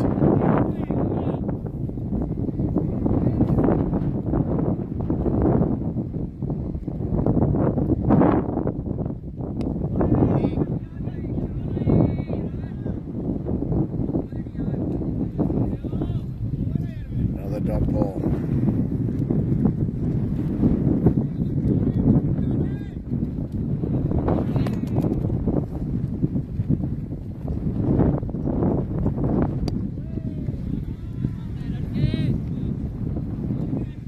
Well, it's unconventional, but it seems to be working. At the end of the over, 44 for 3.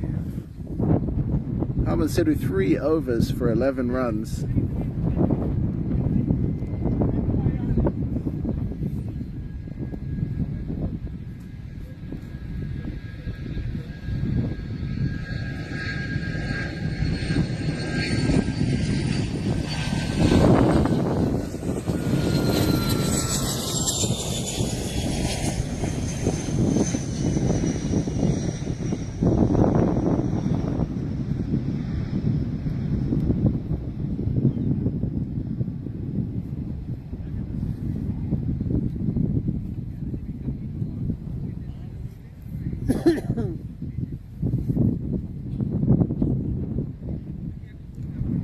It is going to be Golden Arm Harman to come on the ball from the road end. Took a bucket load of wickets from this end last night, and they'll be looking to him to do it again.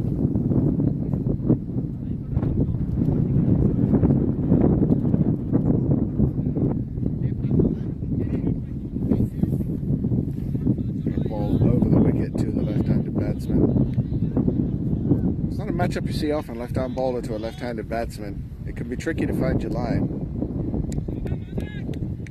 The natural swing is going to take it away from the batsman. That's why you have the man in at slip. It's a wide slip, almost a third slip.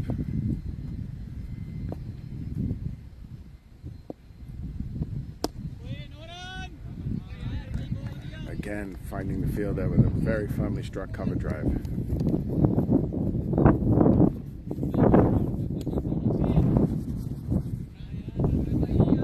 That's the line Harman is going to bowl to Manik, his outside off stump, on the 5th or 6th stump, yes, so that he can get that, make him drive and get that leading edge towards the wideish slip.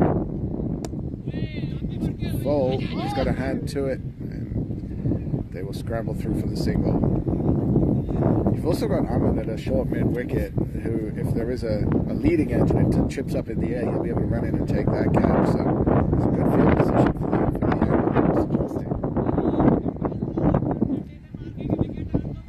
He's going to come around the wicket now to the right-hander.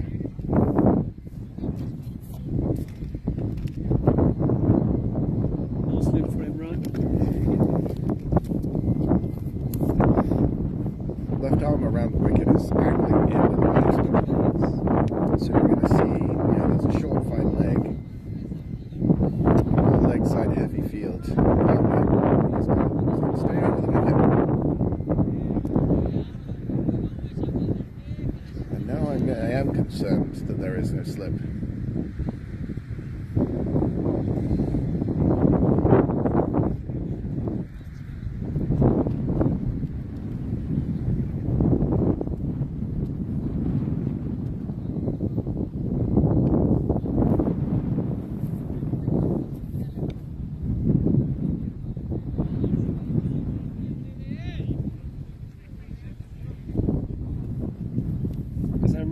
bowling the outside off stump line to Imran as well? Yes, that should be. But angled across him. Very hard to get away at that angle.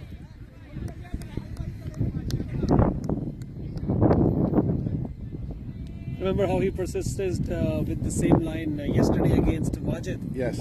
When Wajid was at the batting stance where he was looking to hit onto the leg side. Yeah.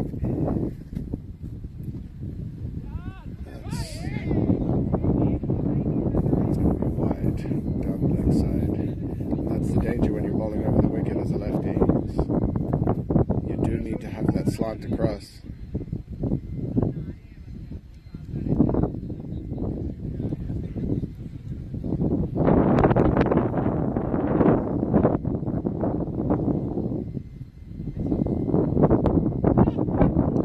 That one was quicker. I don't know what the plan is over here, Chris. I hope you can explain it to me better. The field is more offside-ish, Yep. more stronger on the offside. Only got a couple of fielders on the leg side in the inner circle, and Harman is bowling onto his pads, onto the leg stump. I don't think he's hit his line properly. I think he wants to be bowling it on middle and off stump, and he's just not getting it across the batsman far enough. Generally, as a lefty myself, when I'm bowling over the wicket, I angle my run-up slightly. So I'm coming from a little wider and coming in towards the stumps with my run-up, and that helps me get it across the right-handed batsman. If I'm bowling to a lefty, then I'll straighten up my run-up from over the wicket. And I think with the straighter run-up, Harman is not getting enough of an angle across the batsman to get that edge that he's looking for. That's too short.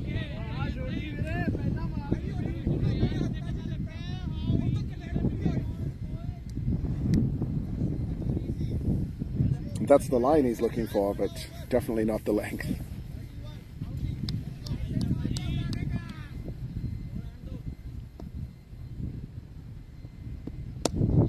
That's well played.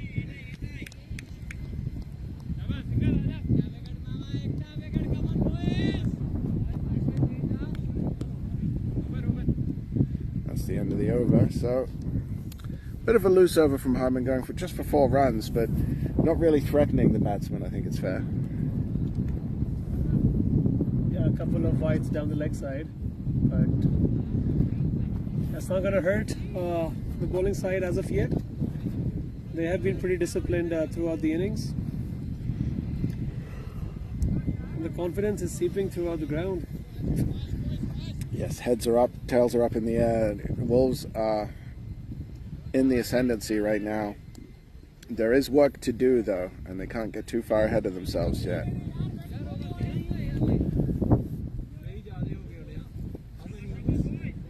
13? 13.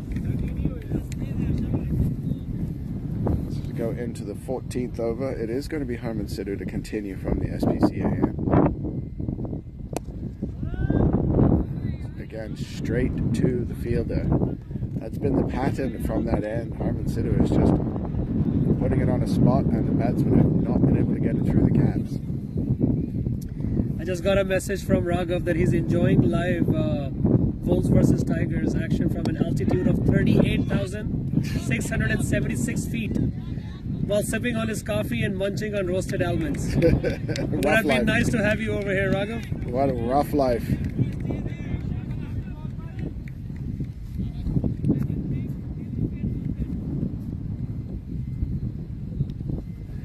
Must be nice to be able to afford the in-flight Wi-Fi, eh?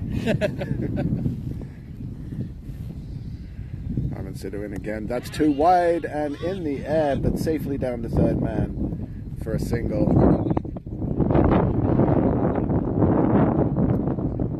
And this over is starting to look a little expensive. The umpires are conferring here, and I'm not sure what this is about.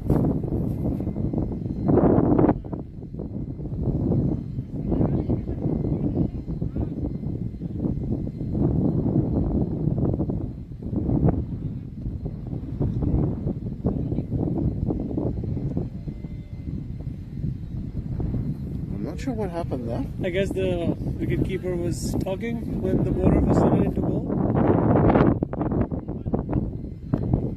Could be. I guess they didn't decide them to penalize the bowler bowling side, but they gave them a verbal warning.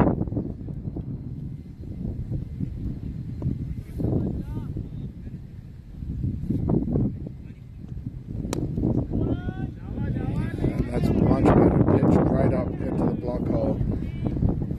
Smoothly dug out by Manic, but again, not able to get it away for a single.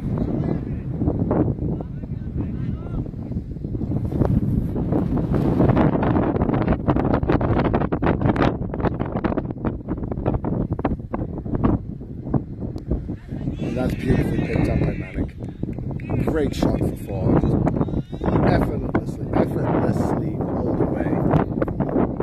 Sitter is not fast enough to be dropping short, not to a batsman of Manic's quality.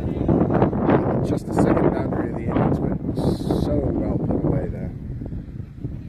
That is a welcome boundary for the Tigers. They would be looking for more than just one in a few overs. That would give the batsman a little bit of confidence. You'd like to think that that will help bring Tigers back into the game. But a bit slow going so far. That's pitched up just wide of the diving drop. Not sure that he would have been able to prevent the single anyway.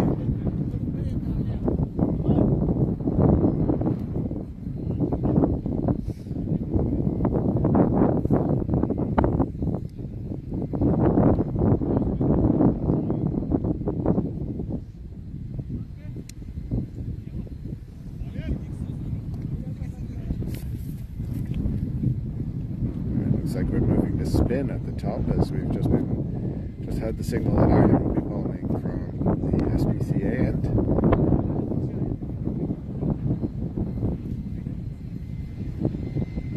Meanwhile, from the road end, it will be Harman to continue, I think. Yes, he's got the ball in hand.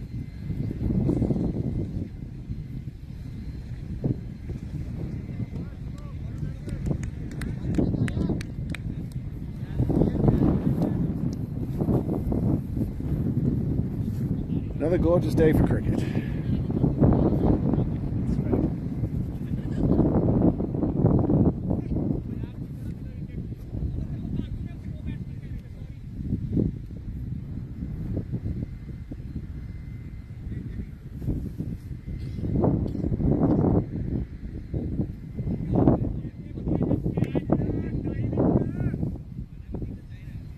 So it'll be Harman the ball to Manic. Start the 15th over.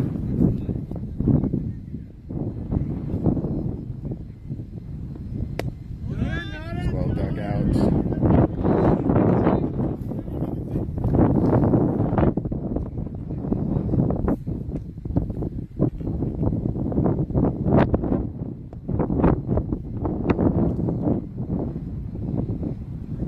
That's wide. Well, so far the golden arm hasn't struck gold. This has become more of a T20 equation for Tigers now, Chris. 155 balls remaining with 212 required. Yeah. Both the batters playing at a strike rate of 60. I understand, given the circumstances, they have to. Oh, beautifully fielded by Manpreet there. Definitely saved at least one run and probably three. Yeah, you're right. The equation is getting less and less likely for Tigers. At some point, they do need to start moving through the gears. The run rate has been consistently at 4 throughout the innings. Tigers would be missing the likes of Ali Raza. He has pulled out Tigers out of these conditions. Oh, and that's Is a that drop. put down? That's put down. That was right back at Harman, who has one of the safest players in hands. It was hit hard. Yeah, I don't think it was traveling at that high of a pace to Harman. He wasn't just expecting it. That makes a big difference. So it could have been a wicket. It is in fact a single, putting Manic back on strike. Will they regret that drop?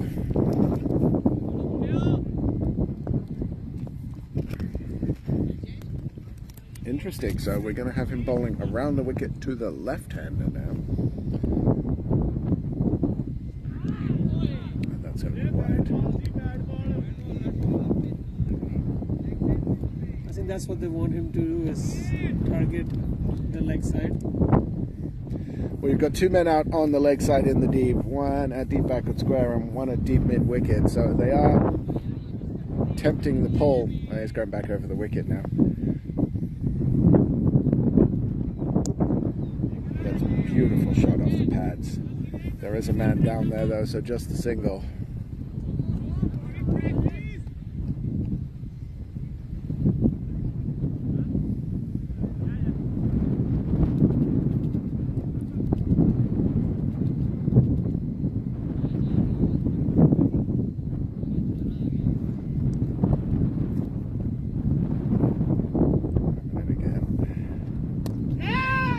It's in the air, but between the two fielders.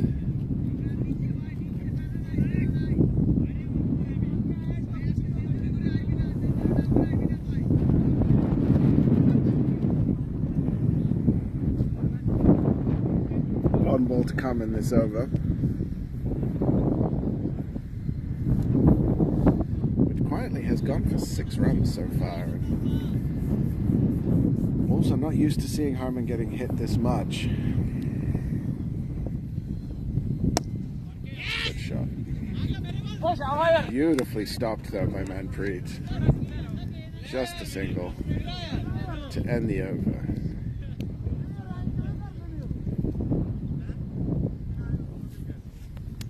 I guess Manik looks much more comfortable now than early on. Well, you'd like to think his comfort level would grow, and it has. But it was Taranvir that was causing him all the problems.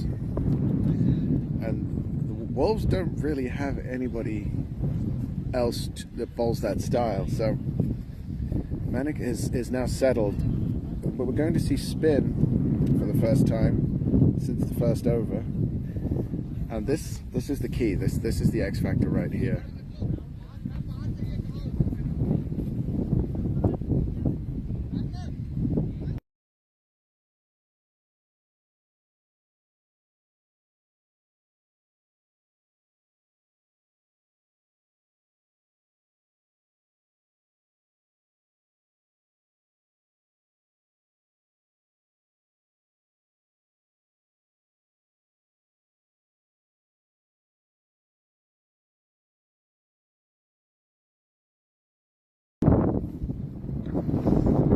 .206 runs more required of 150 balls.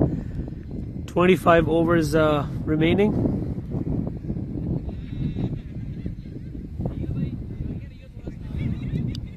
.63 for 3 Newfoundland Tigers after the end of 15 overs. Aryan being brought into the attack by Captain Akash. We'll have to see how Tigers will face the spin.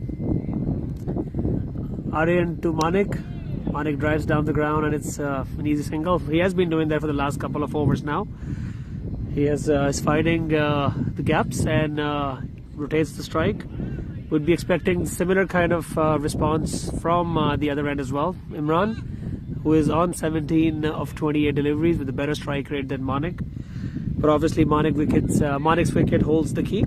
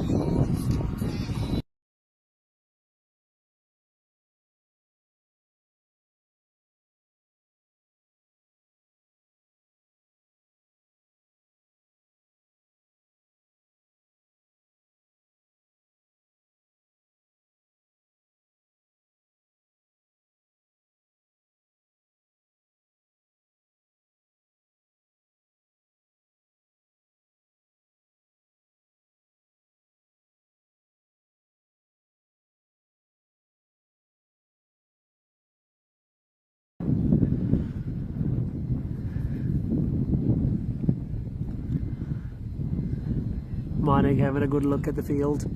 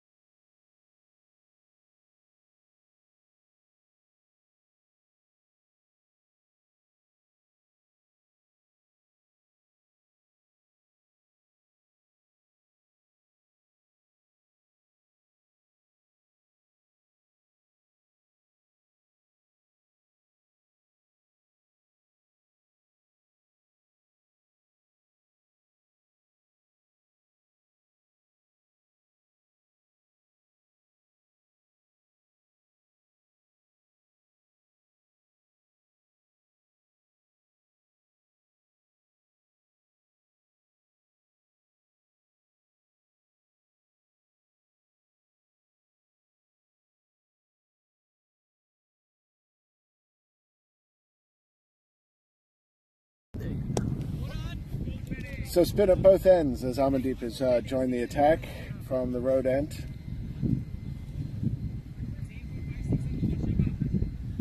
And I think this is the crucial passage of the innings now, as Tigers do need to start moving through the gears, start putting some aggression in. But against the spin attack, that's going to be tricky, especially with the field set the way it is. Deep cover, cow corner, deep mid wicket, long off.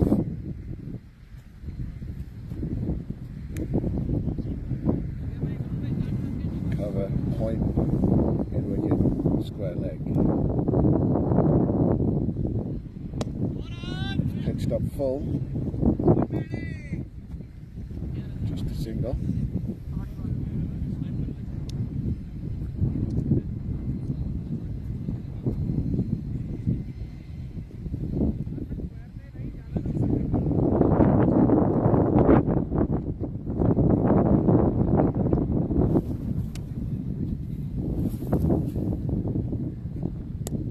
That's in the air, just again short. Everyone has done that a few times now. Just trying to chip it into the onside and falling short of the fielder. It's a dangerous game to play. Every time we see Amandeep into the attack, there is a chance or two. That was high up in the air, that's hit down the ground, and will that be cut off? That's gone for 4. Just taking the top of that. A taller man might have pointed out. 4 runs it is.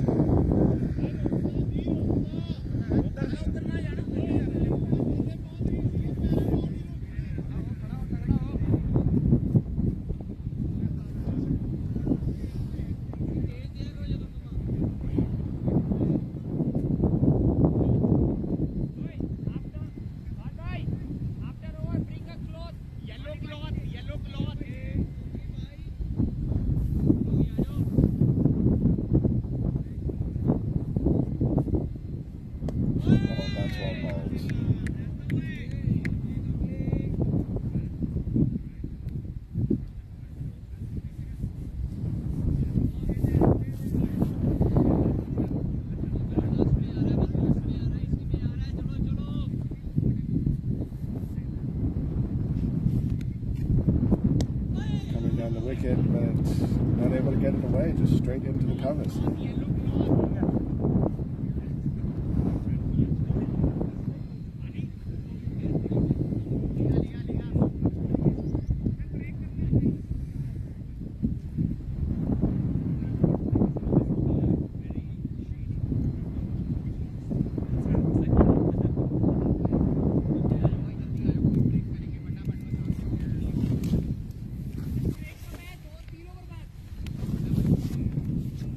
"17 overs gone, 73 runs on the board." These two have put on quite the partnership. Imran at 28 and Manik at 24, or 25 and 24 I should say. But without really any real aggression or any real attacking shots.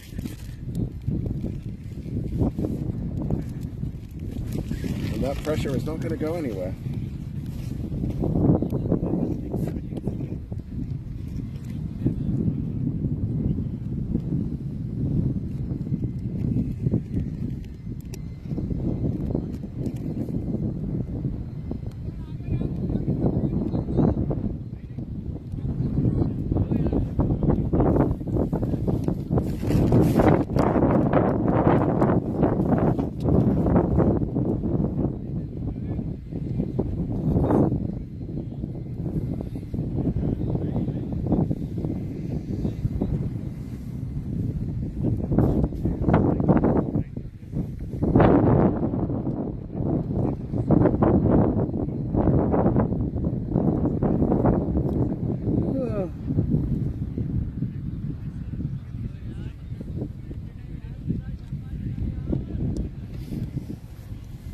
So it is going to be Aryan to continue to Manik.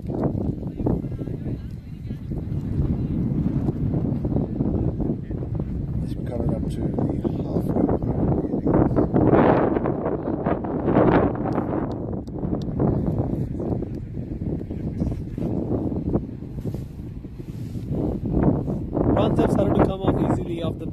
since spin has been introduced into the attack.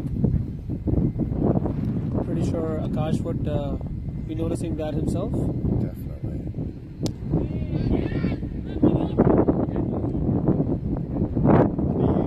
Do you need to change if something is working? Fastball is doing a good job.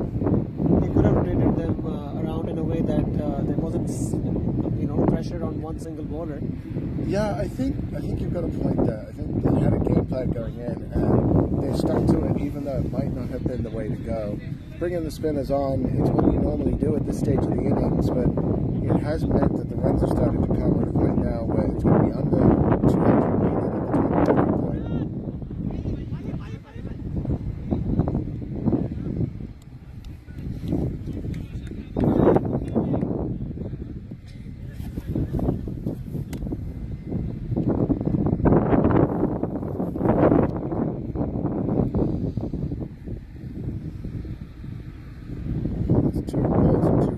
So far, seeing sort of a run a ball thing happening. That's much better delivery.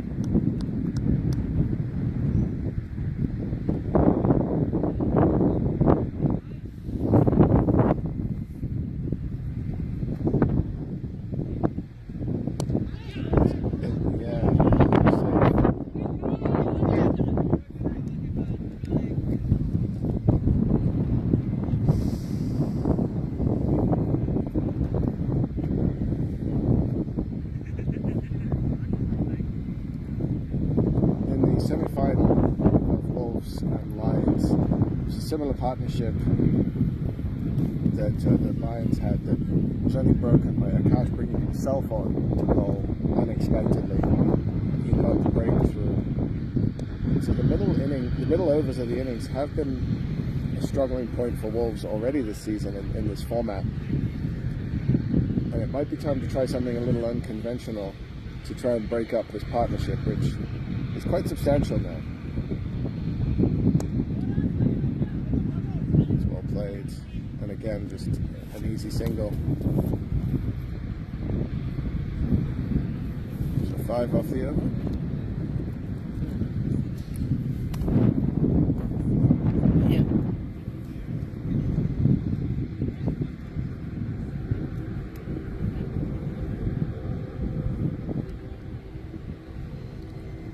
I guess both the captains would be happy at this point, almost halfway into the innings.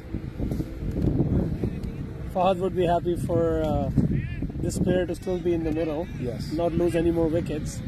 And Akash would be happy that he has kept the run rate below 6. Yeah, I think the game is fairly well balanced.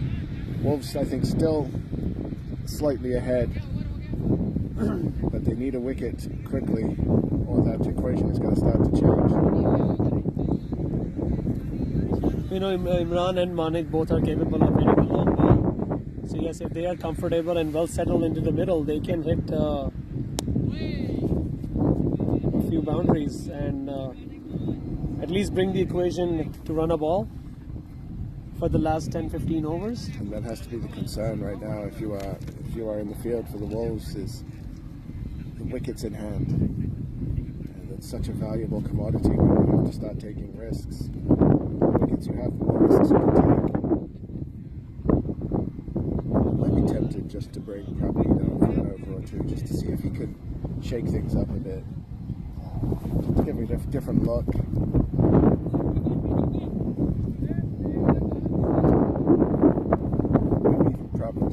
Hasn't bowled a few games now. Just get some pace on, just change up the look to the batsman, try and unsettle them a little bit. If it doesn't work, you've still got a few runs to play with.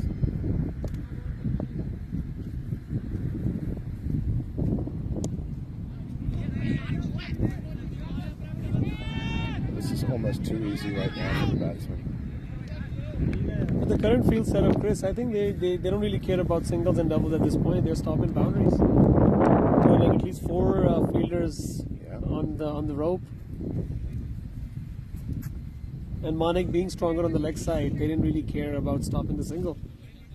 There is some value to that, but I think it's more valuable when you have 5 or 6 overs left, not 20.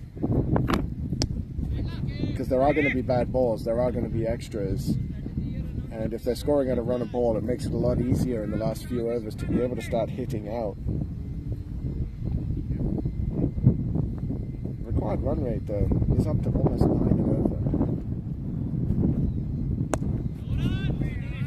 and over. It is going to creep up if the boundaries don't start coming in. Because if you score on a ball, you're only going to score 6 and over. That's true. So with every overpass in, the run rate is going to creep up a notch. And then, yes, I do agree with you if Akash introduces Prabh, because not just of his bowling, but the energy that he brings. Yes. Then with his style, that puts pressure on the... So yes, that might be required. I was in too casual by both the sides the last few overs. There's something to be said for fatigue as well. Wolves played yesterday in an emotional game to win their first title. Oh, and that one's gone through everything, including Amitoj. And it's not going to make it to the boundary. They'll scramble through for 2 byes, I believe. There's no signal.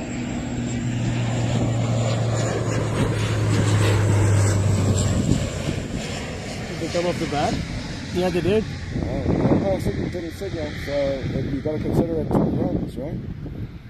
So that goes down as a chance that went begging. That was indeed a peach of a delivery, and if you're a Tigers batter, I wouldn't cherish those 2 runs. That would worry me as a Tigers captain. Again, when Amandeep is bowling, there's always a chance or 2. Yes, definitely. Has that tendency.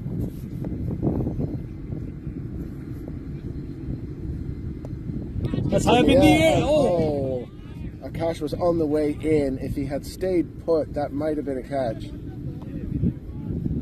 But just completely baffled by that one was Manik.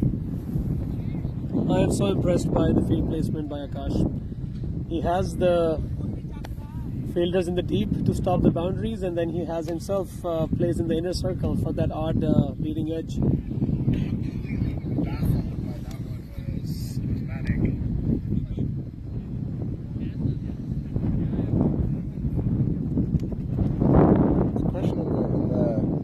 Chat about the umpires being more lenient calling the wides in the 40 over game as opposed to T20. I think they should be. The rule book does state that you have to be more strict in limited overs cricket, but I think there is some room between the 20 and the 40 over format to give a little more leniency.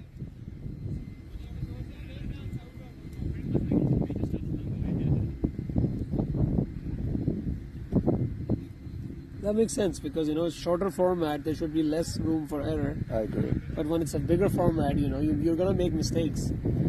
So there should be a little bit more room for error.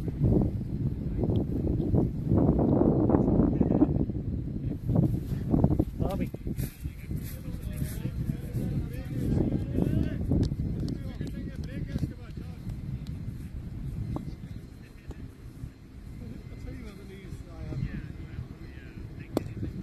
And another caught and bowled chance goes begging. And that's a 4. That's a needed boundary for Tigers. Well struck by Manik, but something of a chance for Aryan off his own bowling.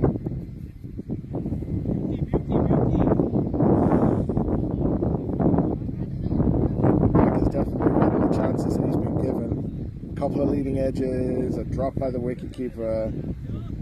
Some very sharp chances, not really full chances, but either way, a solid innings so far. He has made the best of those chances. That's a wide.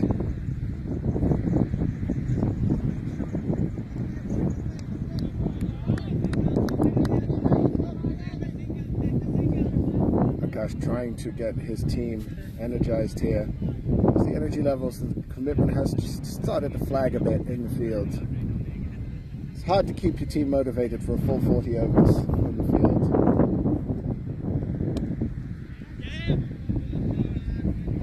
Nicely punched off the back foot to long off for a single.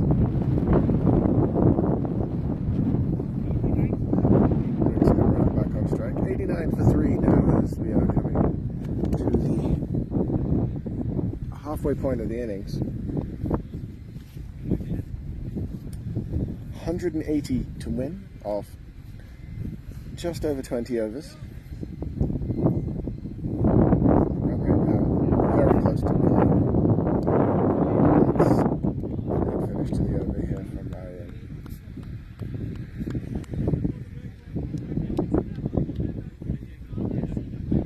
As we approach the mid-innings break, this should be the last ball before it. That's in the air and straight to the fielder. The catch is taken. The breakthrough has been got. Wolves needed a wicket and they get one with a simple catch at mid-on. Imran's solid innings is over. He is dismissed for 29. Caught at mid-on by, I think, Amandeep off the bowling of Aryan.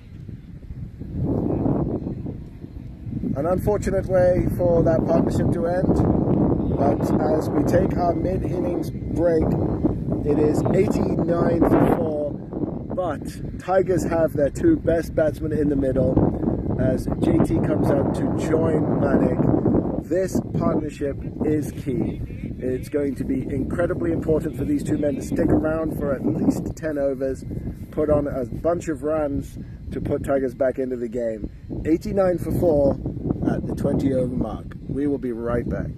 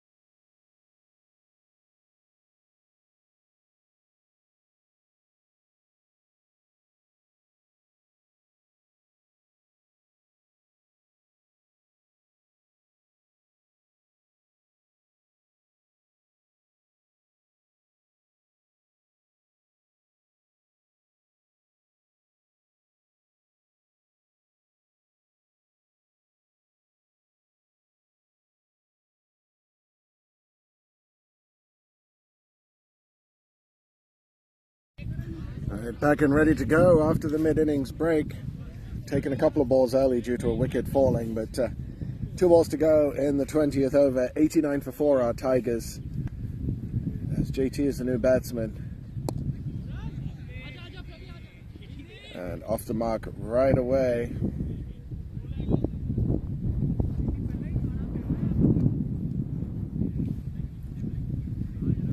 For those of you just joining us, this is the final of the David Liverman 40 over Cup.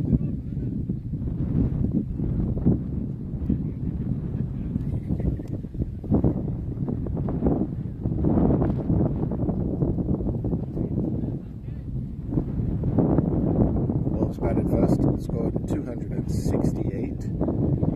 In reply, Tigers are a little bit behind the 8 ball here. To be fair, it's going to be tough going from here. 89 for 4 after, or 90 for 4 I should say, after 20 overs.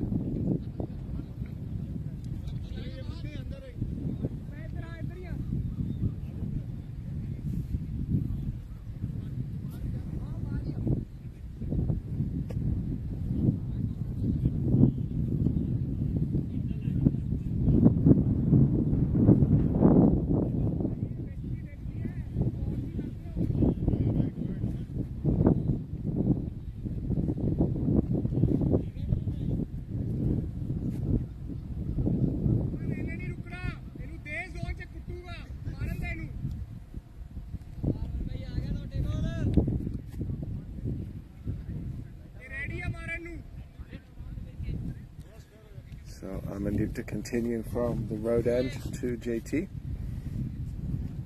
Manic still there at the other end. Oh, that's not the shot that he wanted to play there.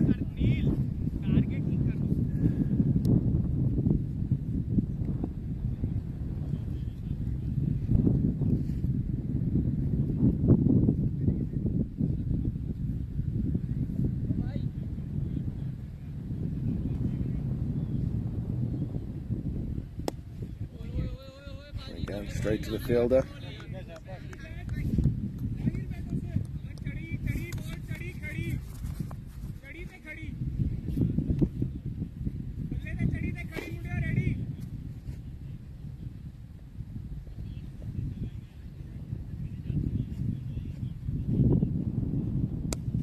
That's a good shot.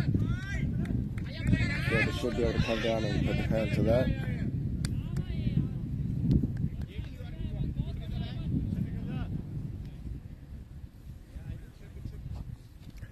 As he takes the field now for the left-hander.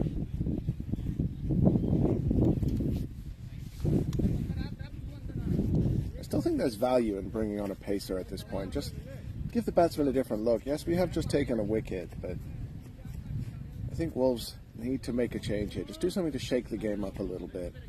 Put some energy back into it. It's all very well restricting the run rate and trying to let them take the singles, but that does lull you into a sense of security to some degree and could get to be dangerous. Down the wicket, Alman tries to get across to it, but only succeeds in taking the pace off it. And the batsman come through for a very easy single.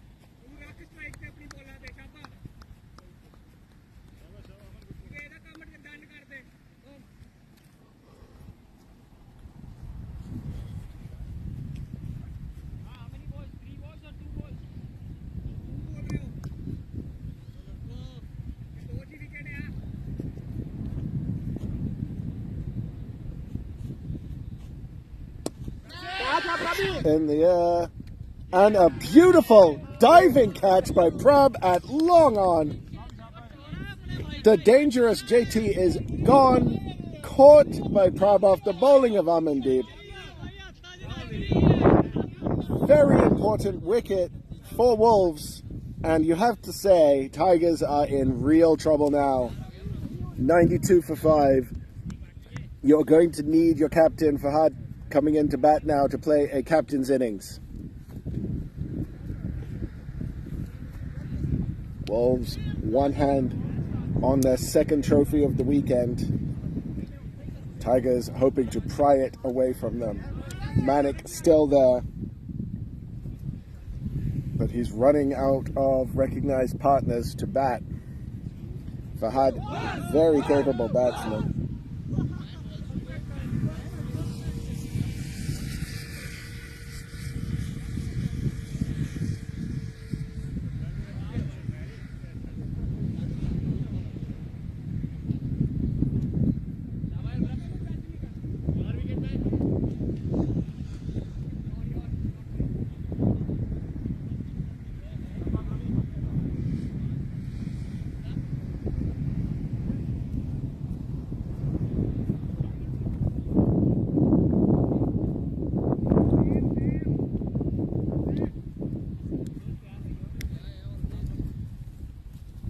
Taking his time to analyze the field. And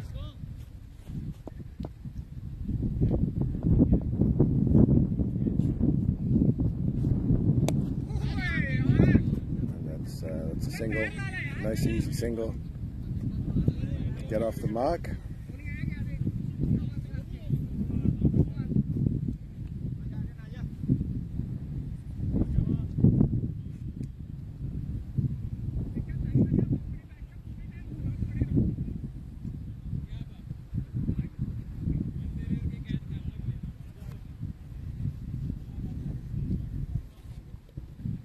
So, 93 for 5, 21 overs gone,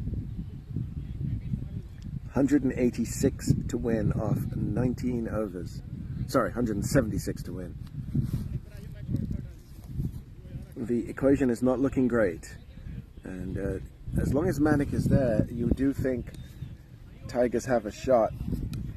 Fahad will need to play himself in here, but he doesn't have a lot of time to do that.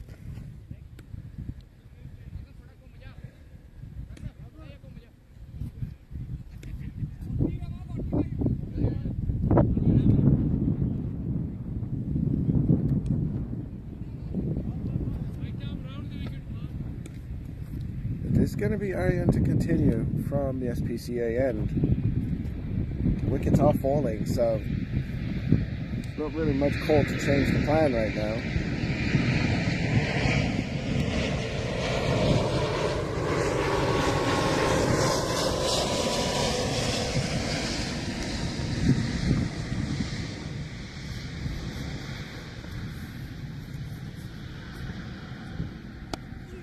That's a beautiful shot by Fahad. But again, just getting a single for it. The fielding has been excellent for Wolves today. It was excellent for Tigers too.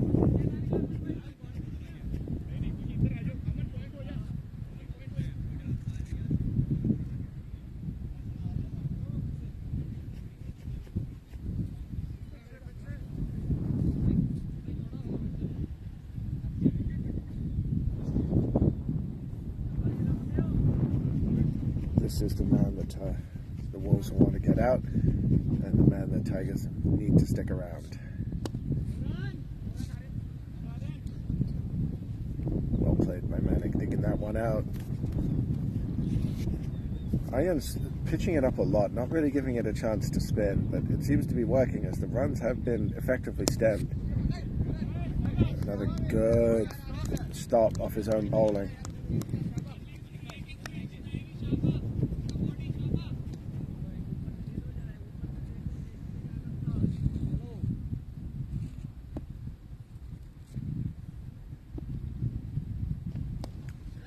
Too short and over the head of Harman at backward square leg, and that's gone for 4. Great shot from Manik.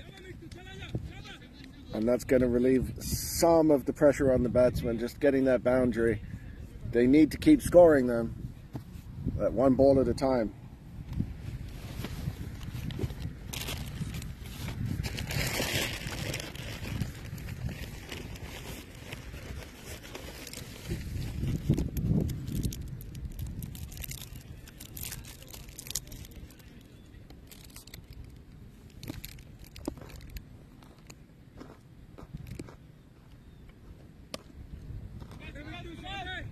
Also too short from Aryan.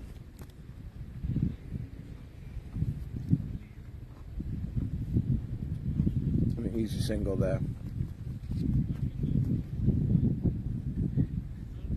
This might be the last over of his spell.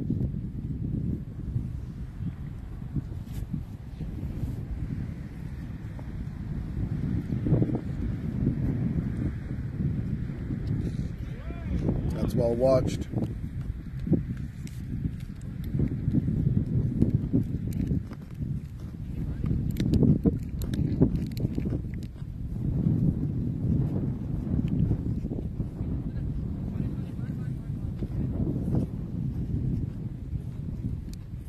I think if Ammon doesn't take a wicket this over, we'll see a bowling change. But that over from Iron did not look threatening at all. And having lost 2 quick wickets, I think they want to keep applying the pressure here.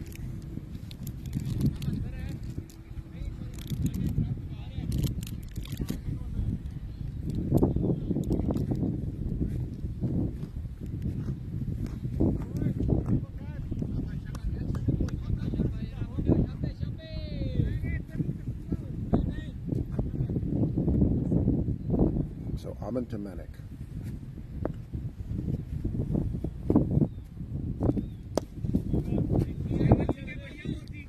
That's well played.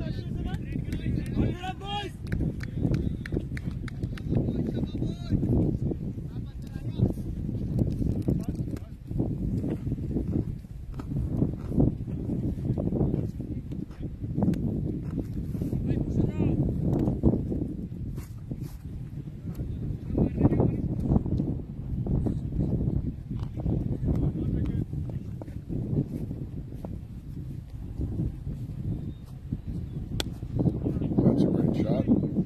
But again, right to the fielder.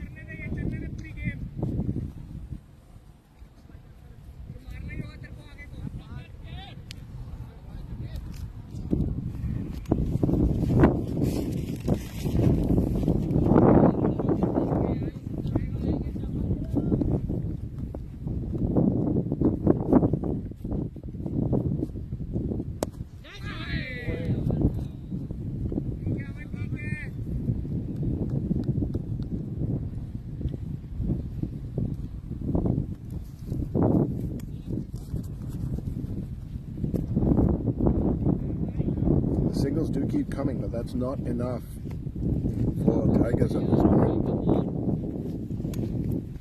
They need to start trading in some boundaries. Fahad wanted that one. He was getting in position to try and hoik that one over square leg, but I'm unable to control the shot.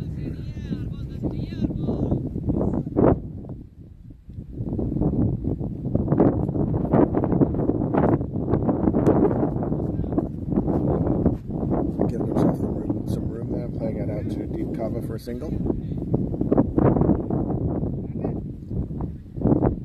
The game has kind of gone off the boil here, despite a couple of quick wickets. It's all very sedate, very serene pace.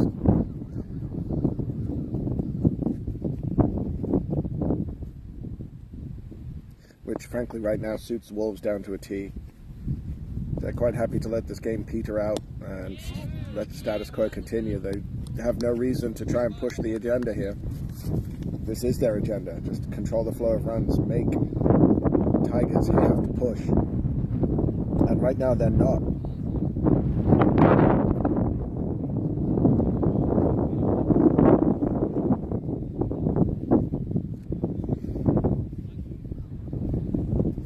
Yeah, this is a very important partnership for JT. It's going to be an important partner for Manic, but he wasn't able to stick around.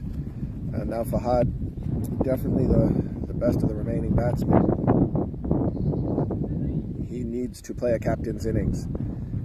He needs to stick around and see this at least to the point where they're within reach of the total.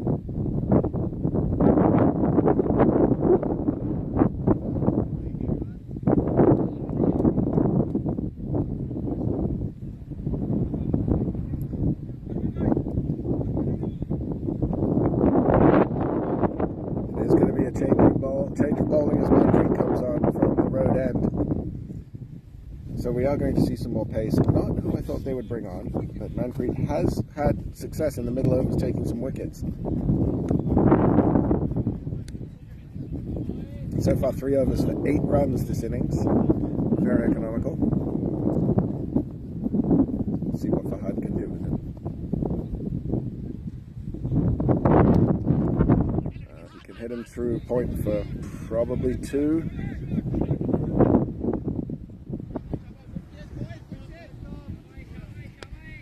What a throw from Harman right into the keeper's gloves.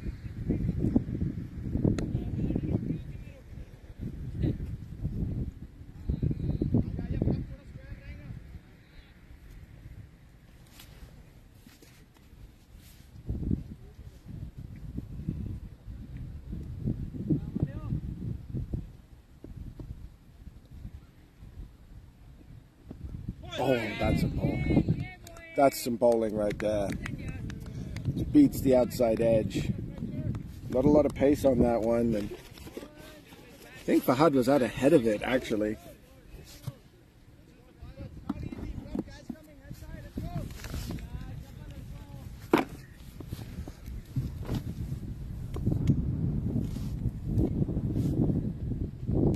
And edged and put down by the keeper, Amitoj. A very sharp chance low and to his right, and he got a glove to it, could not make it stick.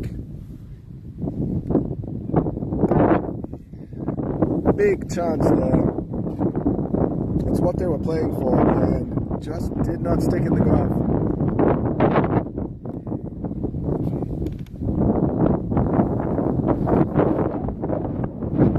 Will that be key? Will that be the drop that changes the momentum of this innings?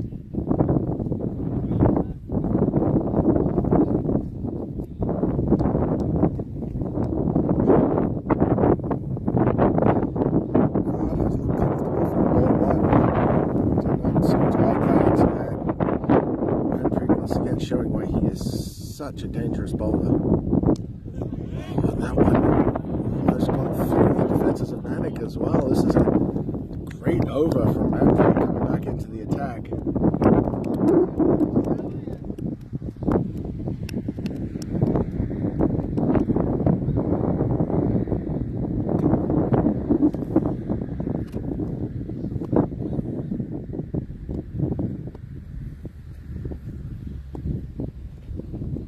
Oh, and that's hit on the pad. There is a big appeal.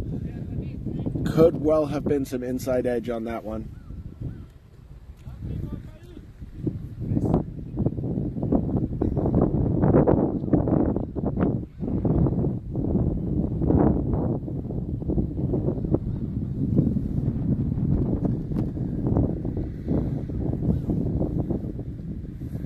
I think the captain would have sent that one upstairs, but from my perspective, that did seem to be some inside edge onto the pad.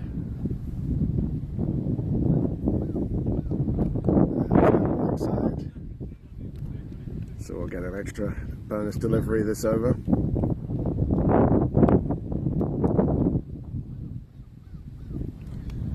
Been a good over from Manpreet. Couple of good shots, dropped catch, and close LBW decision.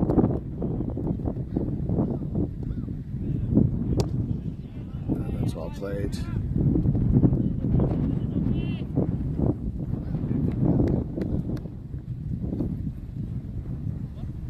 That's the end of the over. 108 for 5, Tigers. Still a long way to go. 161 needed of 16 overs. So we are officially over 10 and over required now. And these two men are going to have to put the welly into it, as they say in England.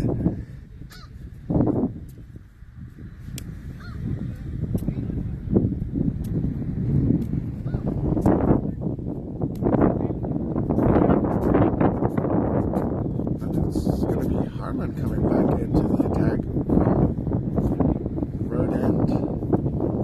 His first 2 overs were not the most dangerous. So this is an interesting decision here from Akash. They're opting to go with Harman and not Praveen or Taranvir. Harman has been the golden arm. They'll be looking to him to get this all-important wicket of Manik, who is still there on 44 off 61 deliveries.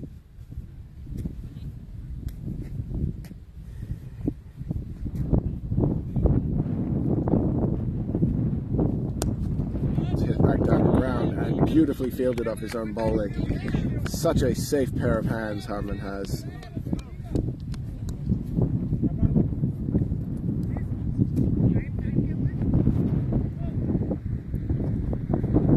Almost 5 o'clock.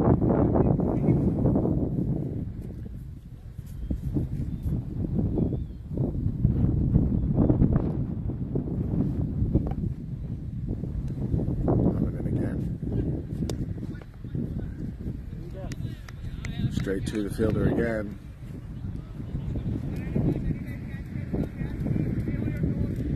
And the run rate just keeps getting up and up and up.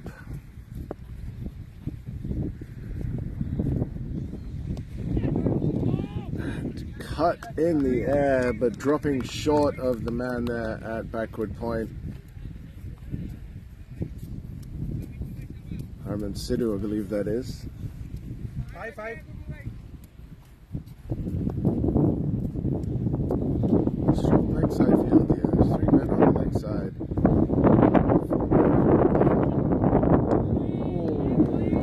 That one beating him outside of stuff. 4 men on the outside if you include the long on.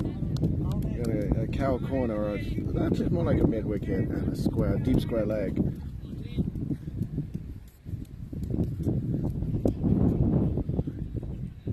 Manik being tempted here to play that lofted shot. That's edged again, and this one will run away for 4. Through the slips, nobody there to catch it.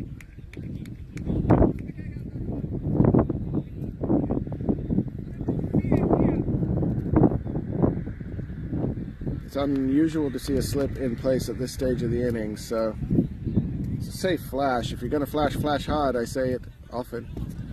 And Manik definitely flashed hard at that one. Picks himself up a boundary, going to a 48 not out. Obviously not out since he's been standing there.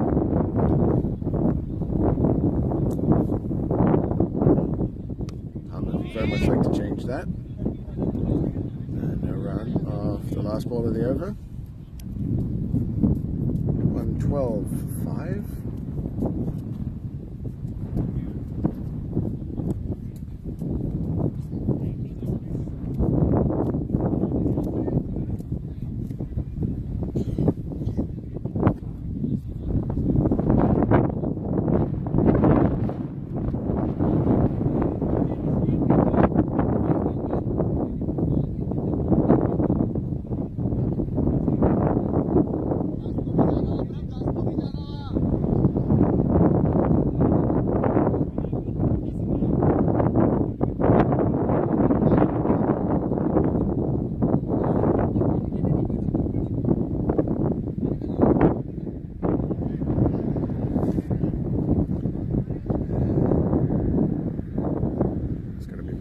Continue from the SPCAM.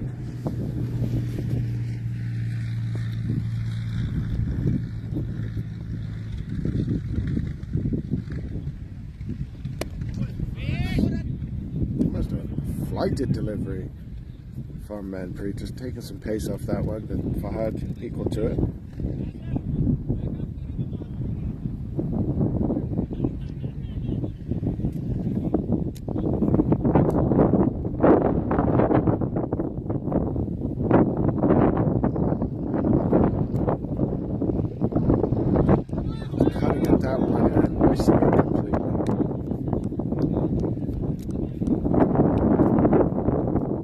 See a few plays and misses like that in the Wolves innings as well, but eventually Prop was able to connect with them on his way to a sparkling 63 that really turned the innings around for Wolves. Fahad will be hoping to be able to do the same thing, but he's running out of time to do it, and that one down to long on. We'll give the single.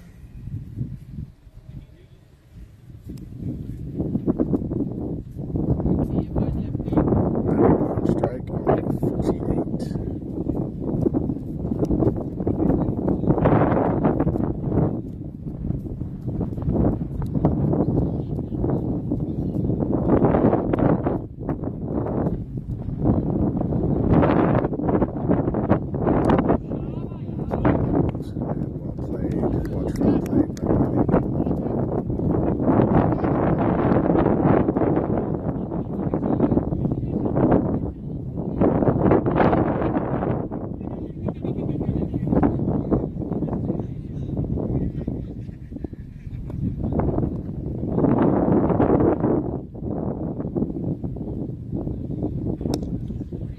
Good shot by Manic. There is a man out there at long off who will be able to pick that up. Restricted to just the single.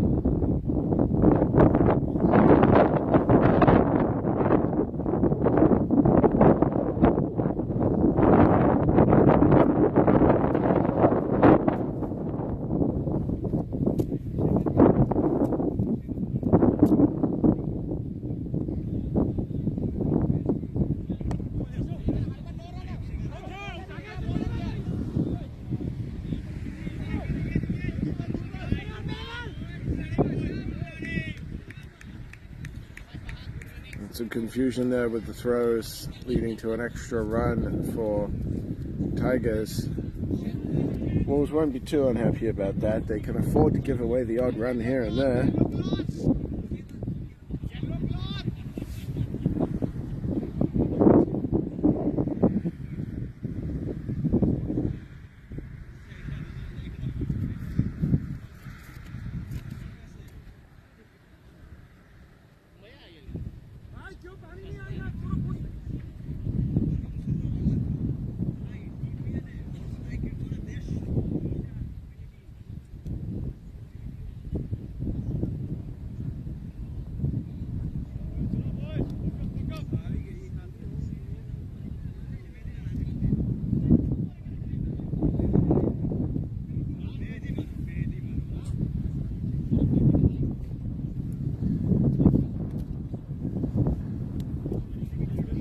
Just a quick hydration break here for the batsman, especially Manic, who's been out there a long time.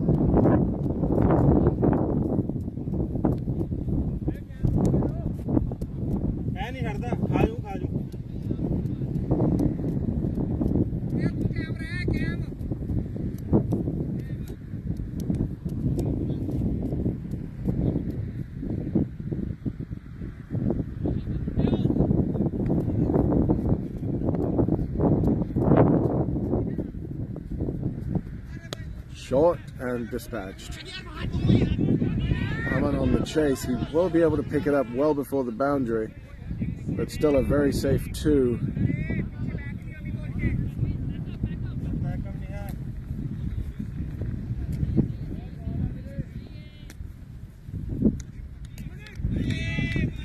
And that's 50 for Manic.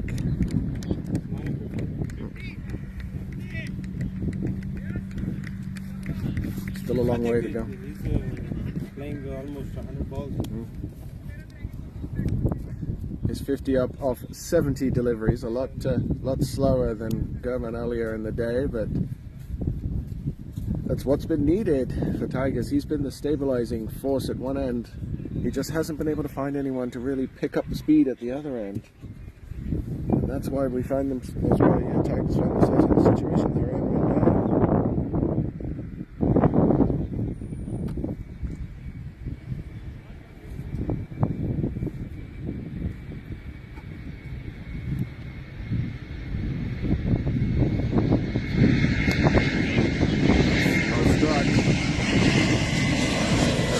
on there.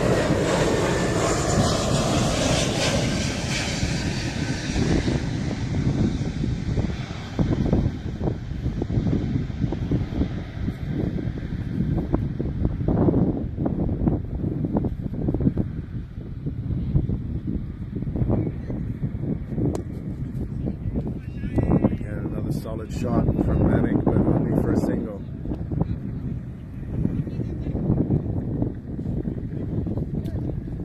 This is not a loop of commentary, I swear. It's just the same thing keeps happening, and it suits Wolves down to a T. They are just draining all the life and energy out of the Tigers lineup. And no matter how vaunted your batting lineup is, some things are beyond even the best batsmen, and right now the run rate is coming up so high. 150 now needed off just over 13 overs.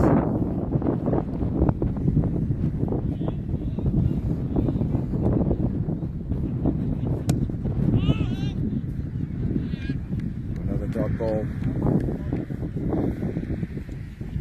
This has been clinical stuff from Wolves.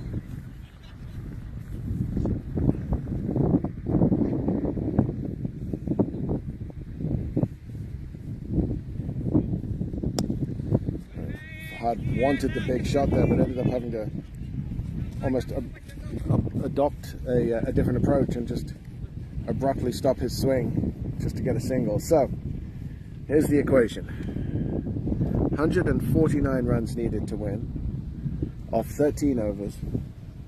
Required run rate is over 11.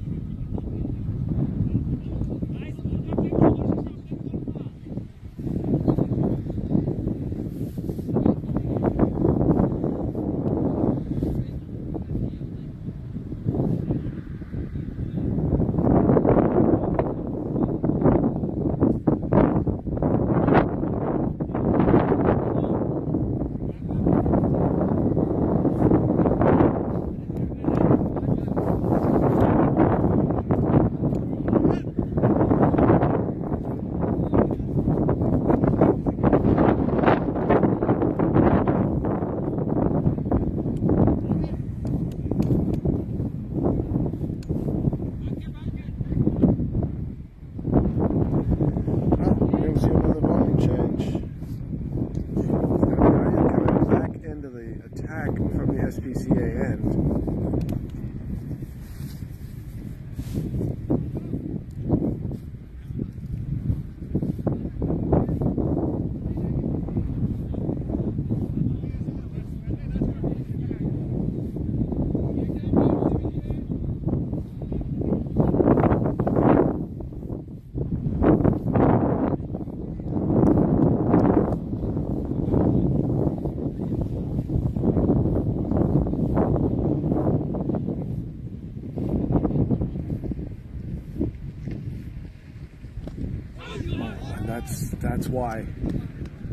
That's why they know that runs are needed, and they want to try and tempt Fahad into those big swipes. Completely missed that one. But this is what's needed now, the acceleration, and Wolves are going to make it as difficult as possible. The waiting game is in their favor. Almost 12 and over now needed for Tigers, and Fahad is looking to get a move on. He's hit across the line with that one out into the onside for a single.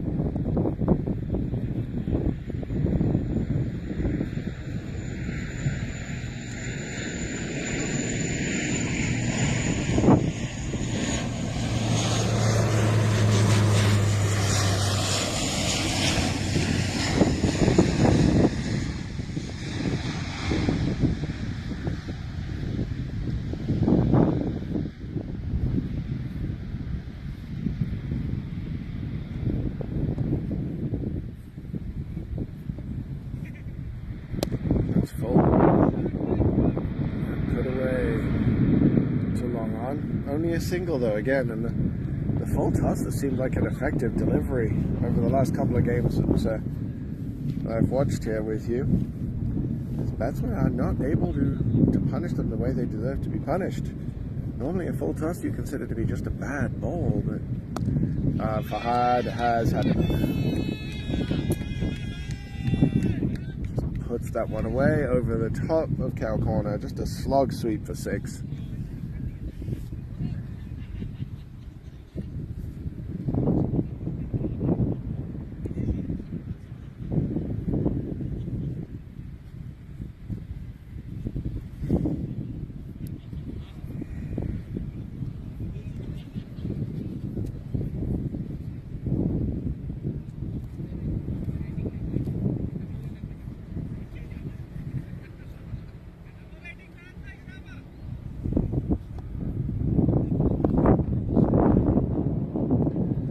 And that's edged.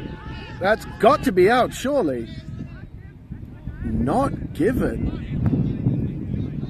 There was a loud noise. Fahad says he hit the bat off the ground, and the umpire agrees with him.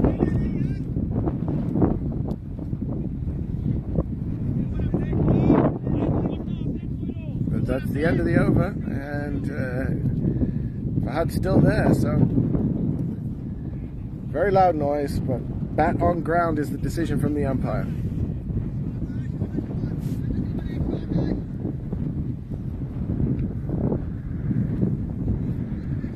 So 141 needed. Good over there for Tigers. But still over 10 and over required.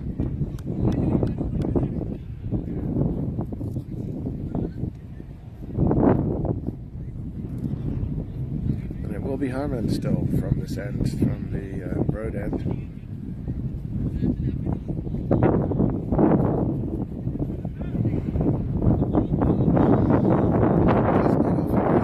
Innings without a wicket, so you'd expect him to be able to take one at some point here. This is without a doubt the one he would most like to pick up.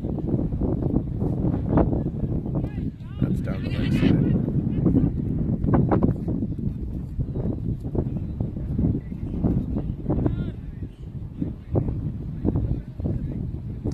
Wide as well, so an extra run there.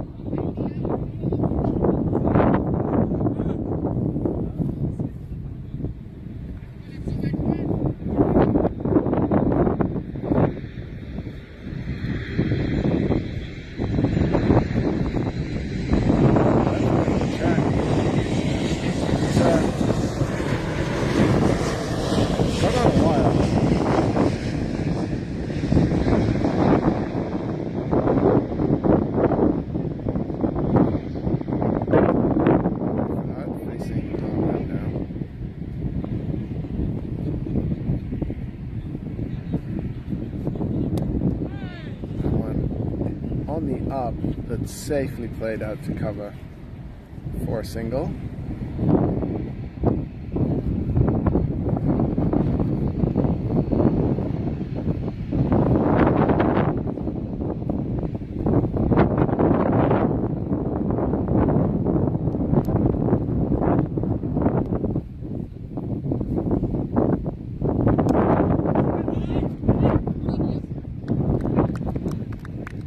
Up there by German to stop the single.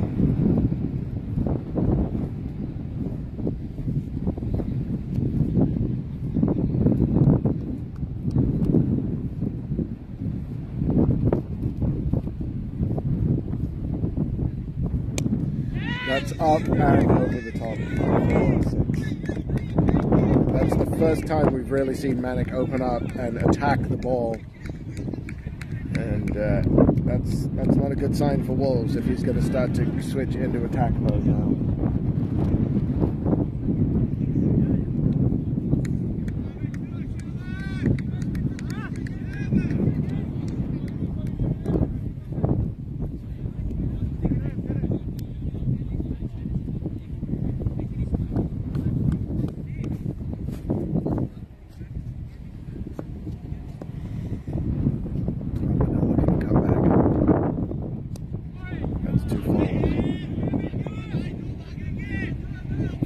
go for 4, and does so. These last 2 overs have been very good for Tigers. Manic and Fahad have switched gears. There is still time for them to rescue this run rate.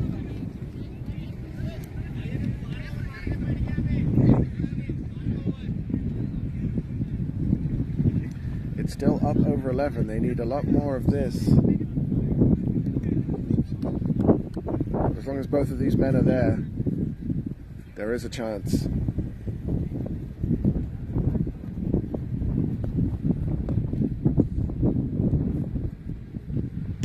That's 2 short, and it's 4 more.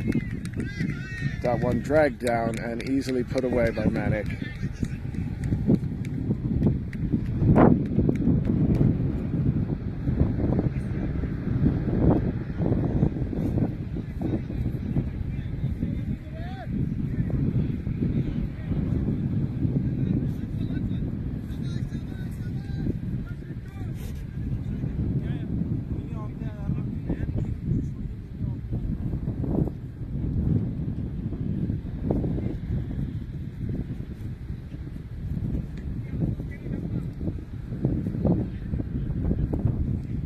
Still got another ball in this over, which has been very expensive from Harman. That is the best of the lot.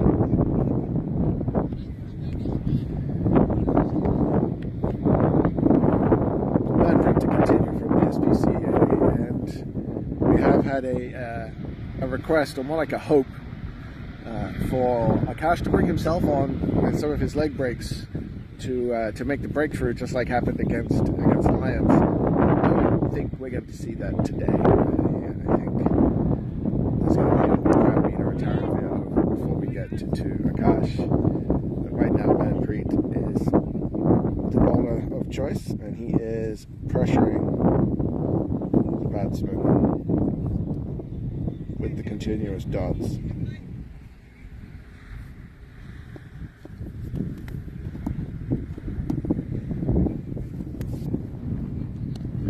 That's dabbed down to backward point for a quick single. Wolves are okay with the singles. It's the consecutive boundaries that they need to avoid.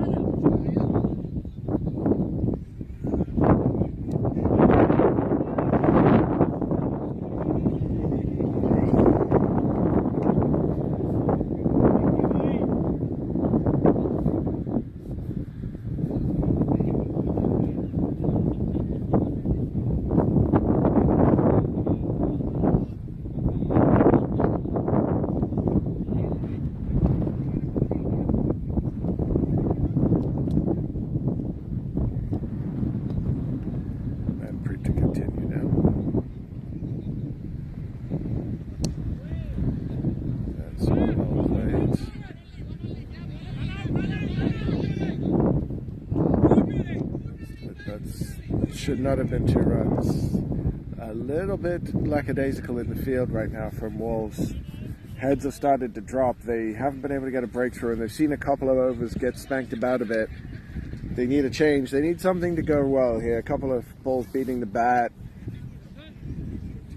Some dot balls. Something needs to change here. And the Wolves' brain trust are going to need to come together and figure out what they need to do.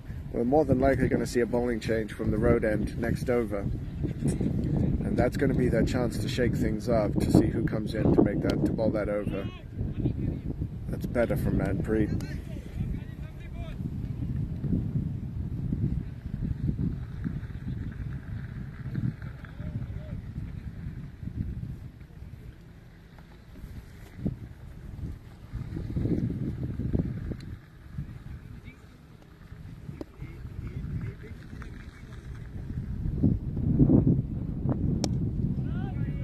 Again, a dot ball.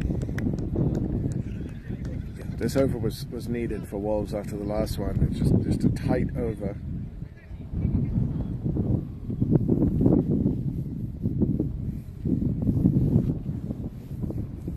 Just 3 runs off it so far, with 1 ball to come.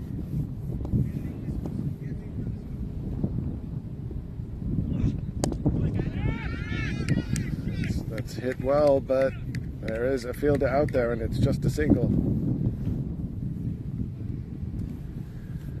So 12 runs per over needed, as it's 149 for 5 after 30 overs.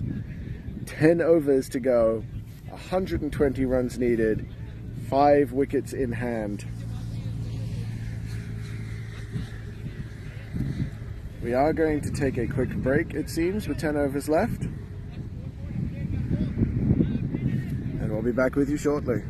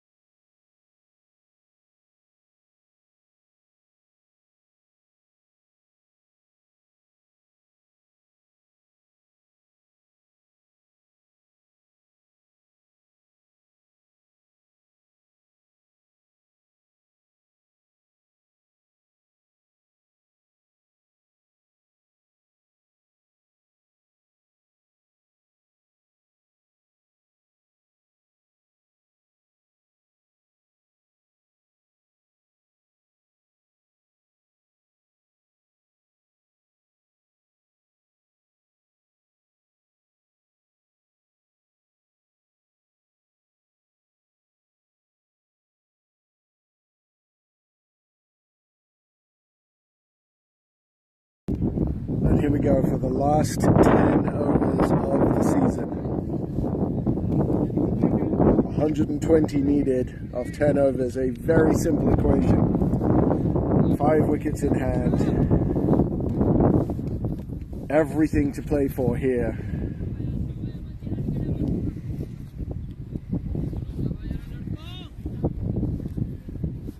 Neil, Rahi, Rifat left in the pavilion.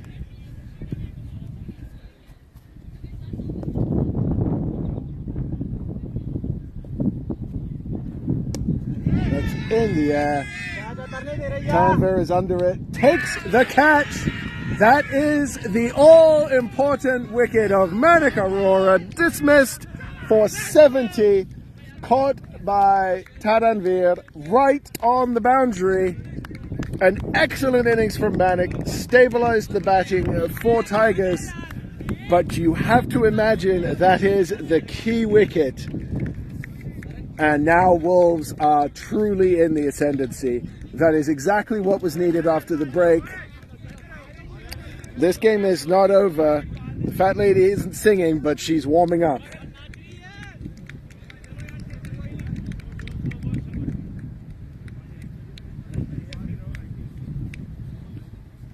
It was only a matter of time before the attack mode was engaged and the field was set for it. I think they've been expecting it for a while with Wolves. The field has been set for it for a while. It took a little longer than expected for the batsman to switch modes, but it did happen, and now the wicket has fallen.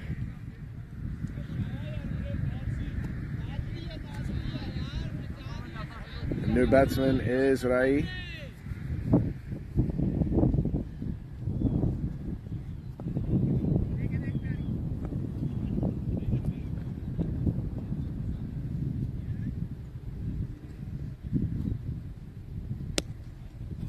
Well played off the back foot. He just waited on that one and smacked it to long off to get Fahad, the set batsman, on strike. And a lot of pressure on Fahad now to score these runs. Neil, Rifat, and Zaman still to come. Rahat Zaman.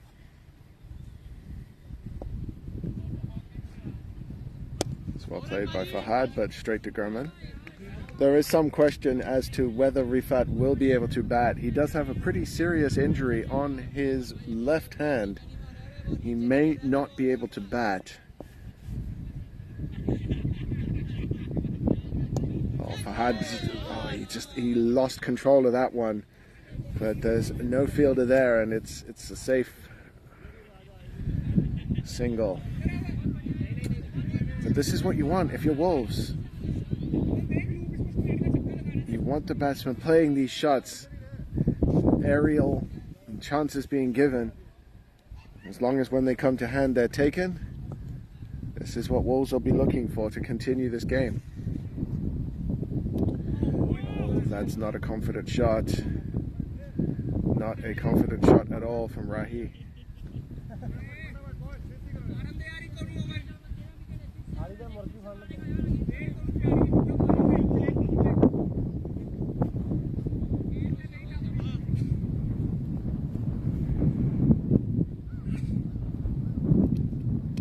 That's in the air.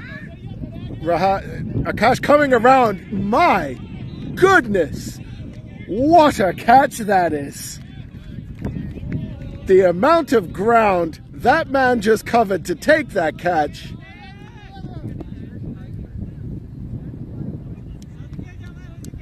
Unbelievable. All the way from square leg to mid-wicket to take that catch. Another man back in the pavilion as Rahi is dismissed, caught by Akash off the bowling of Amandeep, who takes his third wicket.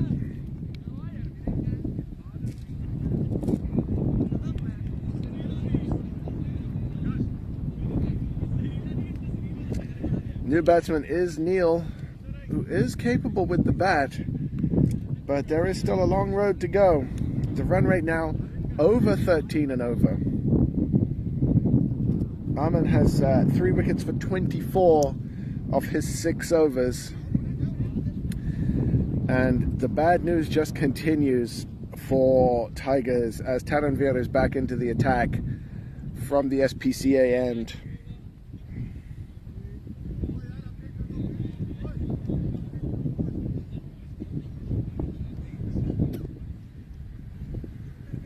Nine overs to go. 118 to win for Tigers. 3 wickets for Wolves as they close in on their 2nd trophy in as many days.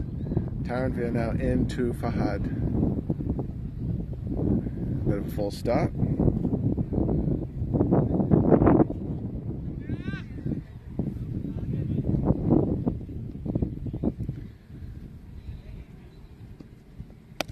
That's in the air. There's a man coming around to it, and he cannot take the catch. That's Prabmeet out there. And a good throw in to the keeper's end. Is that Prabmeet or is that a cash out there?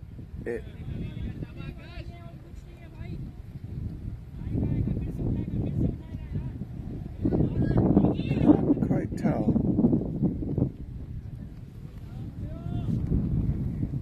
Either way, the catch was put down. It was a full sprint he had to make to get to it.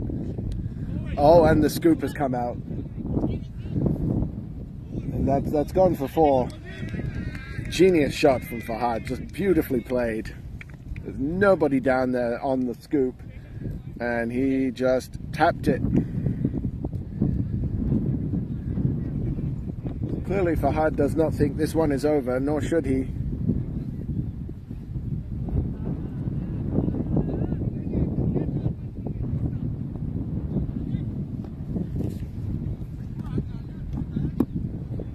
Fahad again just takes a minute to survey the field, trying to keep the bowler off his with him. There's a noise there. No appeal from Wolves. I heard something from here.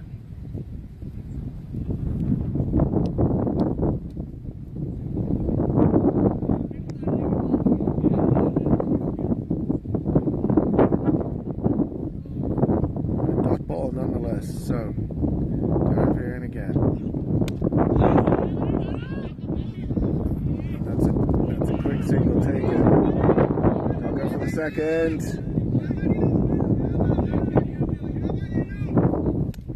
Well run by Neil there as Wolves could not find the target with that throw. Taranvir was who broke open the opening partnership, getting both early wickets for Wolves that really put them on the front foot early on. That's the slower ball, and Fahad does not read it. Excellent bowling from Taranvir there. Yeah, he took 2 early wickets to really put Wolves in the ascendancy early on. Coming back into the attack now at a time where quick runs are needed, but very few wickets in hand.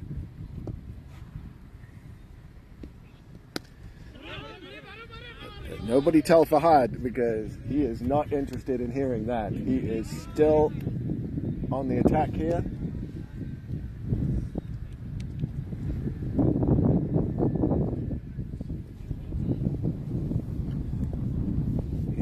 He believes this game is still winnable.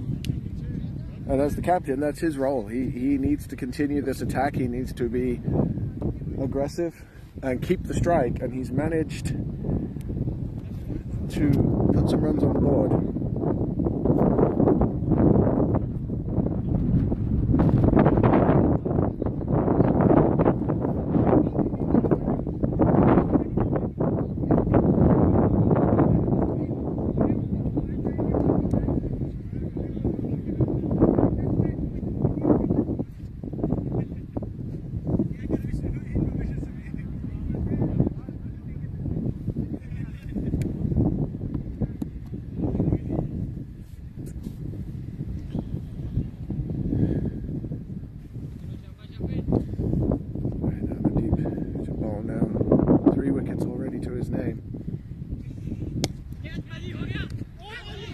And that's the game. That is the game right there. Gurman Khurana taking that catch on the second attempt, parrying it up in the air and able to take the catch off the rebound. Fahad is out for 30 of 32 balls. And now with Tigers 8 down with 160 on the board, you can feel the excitement off the Wolves players. Yep. So Rahat now is the new batsman, and the question is, can Rifat bat? It seems unlikely. He's not padded up, I can see from here, so this is the last pair for Tigers. Still 109 runs needed. The field is coming in for Wolves.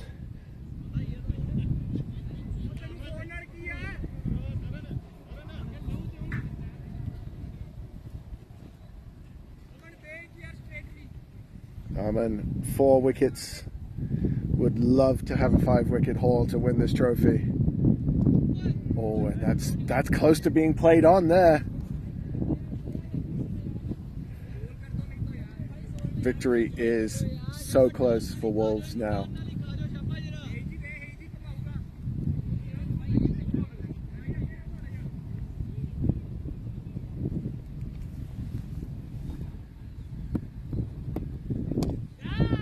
In the air, but safe, and they will get a single.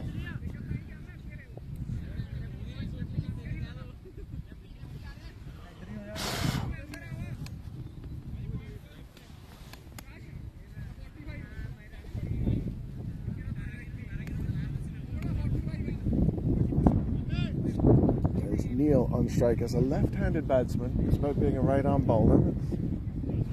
Somewhat unusual, but at this point, the only thing that matters is he will want to score runs. That's in the air, and there's no bat involved, just off the pad, but outside the leg stump.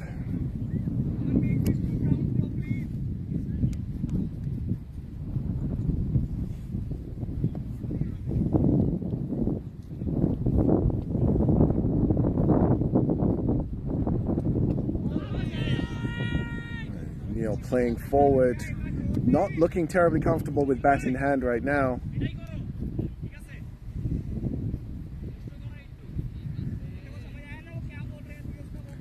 And I think the goal here is just going to be to bat out the overs, to drag this out as long as possible.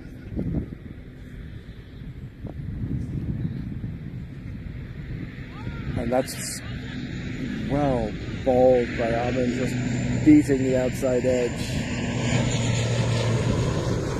That is the end of the over and the end of the spell for Amandeep. 4 overs for 25 runs. Phenomenal bowling. Oh, no, he does have 1 over left. My apologies.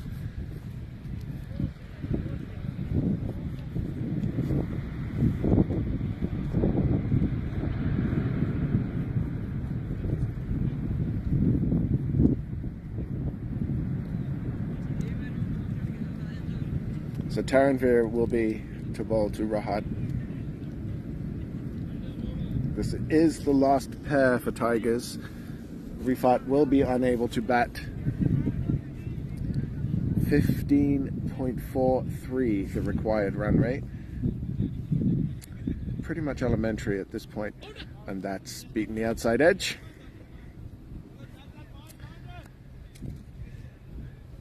I think the only question now is how long can this last pair hang around for Tigers.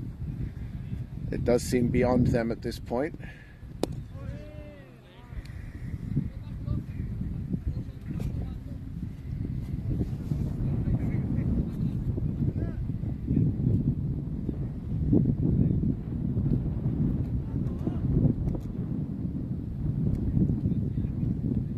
That's too short.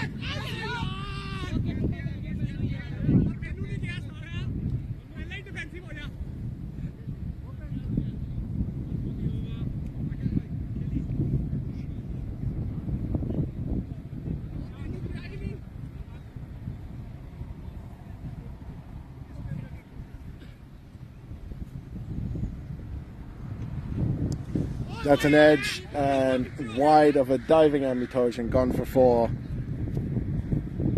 Oh, this is a frustrating over for Tyrone Vera and for Wolves. Just 2 chances on consecutive balls.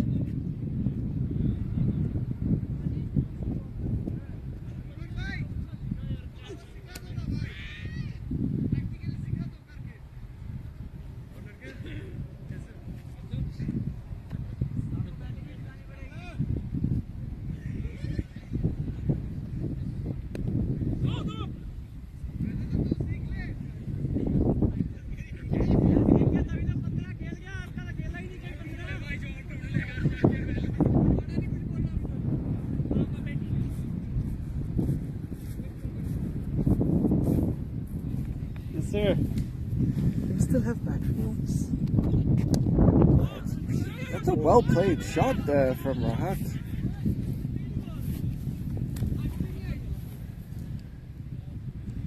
So this is the last pair for Tigers, as Rifat will not be able to bat. A fairly nasty injury to his hand, diving to take a catch. And with Amandeep about to bowl his last over, he'll be really hoping to get that 5th wicket, just to give the umpires a tough decision on the man of the match.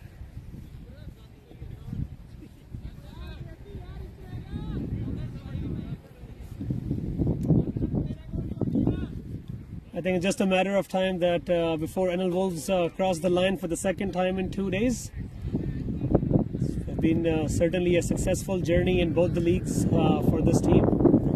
And they've won both of these games with the same.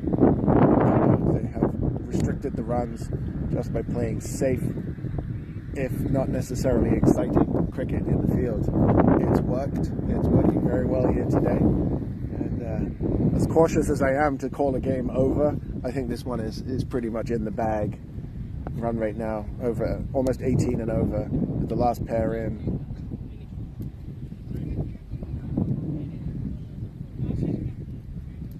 That has been their most traditional one-day performance by NL Wolves. This is how a one-day game is supposed to be played. Keep your nerves calm, be patient.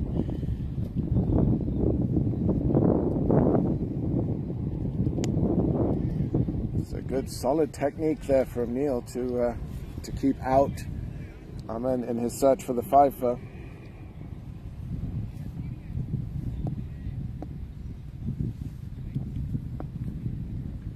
That's well flighted up, and again watchfully played out into the offside.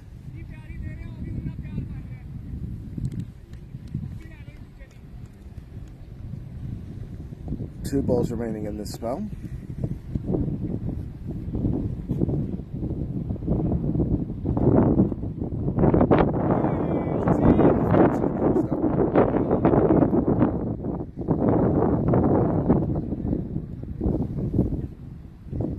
Fire this in as a Yorker, I think.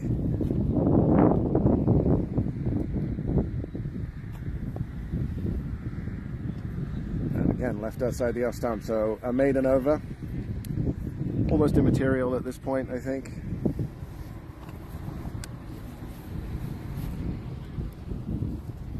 Really, the only stat that matters is the wicket. 165 for 8. 5 overs remaining.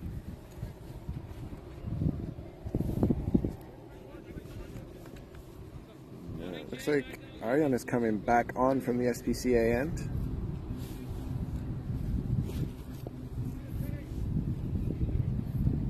It'll be frustrating for the fielding side. The NL Tigers are in no rush to finish the game. They're taking the time, they want to play out the overs. Yeah. They must have in the back of their heads that they have lost the game. They want to frustrate the fielding side as much as they can. As you can see, the intention. Yeah, there's no attacking intent left. The run rate is out of reach. It's at, well, exactly 20.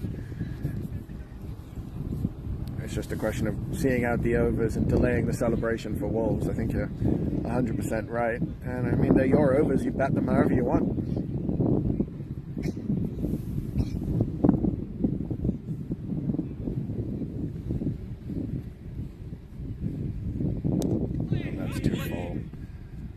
That's not the kind of ball that's going to take a wicket for you.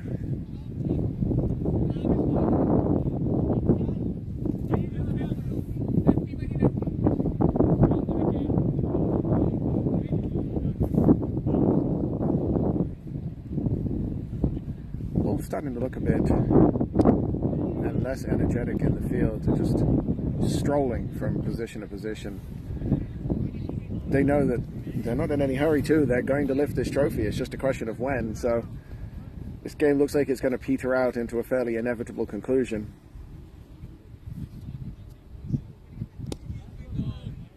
I guess the batters are enjoying the last few overs of the year for the hardball game. Absolutely. I'm looking forward to tape ball season. And we're going to have a few of those. We got the fall league, the winter league, right? Just put a tape ball in my hand. I'll make it do tricks. No, it's going to be a fun time. This season all but over as we're in the dog days of the game, as they say. We've still got a few nice summer days. Maybe we have some casual fun games out on Flyers Field before it starts getting covered in snow. Who knows? That's right. A couple of years ago, we did have a tape ball, 8-a-side tape ball tournament. It was a one-day event. It was quite successful. We the shorter boundary, and I guess we can do the same this year. I would like to see an over 40s versus under 40s game. Yeah, right. That'd be a lot of fun. Or even an over 35s. You know, just make sure you have 11 players. All right, Harman it is back into the attack now, and he is the kind of bowler who will put it on the stumps and make the batsman play. So that's what's happening here. I think Akash just wants to take this wicket.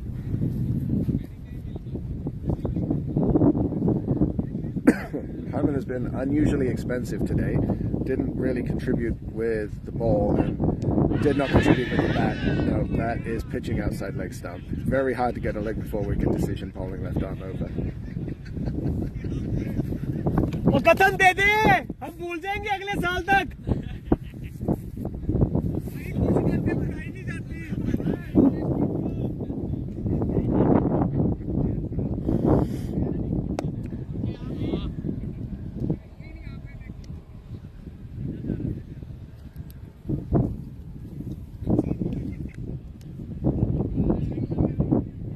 Good to see the game still being played in good spirits.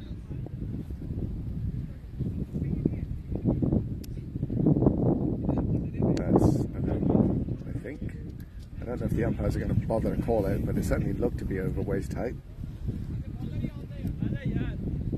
Nope, not being called. Well.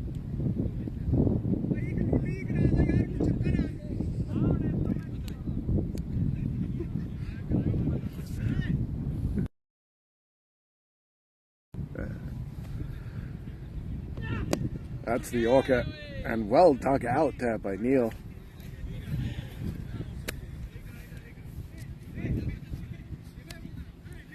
Talking about playing the game in good spirits, Chris, Wolves was the one team that was under a lot of heat throughout the season.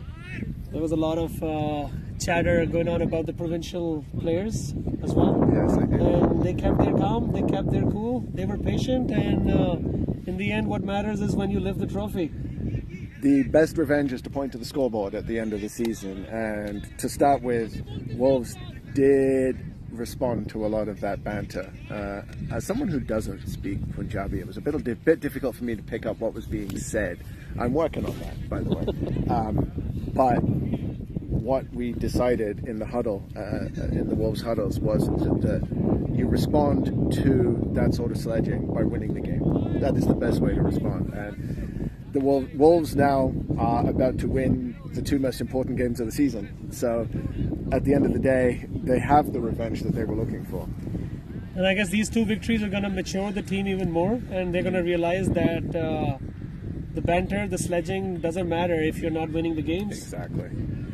There's a certain amount of it that, you know, is expected and is even fine, like, to liven the game up, but it's when it becomes personal that it gets to be too much, in my opinion. Is this Harman Sidhu coming on? Yes.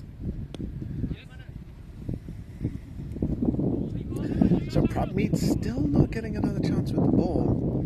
I don't think he's going to mind if they end up winning the trophy here, which I think is a given at this point. I think it's only 17 deliveries left.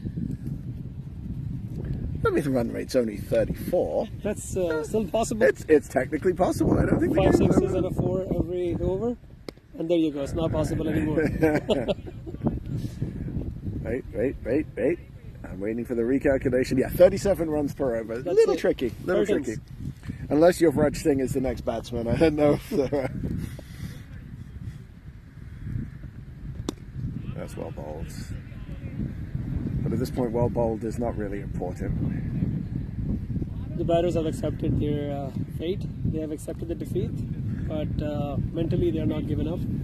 So, They want to keep going until the scoreboard hits 40 overs. after this over, if you're Akash, if you haven't taken the wicket, do you give the ball to Gurman and then bowl the last over yourself and just have some fun with it? Yeah, why the hell not? I'm going to pass on the message after this ball. Or even just let Prab ball, see if he can take that last wicket. Oh, that's a good shot from Neil, just guiding that one around the corner for 4. Gurman bhai, आखिरी over आप डाल लो. आप कर लो for the fun of it. I think he has Propmeet ready. Akash has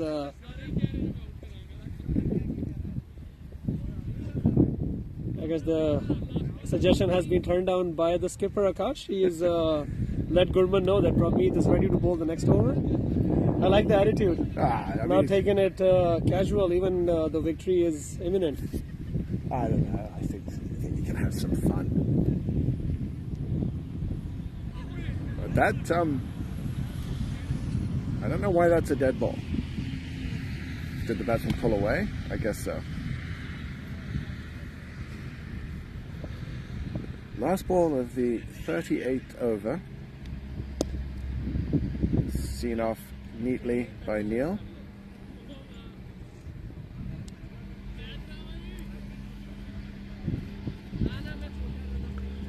So a mere 47.5 runs per over needed.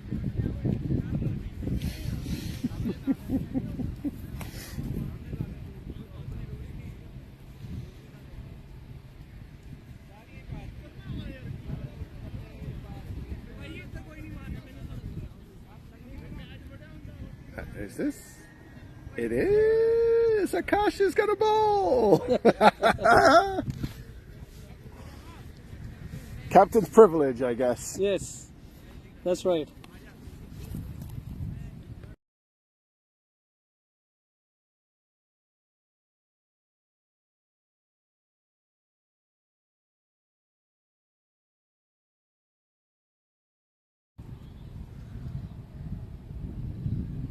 Oh, okay, Akash. Okay, Akash. He does have 1 wicket this season.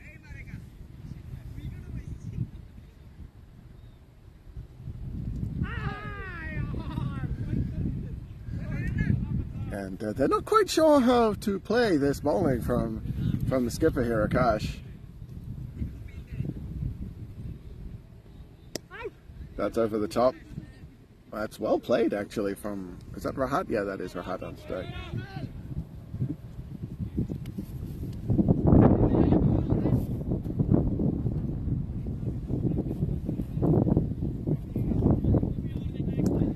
"93 runs needed in 10 balls."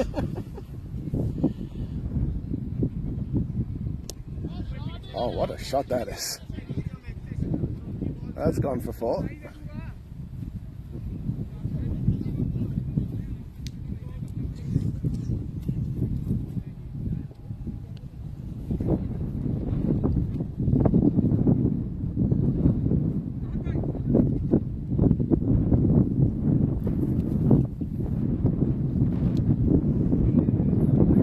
Could be gone for 4 more. No, that will be picked up by Harman Sidhu.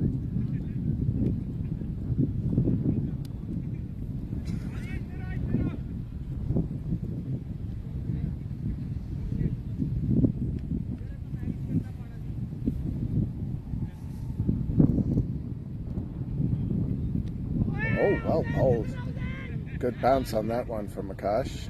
A little bit of turn as well. There should be one ball left to bowl. I think there was. Okay, no, there we go. Last over.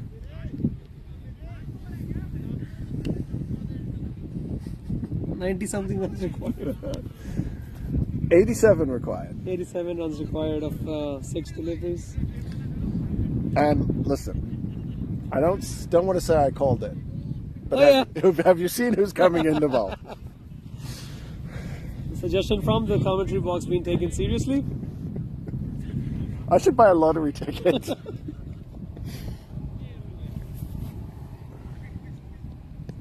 That's well bowled. It's not the best role model in bowling for the youngsters watching, but they're gonna take it. I mean, at this point, it's an exercise in just tossing up 5. It's tight. It's tight bowling. He's putting it right on the spot. I don't think I'd trust him to defend a total, but I don't think he's going to concede 95 runs.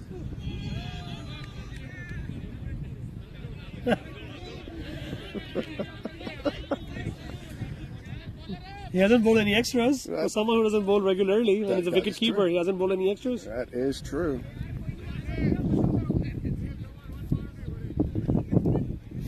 Challenge by the bowler. Liverman himself challenging Neil to hit a boundary in the last 3 deliveries. 3 balls remaining in the season. 3 balls until the Wolves are double champions. Left outside the off stump. Did not have that one on my bingo card for this evening.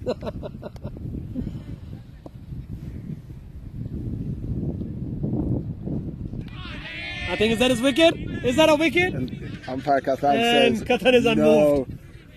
Just entirely too much integrity from umpire Kathan.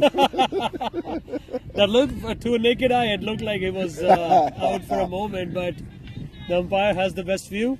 Kathan is calling for third umpire's decision. If legal, this should be the last delivery of the season, and that is actually a no ball. That hit the edge of the pitch and deflected. It's a no ball. That's the commentator's curse if we have seen one. Well, it's being signaled as a wide, so. Oh, and Neil has put that one to the mid-wicket boundary for 4. The game is over. The season is over. The champions of the 40-over David Liverman Cup are NL Wolves. Zabardast, guys. Excellent. I guess we'll just take this for the prize distribution as well. You're not muted, I don't think.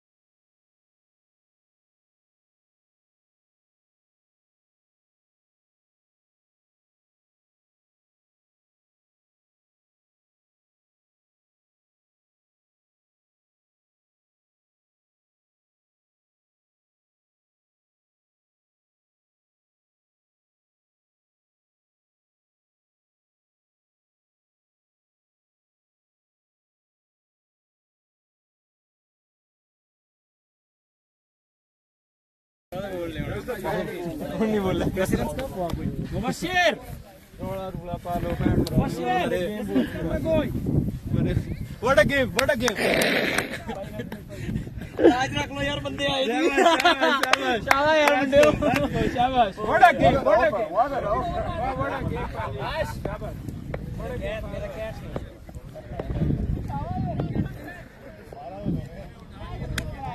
आ जाओ ना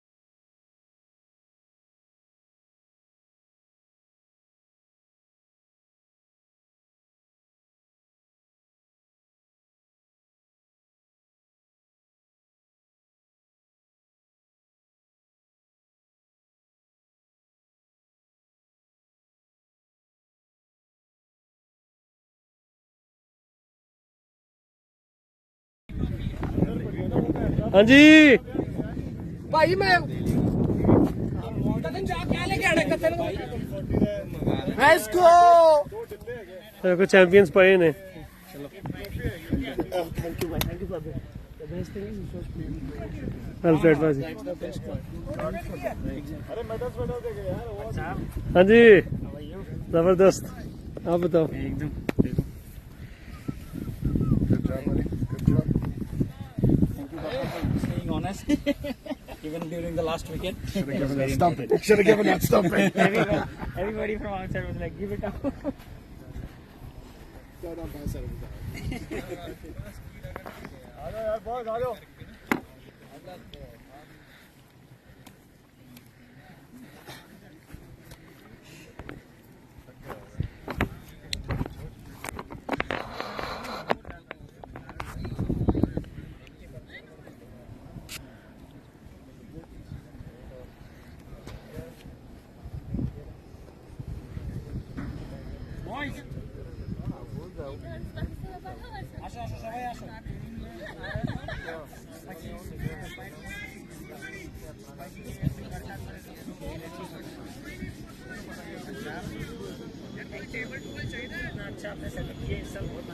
मजा तो आया यार पूरा game changer मतलब yes inclusive था वो Yeah. even if you're not on the ground you're still in the that's right मजा आया वाकई मजा आया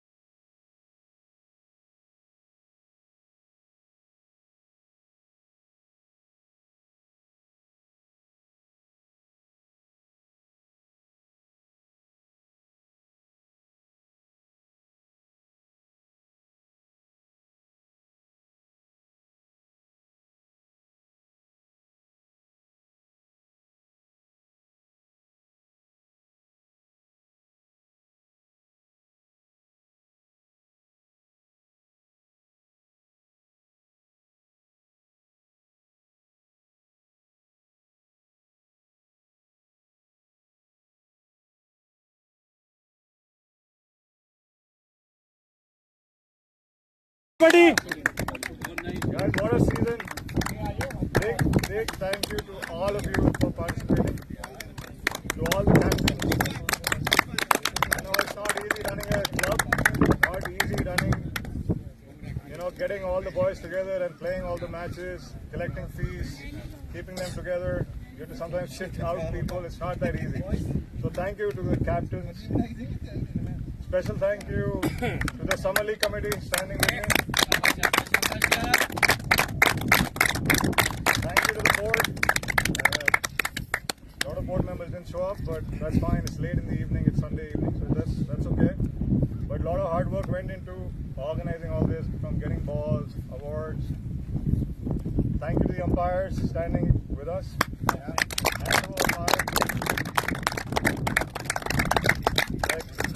I think initially, like in June, the weather was so bad.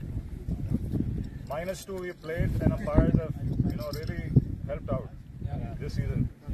So big thank you to the umpire, all the umpires. Big thank you to Abdullah here. Thank you.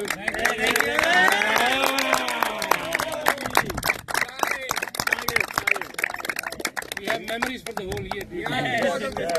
So this was a big initiative from the board, to start streaming and things. And Abdullah, took the lead. And it's not easy coming at one match. He was here for 5:30. Yes, right? that's He's got a good job now and everything, but everybody pitches in. It's all volunteer work. Right? Nobody's getting paid except the umpires a little bit.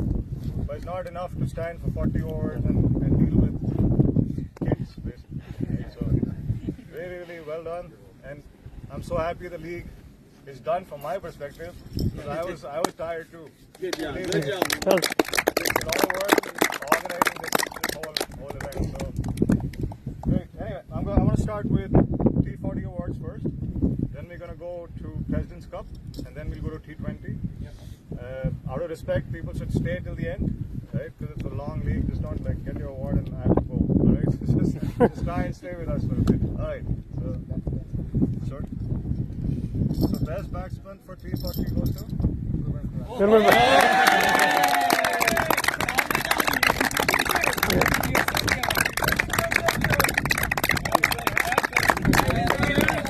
Pictures below, yeah, please.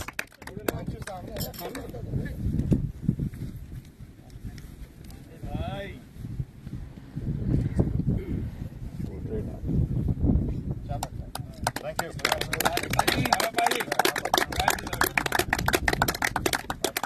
Best bowler for F40 League goes to Indrail Malik.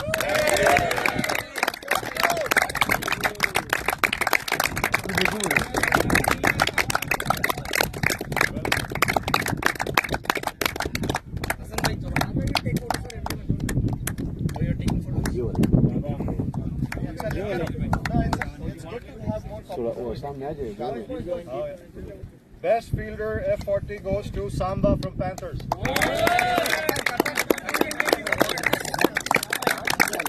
Khich lo, on behalf of. On behalf of. Really, khich lo. Zohair is taking pictures. Taking pictures. Yes,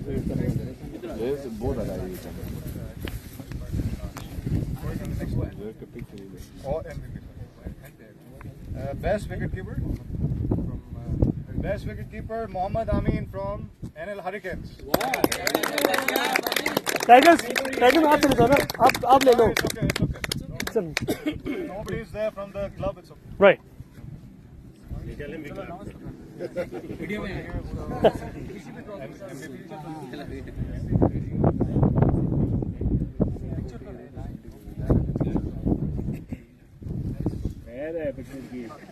इसके साथ लेगा गुमनाम picture.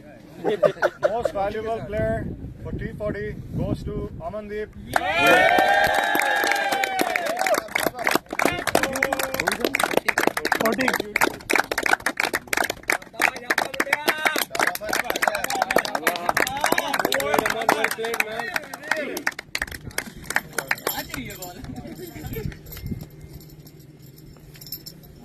I think everybody knows, everybody who's watching. T40 League is won by Wolves. Yeah. You can line up and come one at a time. We'll give you medals one at a time.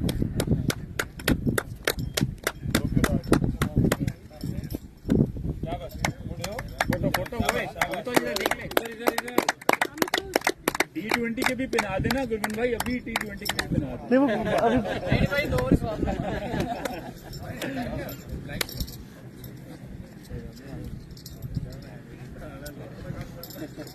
ये बस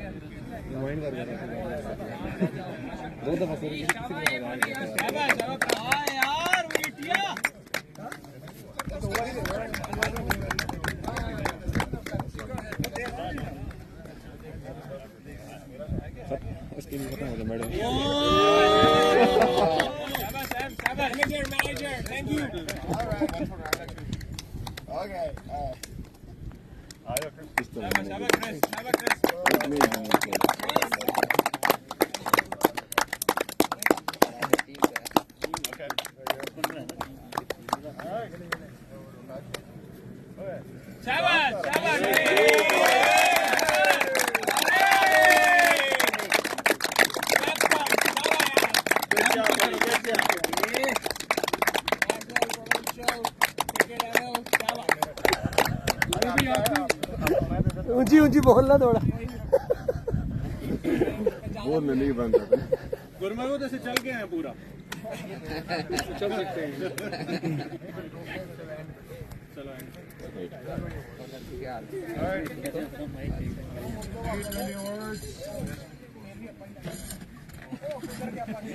बंदा यार बंदा बैठा है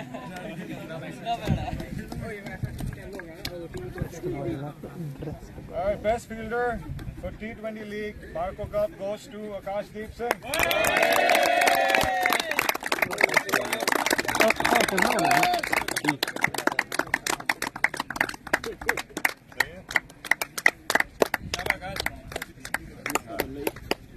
Best wicketkeeper T20 Marco Cup goes to Amitoj.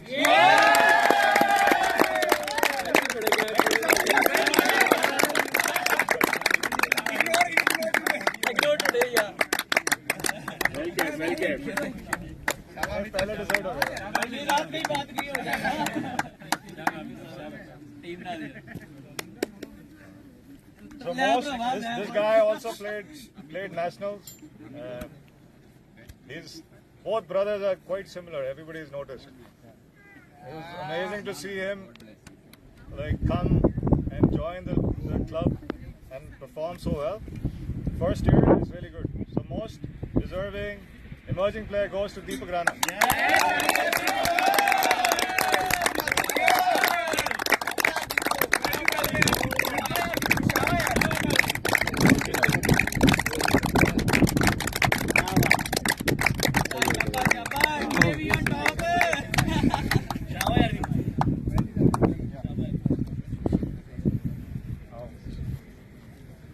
So this guy, everybody's noticed him on the field. He's the most passionate.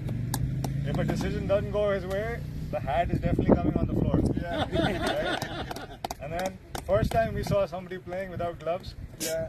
So the best evidence goes to Wajid Ali.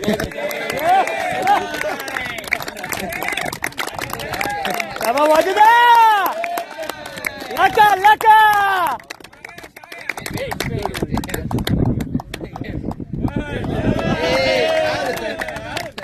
क्या बात है, क्या शेखा मेरे दिल खोले होले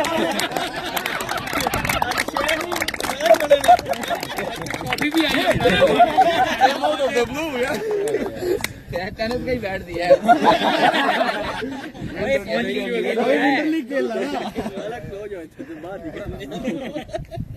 So this guy, like I played him, we're giving the best bowler. I played him.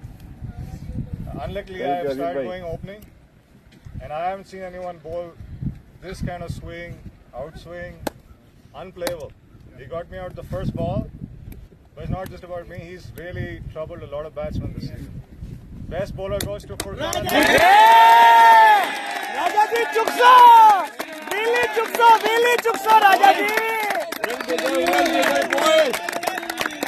राजा जी क्या बात है, क्या बात है तेरी, क्या बात है तेरी। आज तो वाकई शेखा ने दिल खोले होले। दिल भाई 649 तो नहीं निकल आई यार सोच अगर जीते तो best batsman. Again, he is very consistent. Leading a team is not easy, and along with that, scoring runs, taking catches, and leading from the front. Best batsman goes to Akashdeep Singh. आओ जी,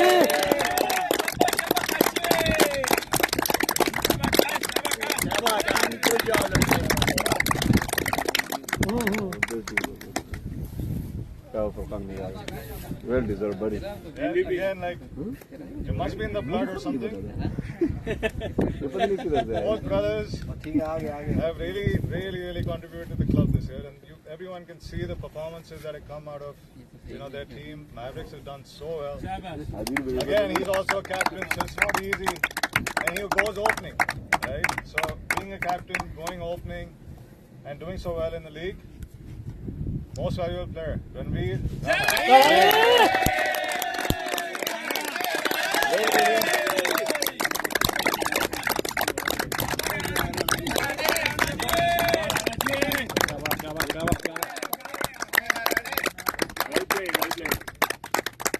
बहुत आला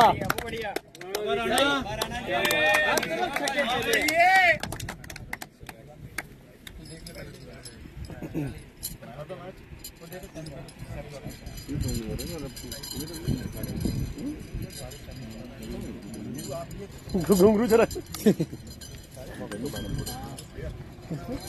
पता नहीं पता नहीं ये Of course, the T20 league was won by the Wolves, so we're going to just distribute medals for that. ये photo रहने देना खींची हुई है इनकी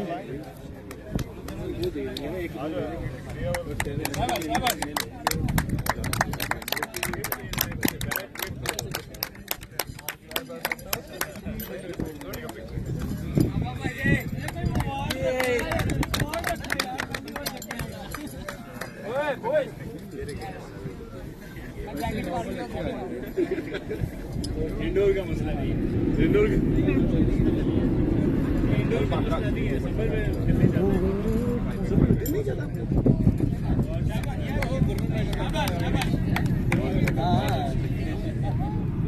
माशाल्लाह मैं लगा बेबी क्या किए चल कोई नहीं पता भी नहीं चला तूने बता दी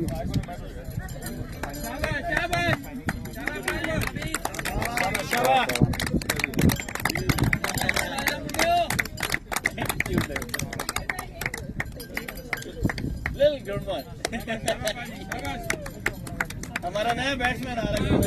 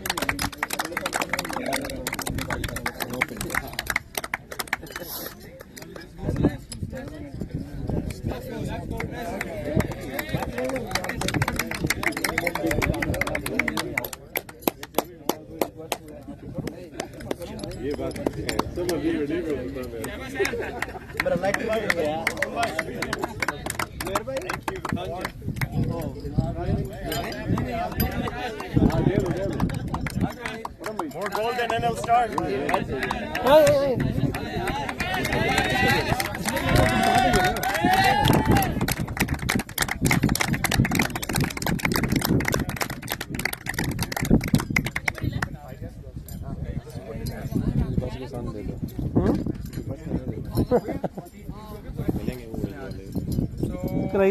These are like few medals for the T20 man of the matches for the eliminators, qualifiers, and the final. So we'll start with the qualifier 1, and that goes to Manpreet.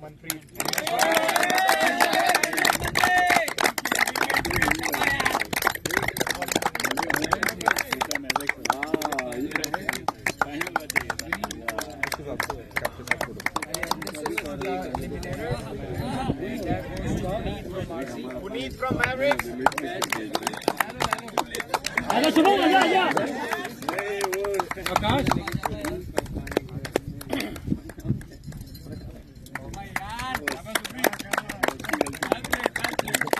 This is for the qualifier 2 between Mavericks and Eagles, and that goes to Anil Bhai. Four straight sixes, yeah, buddy. And this is for the final. That was between NL Eagles and NL Wolves, and that's joint shared between Gurman Bhai and Harman.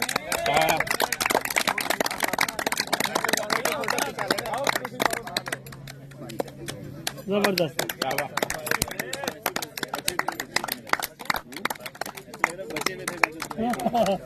इसकी भी दे दो man of the match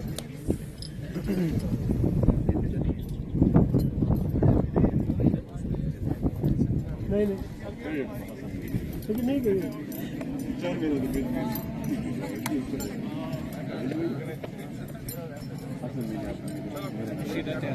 So these are the man of the matches for 40 overs. So for the first semi-final, the man of the match goes to Junaid Tushar. Oh, JT bhai, JT bhai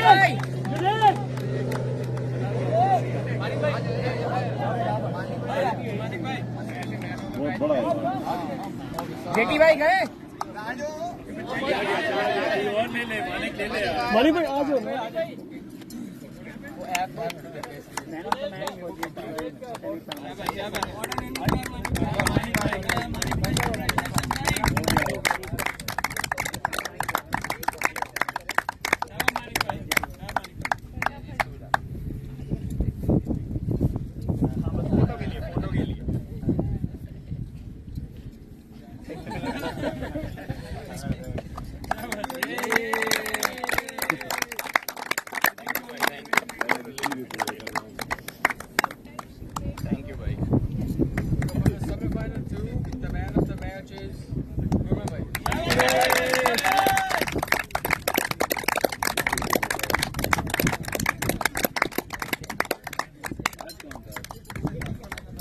Final, it's again Amandeep Singh.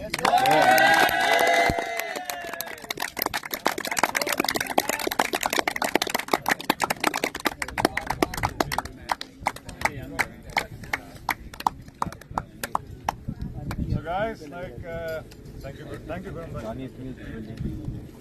So guys, first, we were debating whether we should keep this trophy this year or not, and I think it was a good decision to keep it. Because it's not easy to play the 12 games and stay as a table topper. Qualifiers go anywhere, it's like a long league. But the way Eagles played this year, the new players, the new recruitments they did, all the hard work they did really paid off. And it was too bad that they came on the other side for the finals, but they're well deserving of this trophy. Right. And so I'd like to call the captain first, Khurram.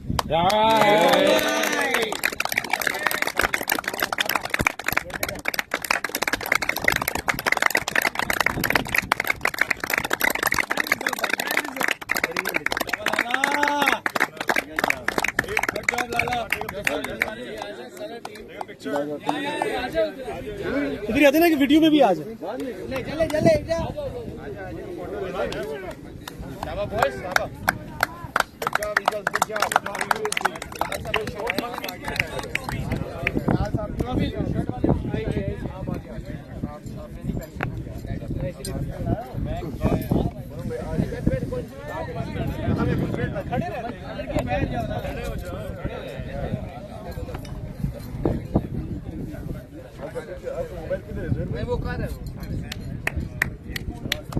एक minute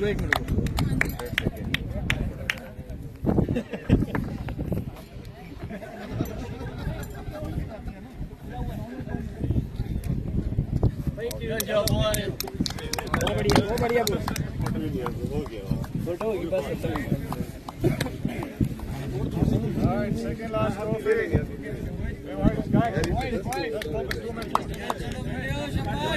So like, we've been trying to promote this format more than the shorter format. Like, the real medal of a team is tested T40. Obviously. Umpires who are watching the game, and they also know that it's a patience game. How to grab a batsman, how to play a long innings. Right? Really, T40 for me personally is the format that, like more important than T20 for me. Just from a player development, you get to know, whether you're in form or not. Your form can come back if you play a good T40 innings, right? So this is really a strong team wins it, and it goes to Wolves.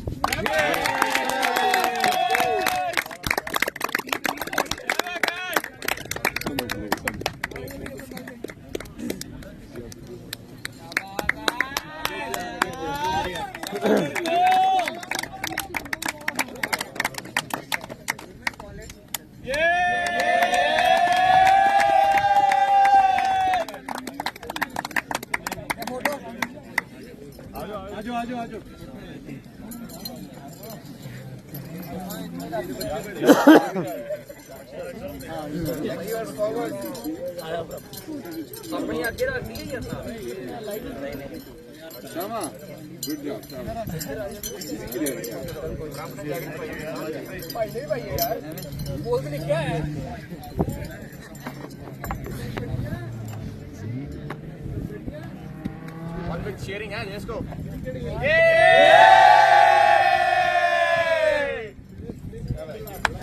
शाबाश बढ़िया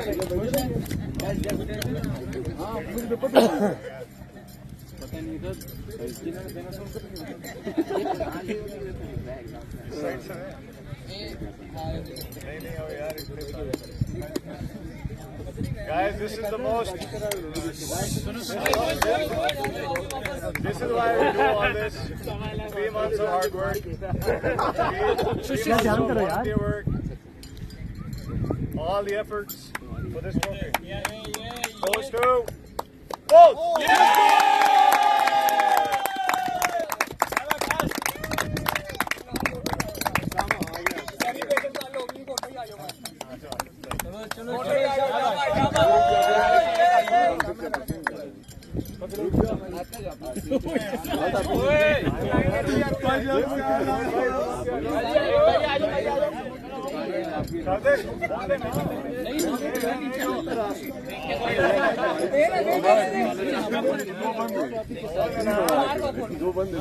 इधर खोलूंगा मैं कैमरे में camera मत देख के गोली